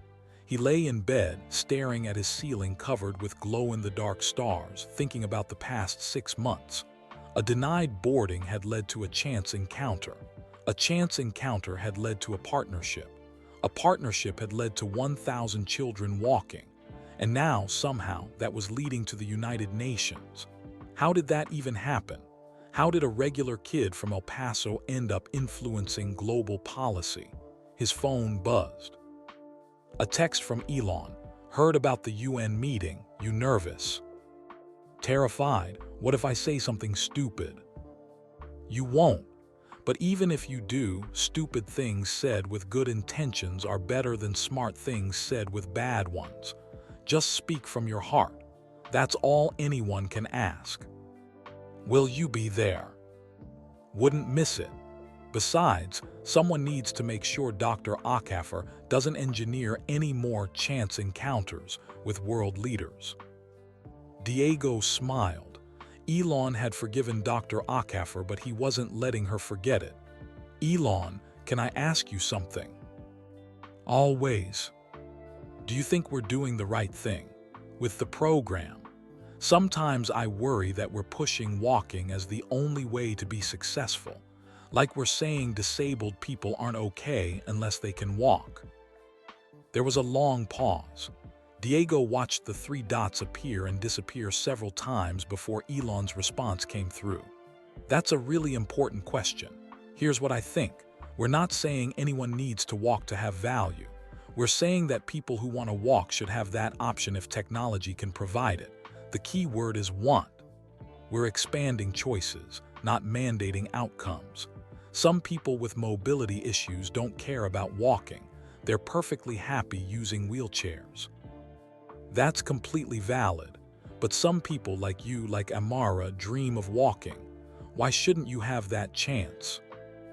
Diego read the message twice. "So it's about freedom, freedom to choose." "Exactly, freedom to choose. And here's the thing, the technology we're developing helps people who do want to walk. But it also leads to better wheelchairs, better accessibility accommodations, better understanding of mobility issues in general. Rising tide lifts all boats. We're not trying to fix disabled people. We're trying to remove barriers. I like that answer. Good, now get some sleep. You have important people to impress tomorrow. No pressure though, right? None at all. The United Nations building in New York City was even more impressive in person than in pictures. Diego, Rosa, Dr. Akafer, and Elon were led through security, down long hallways decorated with art from around the world, and finally into a conference room where 15 people waited. Representatives from different countries, disability rights advocates, healthcare policy experts. All of them wanted to hear about the exoskeleton program. Dr. Akafer presented first, showing statistics and success rates. She explained the technology, the cost structure, the global distribution model. She was professional, thorough, impressive. Then it was Diego's turn. He stood up, walked up to the front of the room, and faced the representatives. These were people who made decisions affecting millions, and they wanted to hear from a 12-year-old kid from Texas. "My name is Diego Martinez," he began. 6 months ago, I couldn't walk. Today I can. That's the simple version, but the real story is more complicated. He talked about his life before the exoskeleton, the limitations, the frustrations, the dreams that felt impossible. He talked about his mother working 3 jobs, about saving for years just to see a specialist, about the wheelchair that broke at the worst possible time. But here's the thing, Diego continued. I was lucky. I happened to meet the right person at the right time. I happened to have technology available. I happened to live in a country with advanced medical facilities. Most disabled kids around the world don't have any of that. He pulled up a slide showing statistics. Hundreds of millions of people with mobility impairments worldwide, most living in countries without access to advanced medical care. When I learned those numbers, I felt guilty, Diego admitted. Why did I get to walk when so many others couldn't? What made me special? The room was silent, everyone listening intently. Then I realized I'm not special. That's the point. I'm just a regular kid who got access to technology, which means every other regular kid should get that same access. Not because walking makes you valuable, but because everyone deserves options. Everyone deserves to choose their own path. He looked directly at the representatives. Some people say we should focus on making the world more accessible for wheelchairs instead of trying to make people walk. And yes, we should do that. Better ramps, better transportation, better building designs, all of that matters. But why does it have to be either or? Why can't we do both? Improve accessibility and provide assistive technology. Give people choices instead of forcing them into one box or another. A representative from Sweden raised her hand. Diego, some disability advocates worry that programs like yours send a message that disabled bodies need to be fixed. How do you respond to that? Diego had thought about this a lot during his 2-week grounding. I think my body is fine exactly as it is. My cerebral palsy is part of who I am. It's made me stronger, more creative, more determined. I wouldn't erase it even if I could, but I also wanted to walk. Both things are true. I can love my disabled body and want more mobility options. They're not contradictions. A representative from Kenya spoke up. The technology is expensive. How do you ensure it reaches the poorest communities, not just wealthy countries? Dr. Akafer answered this one, explaining the tiered pricing structure and the partnerships with local manufacturers in developing countries. We're working with facilities in Nigeria, India, Brazil, and Vietnam to produce exoskeletons locally. This reduces costs and creates jobs while providing access. Elon added his perspective. From a business standpoint, this program will never be profitable in the traditional sense, but I've learned that profit isn't the only measure of success. Impact matters. Legacy matters. What we build today shapes what's possible tomorrow. SpaceX commits to funding this program for at least 10 years, regardless of financial returns. The meeting lasted 3 hours. They discussed policy recommendations, funding mechanisms, international cooperation agreements, ethical considerations, implementation challenges. By the end, the representatives were drafting a resolution. It wasn't finalized, but the framework was clear. Global commitment to disability accessibility, both through assistive technology and environmental adaptations. Investment in research and development. Protection of disabled people's rights to choose their own accommodations. You've given us a model to work from, the representative from Sweden said. A public-private partnership that prioritizes impact over profit. This could be replicated for other health challenges. As they left the UN building, Diego felt drained but hopeful. They'd actually influenced policy, real policy that could affect millions of people. You did well in there, Elon said as they walked to the waiting car. Very well. I was terrified the whole time.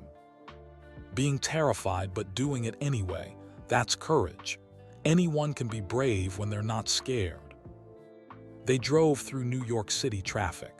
Diego stared out the window at the crowds of people, each person living their own complicated life, facing their own challenges, dreaming their own dreams. Elon, Diego asked, why did you really help me? I know the official answer, that I reminded you of yourself, but what's the real reason? Elon was quiet for a moment. You want the honest answer. Always. I was miserable, not publicly but internally. I'd built these successful companies, but I felt disconnected from why I'd started them. It was all about stock prices and production targets and competition. I'd forgotten the human element.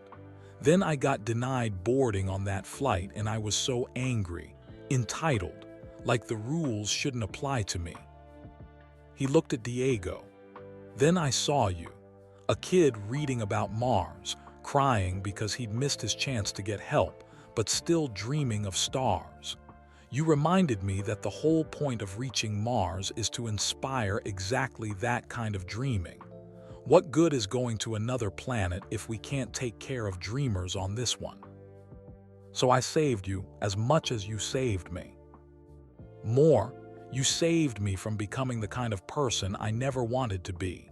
The kind who mistakes success for significance, who confuses wealth with worth.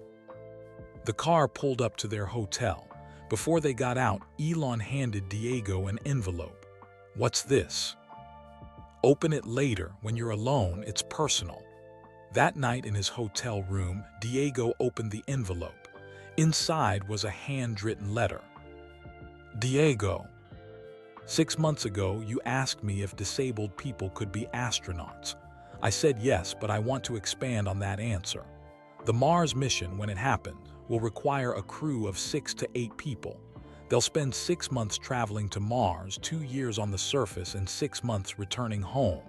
3 years total in an environment that will try to kill them every single day. Who should those crew members be? The strongest, the most physically perfect. Maybe that's what we'd have chosen in the past, but I've been thinking about this differently lately. Mars will break things constantly. Equipment will fail. Plans will collapse. Standard solutions won't work. The crew will need to improvise, adapt, solve problems creatively under extreme pressure. You know who's good at that?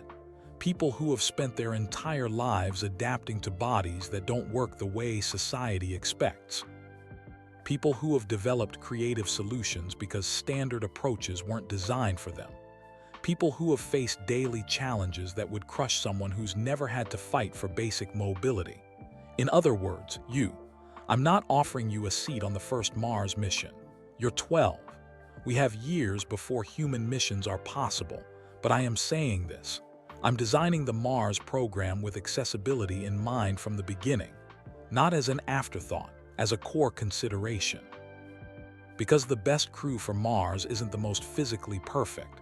It's the most mentally resilient, the most creative, the most determined, the people who have already proven they can thrive in hostile environments. Your cerebral palsy isn't a disqualification, it's preparation. Keep training, keep studying, keep dreaming.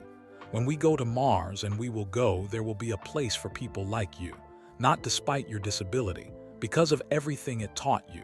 Your friend, Elon. P.S. The Mars habitat we're designing includes wheelchair-accessible areas and attachment points for exoskeletons. Just in case you were wondering. Diego read the letter 3 times, tears streaming down his face.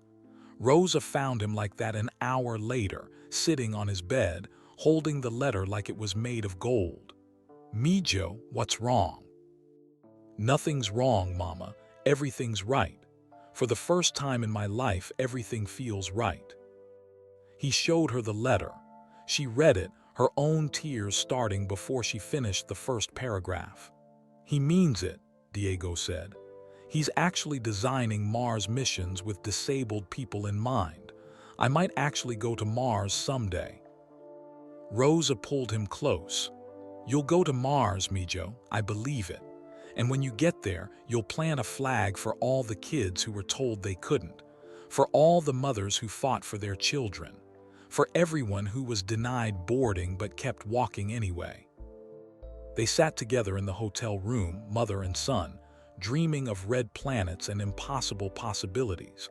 Outside, New York City hummed with life. Millions of people pursuing their own dreams, fighting their own battles, finding their own paths. And somewhere in that vast city, in offices and apartments and hospital rooms, disabled people heard about Diego's UN testimony. They watched videos of his speech. They read articles about the exoskeleton program. And they dared to dream a little bigger. Because if a kid from El Paso could meet Elon Musk by chance, could learn to walk through technology, could address the United Nations, could be promised a place on Mars missions, then maybe impossible and hard really were different things. Maybe barriers were just challenges waiting for creative solutions. Maybe the universe closed doors not to stop you, but to redirect you toward the people and places where you were needed most. And maybe, just maybe, the future was more accessible than anyone had dared to imagine. 10 years later, Diego Martinez stood in the staging area of SpaceX's Starbase facility in Texas, looking at the starship that would take him and 7 other crew members to Mars. At 22 years old, he'd spent a decade preparing for this moment. The exoskeleton he wore now was nothing like the prototype from his childhood. This was Generation 7, sleek, powerful, integrated with his spacesuit in ways the early engineers could never have imagined. In Earth's gravity, it let him walk, run, even jump. In Mars's reduced gravity, it would give him capabilities that able-bodied astronauts couldn't match. "You ready, Martinez?" Commander Sarah Chen asked. She was Dr. Rebecca Chen's daughter, and yes, the coincidence still made Diego smile. The world was smaller than people thought. "Ready as I'll ever be," Diego said. The past 10 years had been a journey as incredible as the one he was about to take. After the UN meeting, the Exoskeleton Access Initiative had exploded globally. 50 countries had adopted accessibility policies based on their model. Over 100,000 children now wore exoskeletons. The technology had improved so much that units now cost less than $3,000 to produce, making them affordable even in the poorest communities. Amara Akafor, now 17, ran the African division of the program. She'd become a powerful advocate, speaking 6 languages, traveling constantly, helping kids across the continent. She'd learned to walk, then learned to run, then learned to lead. Marcus Chen had graduated from his SpaceX internship to become a full engineer, eventually leading the team that designed the accessibility features for Mars habitats. His brother James had won a Pulitzer Prize for his investigative journalism on disability rights.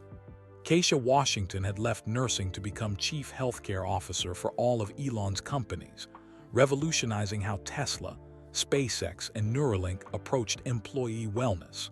Her mother had fully recovered and now volunteered at the hospital where she'd been treated. Rosa Martinez had opened her own consulting firm, helping families navigate complex medical systems. She'd written a book about her experience, When Wheelchairs Break, a mother's story of hope that had become required reading in medical schools across America. Camilla, at 19, was studying aerospace engineering at MIT. She'd been accepted to every university she applied to, but chose MIT specifically because their campus had been redesigned with universal accessibility in mind, inspired partly by Diego's story. Dr. Sophia Ackafer had kept her promise. She'd published the full truth about the Compassion Collective in a lengthy article that went viral for different reasons than expected. Instead of outrage, most readers expressed understanding. "Sometimes you have to break the rules to fix broken systems," became a common refrain. She'd also established the Ethics and Innovation Council, ensuring that future medical breakthroughs were achieved through transparent methods. The council had become a model for responsible research worldwide. The Compassion Collective had indeed disbanded, but its members had moved on to legitimate work. Several now worked in cybersecurity, using their skills to protect rather than manipulate. And Elon Musk, he'd kept every promise. The employee wellness reforms at Tesla and SpaceX had become industry standards. Other tech companies had followed suit, improving conditions for workers across Silicon Valley. Turnover decreased, productivity increased. Happiness became a metric that mattered. The Mars program had been designed with accessibility from the start.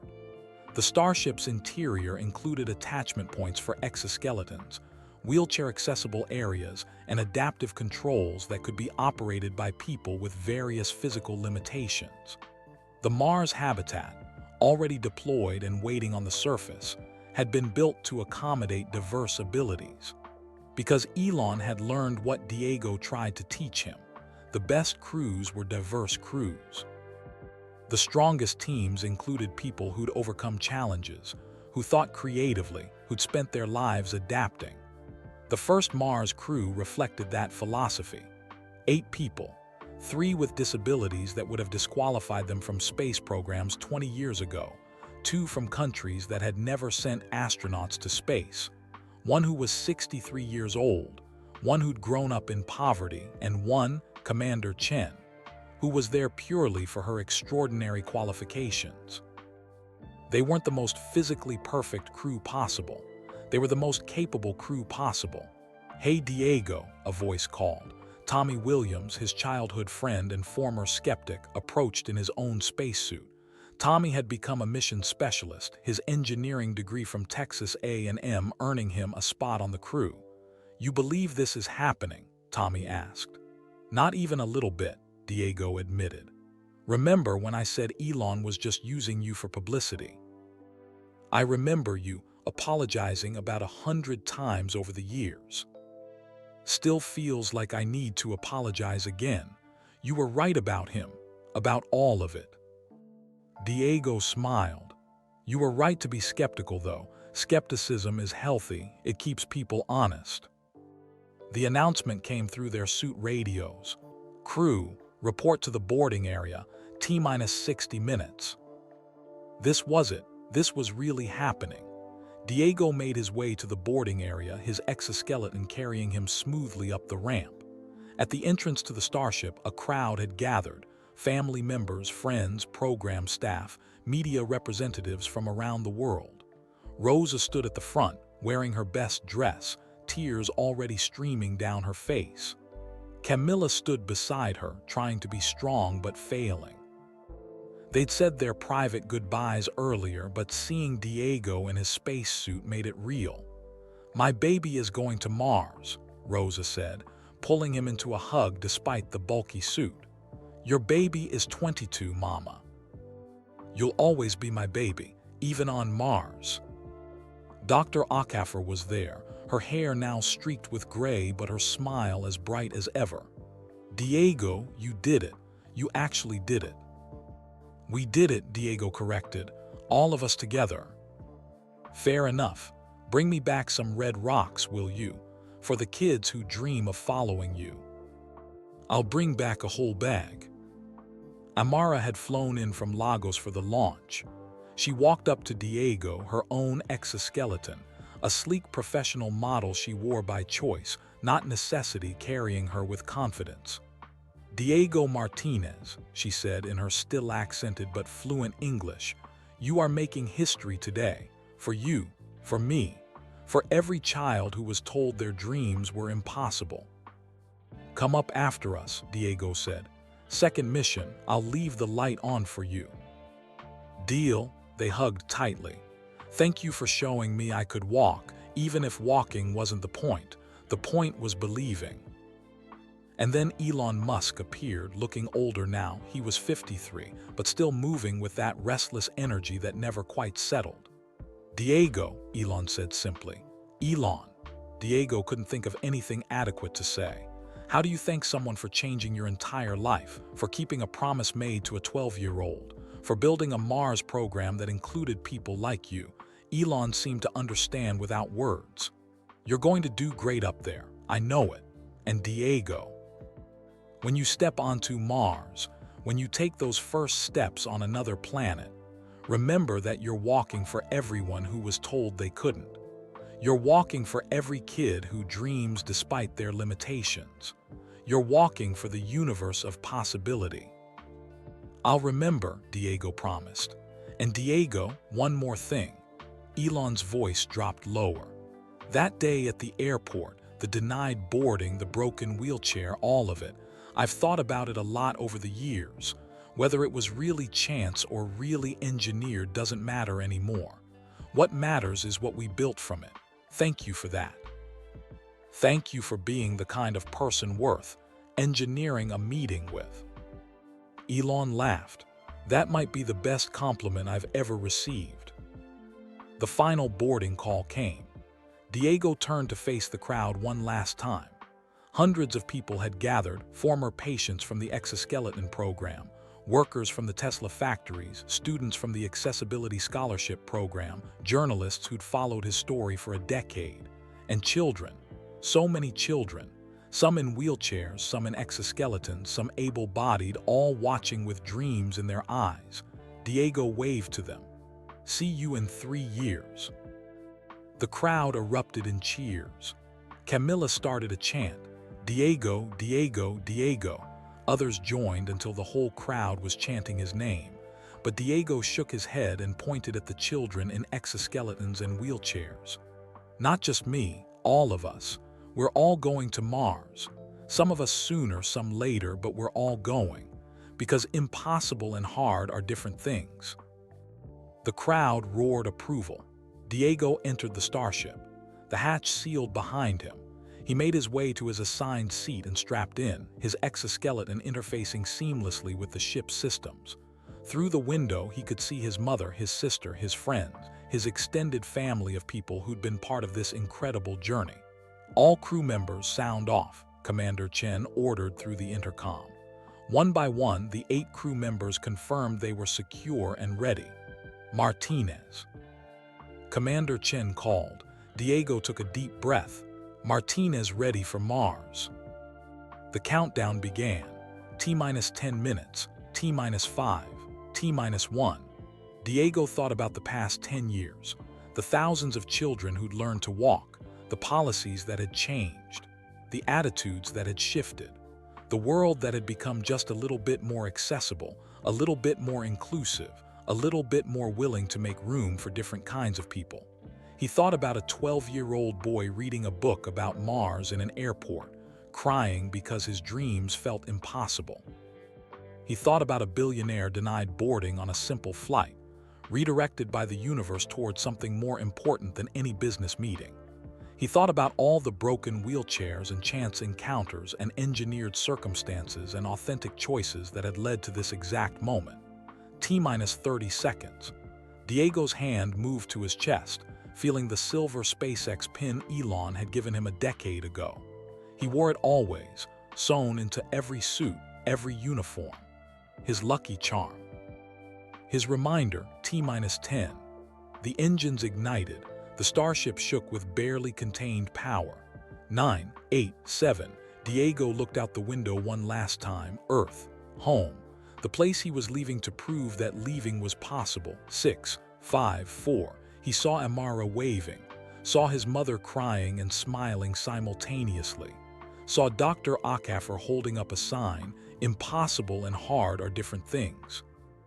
3, 2, 1. The starship lifted off. The force pressed Diego back into his seat.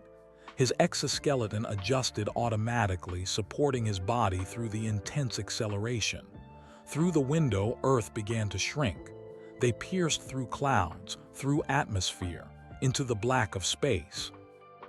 And Diego Martinez, the kid from El Paso who couldn't walk, the boy who'd met a billionaire by chance, the young man who'd spent 10 years preparing for this moment, Diego Martinez became the first person with cerebral palsy to leave Earth's orbit. Commander Chen's voice came through the intercom, steady and proud. "Welcome to space, crew. Next stop, Mars." Diego unbuckled once they achieved orbit and floated, actually floated in zero gravity. His exoskeleton wasn't needed here. In space, nobody walked. Everybody adapted. Disability and ability blurred into meaninglessness. He pulled out his phone specially modified for space and recorded a message for Earth. "This is Diego Martinez aboard Starship Resilience. We're on our way to Mars. I'm floating right now, and I've got to tell you, this is better than walking ever was. Up here, we're all equal. Up here, there are no barriers except the ones we build ourselves. To every kid watching this, your limitations aren't limitations. They're just different starting points. My cerebral palsy didn't stop me from getting to space. It actually helped prepare me, teaching me to adapt, to problem solve, to never give up even when things are hard. So keep dreaming, keep trying, keep believing that impossible and hard are different things. Because if a kid whose wheelchair broke at the worst possible moment can end up floating toward Mars, then anything is possible for anyone willing to work for it. See you on Mars. We'll save a spot for you." He ended the recording and sent it back to Earth. Within minutes, it would go viral. Within hours, millions of children would watch it.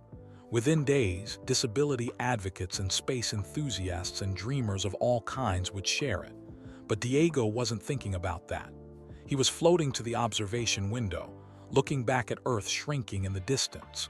That blue marble, that complicated, messy, beautiful planet where billions of people lived and loved and struggled and dreamed.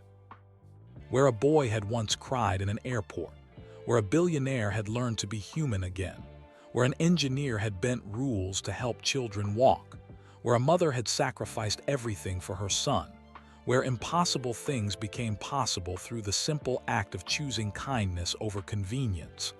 "Thank you," Diego whispered to the universe, to Earth, to everyone who'd been part of his journey. "Thank you for the denied boarding. Thank you for the broken wheelchair. Thank you for every obstacle that redirected me here." Tommy floated up beside him. "You okay, man?" "Better than okay. I'm exactly where I'm supposed to be." They floated together in silence, watching Earth recede, watching Mars grow closer with each passing hour. The journey would take 6 months, but Diego had already traveled so much farther than distance could measure.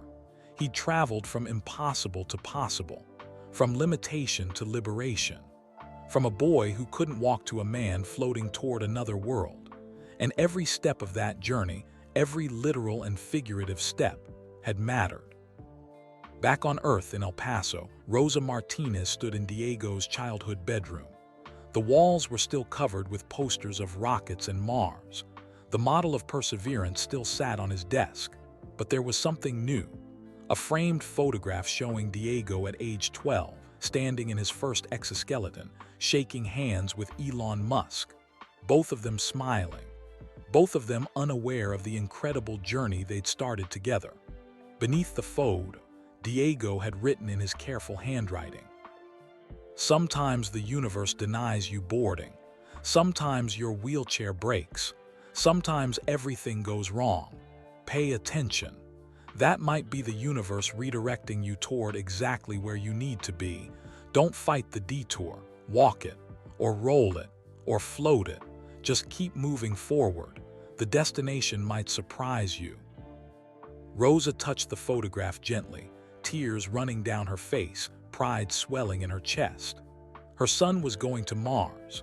Her son, who'd been told he'd never walk, was walking among the stars. And somewhere, millions of children were watching, learning, believing that their own impossible dreams might just be hard dreams waiting for the right moment, the right help, the right choice to transform them into reality. The story that began with a denied boarding had led to the stars. And that, Rosa thought, was the most beautiful thing of all. And that was the end of Diego's incredible journey, from a boy who couldn't walk to an astronaut floating toward Mars. A story that began with a denied boarding and ended among the stars. Sometimes the universe closes doors not to stop us, but to redirect us toward exactly where we need to be.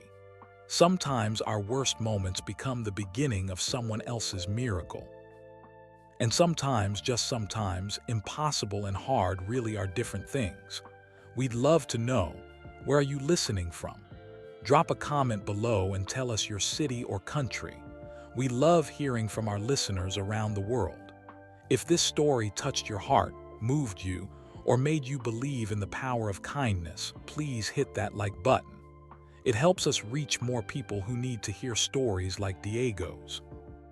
And don't forget to subscribe to our channel for more inspiring, emotional, and thought-provoking stories that remind us of the best parts of being human. We have so many more incredible tales to share with you.